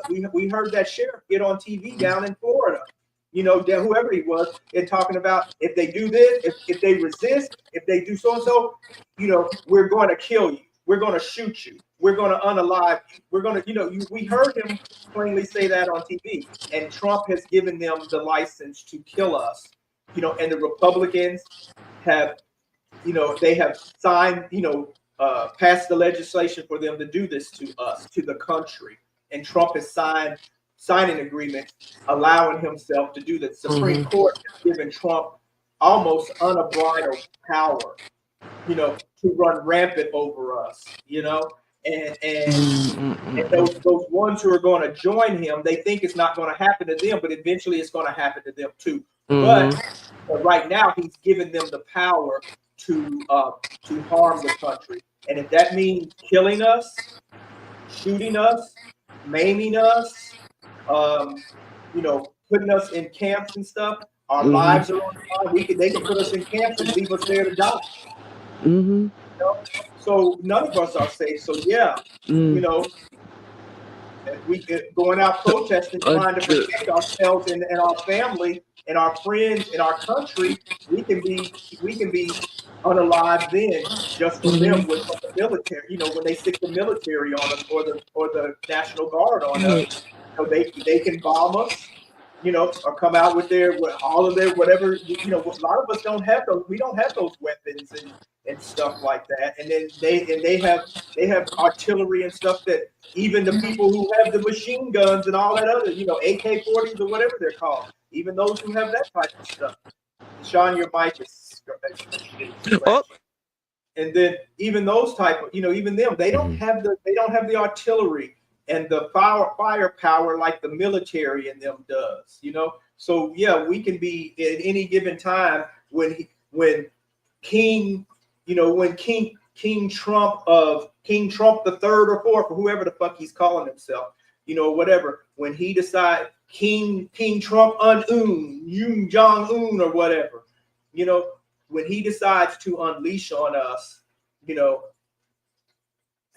it depends on how many people are willing to stand up. If most of the nation come out, we may be able to stand up against them. But if not, they're gonna have the power over us, and they're gonna have the firepower over us. What is so funny about that? Because I've also been having other conversations with other people who have been educating me about some of the government more than I never had before. who have assured me that as much power as Trump think he has, he's still got to follow the law. And there are certain laws in place that are meant to prevent a mad king from destroying the country. Now, once they start he's not following, which means that there are some people, and I got to have good faith that there are people in the government who are in positions of power who do it in a righteous way, who will not just say, I don't give a fuck about you being the president, my nigga. Guess the fuck what? You have what is known as counsel, and we need this country to continue to go forward. And no shade, you're going to have to do things by the damn book. You can't sit up here and talk about cleaning up crime on the streets and getting all the people who break the rules while breaking the rules. But again, because this country is a racist one, like, this is the problem that I have. Like, baby, y'all say that racism does not exist, queerphobia doesn't exist, none of this stuff exists. It is just a man-made construct that we came up with. Okay, well, now this is the time for y'all to prove whether or not that's real or not. It's too much talking and not enough action. Yeah. People got to find out where their niche is, where their gifts and talents is, and put it towards one cause. They want us to be scared.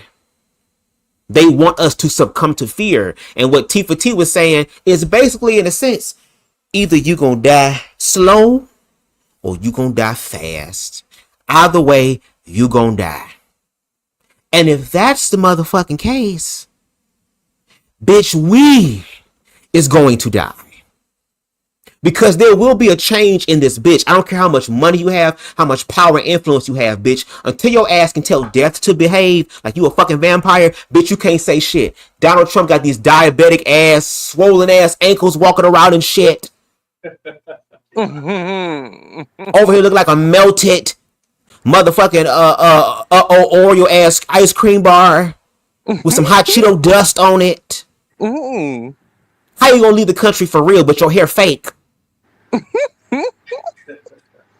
And there are people who don't give a fuck. Look at what South Park did to what the fuck they doing, girl. I'm about to motherfucking watch South Park again, girl. It's been a long time. Don't give a fuck. Make fun of the president, not making fun of niggas and his staff, because that's what free speech is. Remember that free speech that y'all was talking about? How, well, if I want to call a trans person the T word, then I'm going to do it. And if I want to call a gay person the F word, then I'm going to do it. And if I want to call a white person the N word, then I'm going to do it. Okay, see what they want us to do in cower and fear. No, play these bitches game. And people say two wrongs don't make a right, bitch, but a negative times a negative is a what? What math are you doing? Then I can call them cracker, pedophile, and all that, and we gonna see who really is. We gonna see who. That's the dangers. That's why when Christ, the people that love so much, that's why Christ said, love the Lord God with all your mind, heart, body, spirit, and soul, which means also including you, because God is in all of us. And go forth and see that in other people. Do unto others as you would have them do unto you. So don't get mad when people start playing that game in your face. And what's so funny is that this administration really feel that they just, girl, I just put blueberries and macaroni and cheese, girl. I didn't put some damn Pop-Tarts inside the potato salad, trying to spice it up and shit. You gonna get your ass whooped at the cookout. Try and do dumb shit like that. Don't be messing up the macaroni and cheese. Don't be sitting up here pretending and experimenting with shit. Now, bitch, you experiment at the house. You don't bring this shit to the event. That's why nobody eats the the green bean casserole. The green bean casserole. I can get more nutrition and flavor by eating the damn box than this shit. Green bean casserole. So this really is a time, and I'm gonna land my plane. Thank you for flying with Delta for free. Y'all ain't pay, so congratulations. You're welcome. Shit, put your feet up. We almost done. Here's the thing: the Democrats, people who are liberal, people who are these oppressed groups of people, we gonna have to start really having some real conversations about death. Because that is what we're facing. This is not a drill. This is not a distraction. This is the reality. Look at what the fuck they did to motherfuckers in the 60s and 70s who stood up and ended up standing in the gap for those in the community. The government took them out. We got to do better. We got to defend ourselves. We got to be on code. Yes, the white people got the M16s and shit like that, but guess who also got that shit? The trap niggas. They got the 4.5 with the beam on it. They got the chopper in the car. They got the Ruger. They got the weapons. Those people are supposed to be our foot soldiers. Those are the ones who's supposed to be making sure that children are getting to school safe. Those are the ones who's supposed to be perusing and cruising the neighborhood at night, making sure that the neighborhood is safe instead of them fighting against each other. Like, there are so much things that these people have done to our people, and we have to unlearn some of the shit that we've adopted. We gonna have to, because if we play the game the way that they want us to play the game, they're going to always win. The house going to always win. And the only way the house is going to win is if we participate. That's why in that Jasmine Gardens video on my channel I did a long time ago, what she basically said was that the plantation has expanded and the shackles is no longer physical. It's on your mind. Which is why these conversations are important. Which is why different perspectives are important. Because to slay this dragon, we just can't hit this bitch head on. We're going to have hoes coming from every angle possible to be able to slay this damn dragon. Because if not, this dragon going to destroy everything. Everything. And no shade. Maybe everything needs to be destroyed. Maybe we do need a fresh start. Maybe there needs to be bloodshed and death and destruction. Because that's also a part of creation. But I want you to understand that if that is going to be the case, you get to decide which side of the fence you really going to be on. And if your life happens to be taken in this situation, you fight for it until your dying breath. Your ancestors fought to live. We've done everything we possibly could to thrive in this system. They called us crazy. They called us savages. They called us uneducated. And what the fuck did we do? Get educated like a motherfucker, and we more educated than them. Look at the Don Lemons of the world. Look at the Janet Mox and the Laverne Cox of the world, who could have been a statistic but came through and learned. And now y'all don't want to take the information? Now we too smart? Now we doing too much? Fuck y'all. No shade. Time is up. Time is up. If motherfuckers come knocking at my door trying to drag me out, they're going to have to work for it. Because they're going to kill me anyway. Fuck surviving the encounter. There is no surviving the encounter. There is a slow walk to your execution. And some of you niggas might be named Toby, but there's some Kunta Kinte and some Harriet Tubman spirited ass people in this world, and I'm one of them. Because I survived this type of shit. Being a queer person, I survived having my ass beat almost every day from my peers. I survived the religious persecution against me that persuaded me or influenced me to want to take my life. I am not finna deal with this shit as a fucking adult. You know how many queer people who are elders have to go back into the closet to survive? I didn't know that. There's queer elders right now that's living their truth now just for them to get older and to be put back in the closet. Bitch, you may write a story for me, ho, but I'm not reading it. I don't have to. Because the one thing you ain't gonna take away from me is my will. You might take my life. I'm gonna die anyway. You motherfuckers don't understand that. But until I die, I'm going to live. And I'm going to live as long as I'm not hurting myself or nobody else subjectively. But black people, queer people, women's group, we gonna have to be serious. We gonna have to have check-in community. That's why I love the short stack. We check in with each other all the time. We may not engage all the time when people check in, but we know what's going on. We're going to have to create that. We're going to have to take some self-defense classes. Go on YouTube and learn some shit. Deshaun got all type of dragon pants, dragon shirts, dragon shoes, dragon socks, dragon hats, dragon gloves, dragon knives, dragon bats, dragon size, dragon throwing stars. And they got a whole artillery of shit. Dragon. I don't give a fuck how big and strong a man is. Kick him in his balls, bitch, and don't do it once. Don't do no 1-2 flee. I want you to motherfucking Drew Hill. Tell me what you want. The whole song on his shit. Oh wow, you going down there? Incapacitate that nigga. In the words of T.S. Madison, KTN, heal that nigga. Ding-a-ling-a-ling, ring-a-ling-a-ling, Make sure you ding-a-ling-a-ling. survive. The reason why they're able to beat our asses is because we sitting there, ooh, stop. No, hit a bitch in the throat. Hit a bitch in their liver. Punch a bitch in their sternum. They won't be able to breathe. They'll bleed out. Punch down in somebody's chest. It will fuck up their heartbeat. And a regular heartbeat will fuck you up over time. Punch a bitch in the nose. They know it's going to automatically water. Now they can't see. Whoop that ass. So we do have a stake in this fight. But the reason why I feel like we're going to win despite this shit, because the North won, bitch. These hoes want a rematch, hoe. And bitch, what happened to Debo the last time? This is the rematch. What happened to his ass the last time? He didn't even come back. Nigga was gone. Craig still lived though and moved on though. So we're going to have to take matters into our own hands, and we're going to have to live for it, even if that means dying for it. I know that's scary. I want to live a long life. Tifa T wants to live a long life. Deshaun wants to live a long life. The Bat want to live a long life. We want to be able to live a long life and enjoy things and enjoy our life. But if this is what is up, we're going to have to do what is necessary. So we need to have more conversations about our mortality. We're going to have more conversations about strategizing and organizing, not just reacting.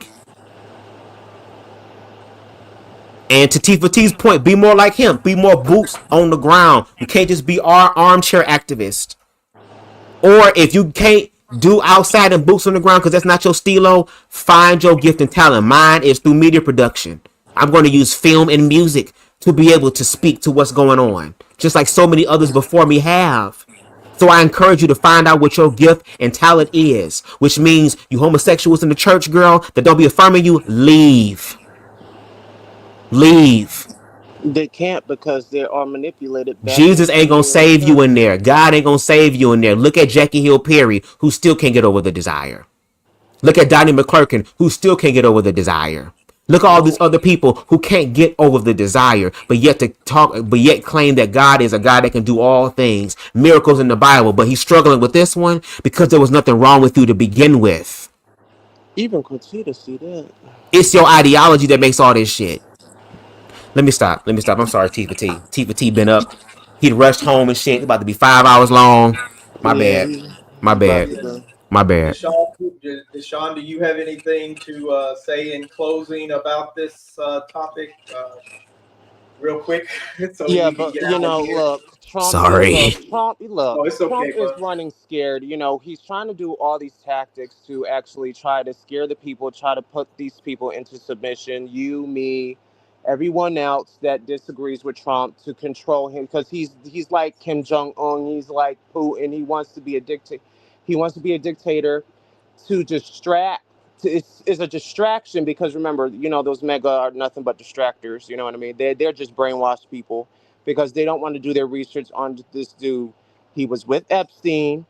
He was with those girls and everything else. Maxwell, which is the girl, she said that if you don't do this for me, her name is Maxwell, the one with the short hair, that white woman that did things to those girls too. She was saying that if you don't do things for me, I'm going to release the files. Because the thing is, she did something wrong. He did something wrong. They all was in it together. This is the reason why there's so much confusion in this land, is because people are catching on to them. And the media is talking about it, and he has to do something about it. So he keeps passing these stupid ass laws. Gay people this, gay people that, gay people this, gay people that, only gay people to distract. Because everyone hates gay people to have an idea, because the thing is that it's in the Bible of what they're saying, which is not true, because they want to manipulate people in their minds and say, oh, gay people. And then, it's all this confusion, right? But the thing is, we know what these motherfuckers are doing. We know what they're doing. We know these sex rings that Epstein had. We know there's sex rings right here.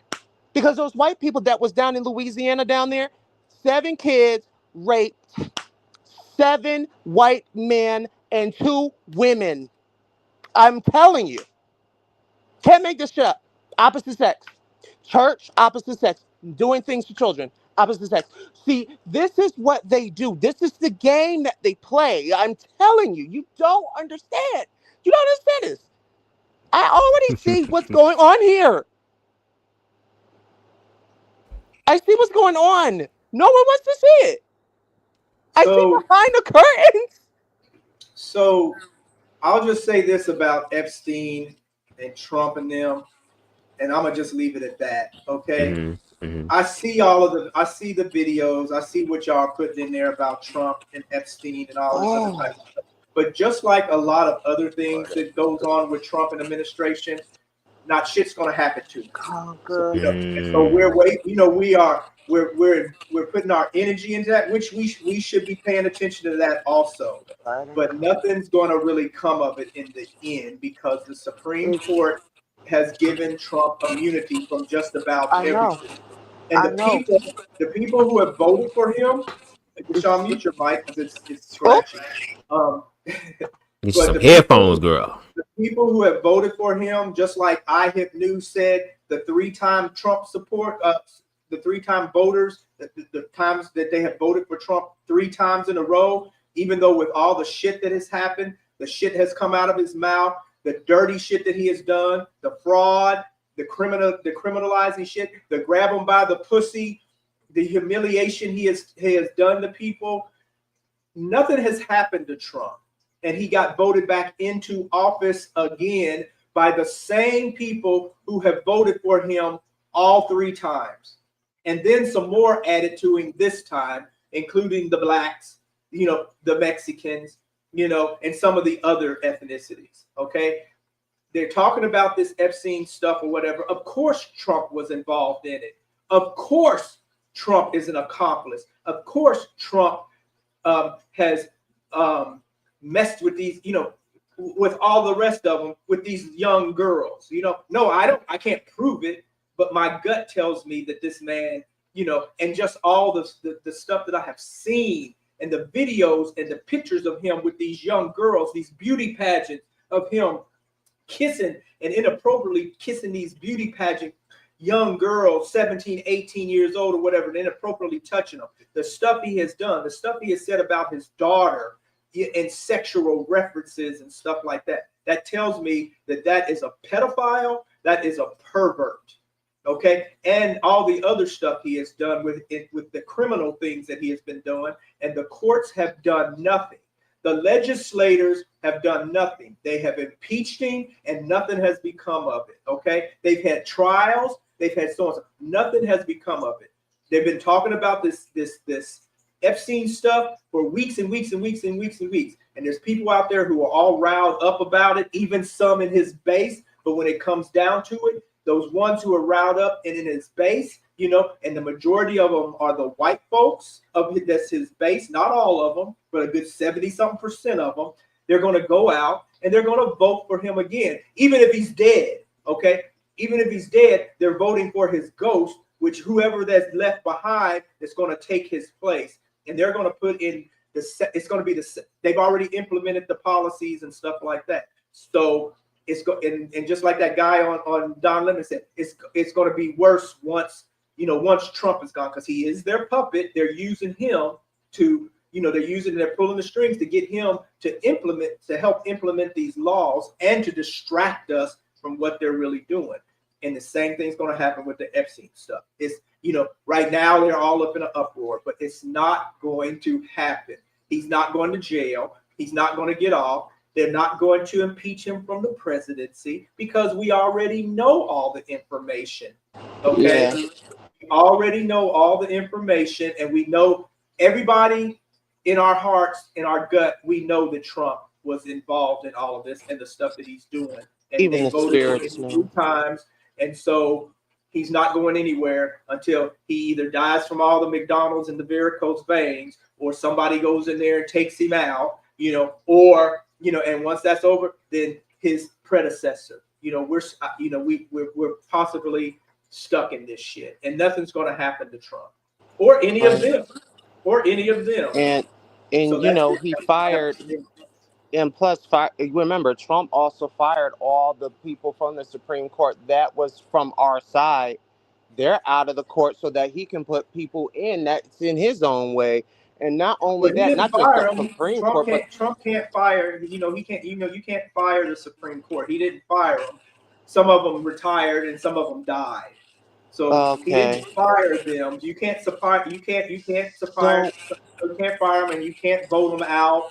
Or whatever. They would have to be basically removing. It would have to be either they basically have to die out or retire, or it would have to go through ratification through the or whatever it's called through the Congress.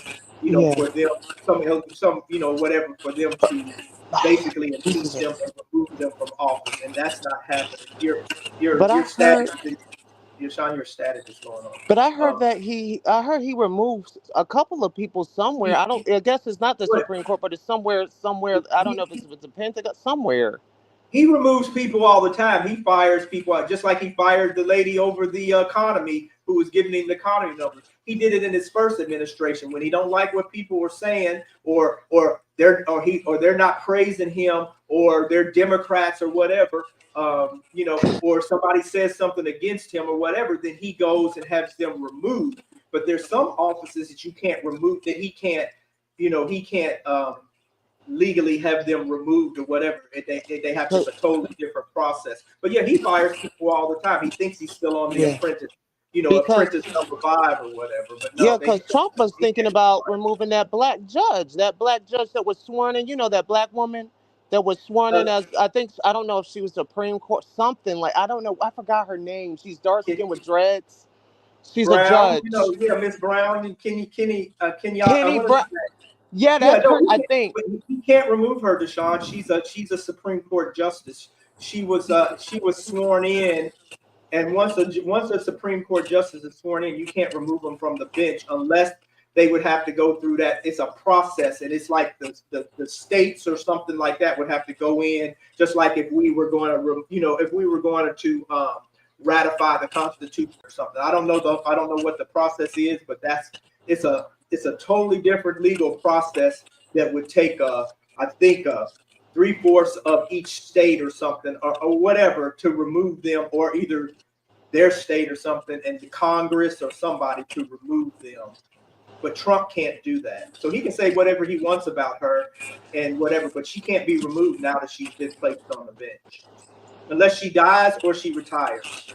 Or she relinquishes the bench herself. If she's tired of serving and she wants to just give it up or whatever. But he can't do it. Okay. And so want a massage? I want to thank you, Deshaun, for being on the panel today. I want to thank Bubs for being on the panel. Thank you. Miss Stevie, I want to thank her for being on the panel. I want to thank Slick and Slacious for being on the panel.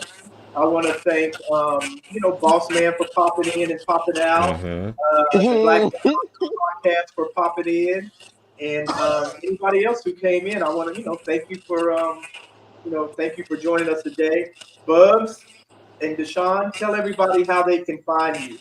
Go ahead, Deshaun. You can start. Yes, you can find me on Deshaun Stallings, but I have music up there. I just uploaded new music up there. So. Girl,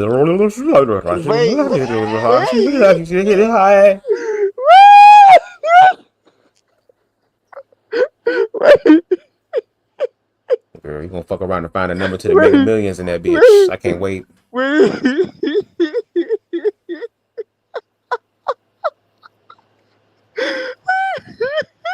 Follow Deshaun on his platforms. Follow him on TikTok as well. Follow him on Instagram, especially on TikTok because he uploads shit, and continue to watch him on YouTube because we trying to get him to get his own YouTube shit together. Because baby, I'm waiting for him to share all his content. I'm waiting for him to do reactions and lives and stuff so we can come at his house and talk to him. But he's been doing them on IG now. He's put several out. I watch him on IG. Yeah, but we need to. I need to see him on YouTube, pimping. That's why I need to see you at pimping on YouTube. No shade. We gonna get there. Right. Some political stuff and talking about different issues. Yeah. Okay, but you can. Yeah, you can find me here again on Bubs the Guy YouTube. Make sure y'all stay on the lookout for my dramatic, dark interpretation of a few chapters from Blame It on the Dress, the manufacturing of Black homophobia and performative masculinity by Jay Charles, aka the Black Anarchist Podcast. So make sure you're looking out for that. Check out my latest video in reference to the trade. So if you want to hear about some LGBT stuff and accountabilities within the community, see the queers go against the queers and accountability, you can definitely check that out. You can check me out on TikTok, which is starting to gain a little bit of traction right now with some of the things that I have put up there. Of course, follow me on Instagram. And if you feel compelled, you can definitely hit that Cash App, $ Bubs the God, baby. Okay, if you feel compelled to send it to the leprechaun, if I made you laugh, if I was able to open up some sort of thought, or hell, you just find me entertaining, girl, go ahead and send me a little something. I take anything that jingles and folds. Okay, you can buy me a pre-roll. You can do whatever you want, baby. Just make sure you send it to $ Bubs the God. Thank you. And then, I'll just put out a plea there to all of America. Yeah, we're gonna have to stop this. So, however you can get involved and help, to help stop this, it's just a please. It's just a plea. Pay attention to what's going on out there. Don't be complacent, and get out there and help us stop this. We're gonna need mostly all of America to help us stop this, because if we don't, we are already in trouble, and then and don't obey in advance. So I'm gonna play my little outro. I'm gonna play my little outro video here. Shirley Bassey, shout out to Shirley Bassey. I want to shout out to Don Lemon, and his guest, and then iHip News, and any other creators and news people out there who showed up on my channel today. I appreciate using your videos and your commentary. So and Shirley Bassey, this one's for you, and it's America repeating itself. And Dallas, the world, thanks for joining us all here today. And Short Stack Revolution, I appreciate all of y'all. The word is about, there's something evolving. Whatever may come, the world keeps revolving. They say the next big thing is here, that the revolution's near. But to me it seems quite clear that it's all just a little bit of history repeating. The newspapers shout, a new style is growing, but it don't know if it's coming or going. There is fashion, there is fad, some is good, some is bad, and the joke is rather sad that it's all just a little bit of history repeating. Some people won't dance if they don't know who's singing. Why ask your head? It's your hips that are swinging. Life's for us to enjoy. Woman, man, girl and boy, feel the pain, feel the joy, and sidestep the little bits of history repeating.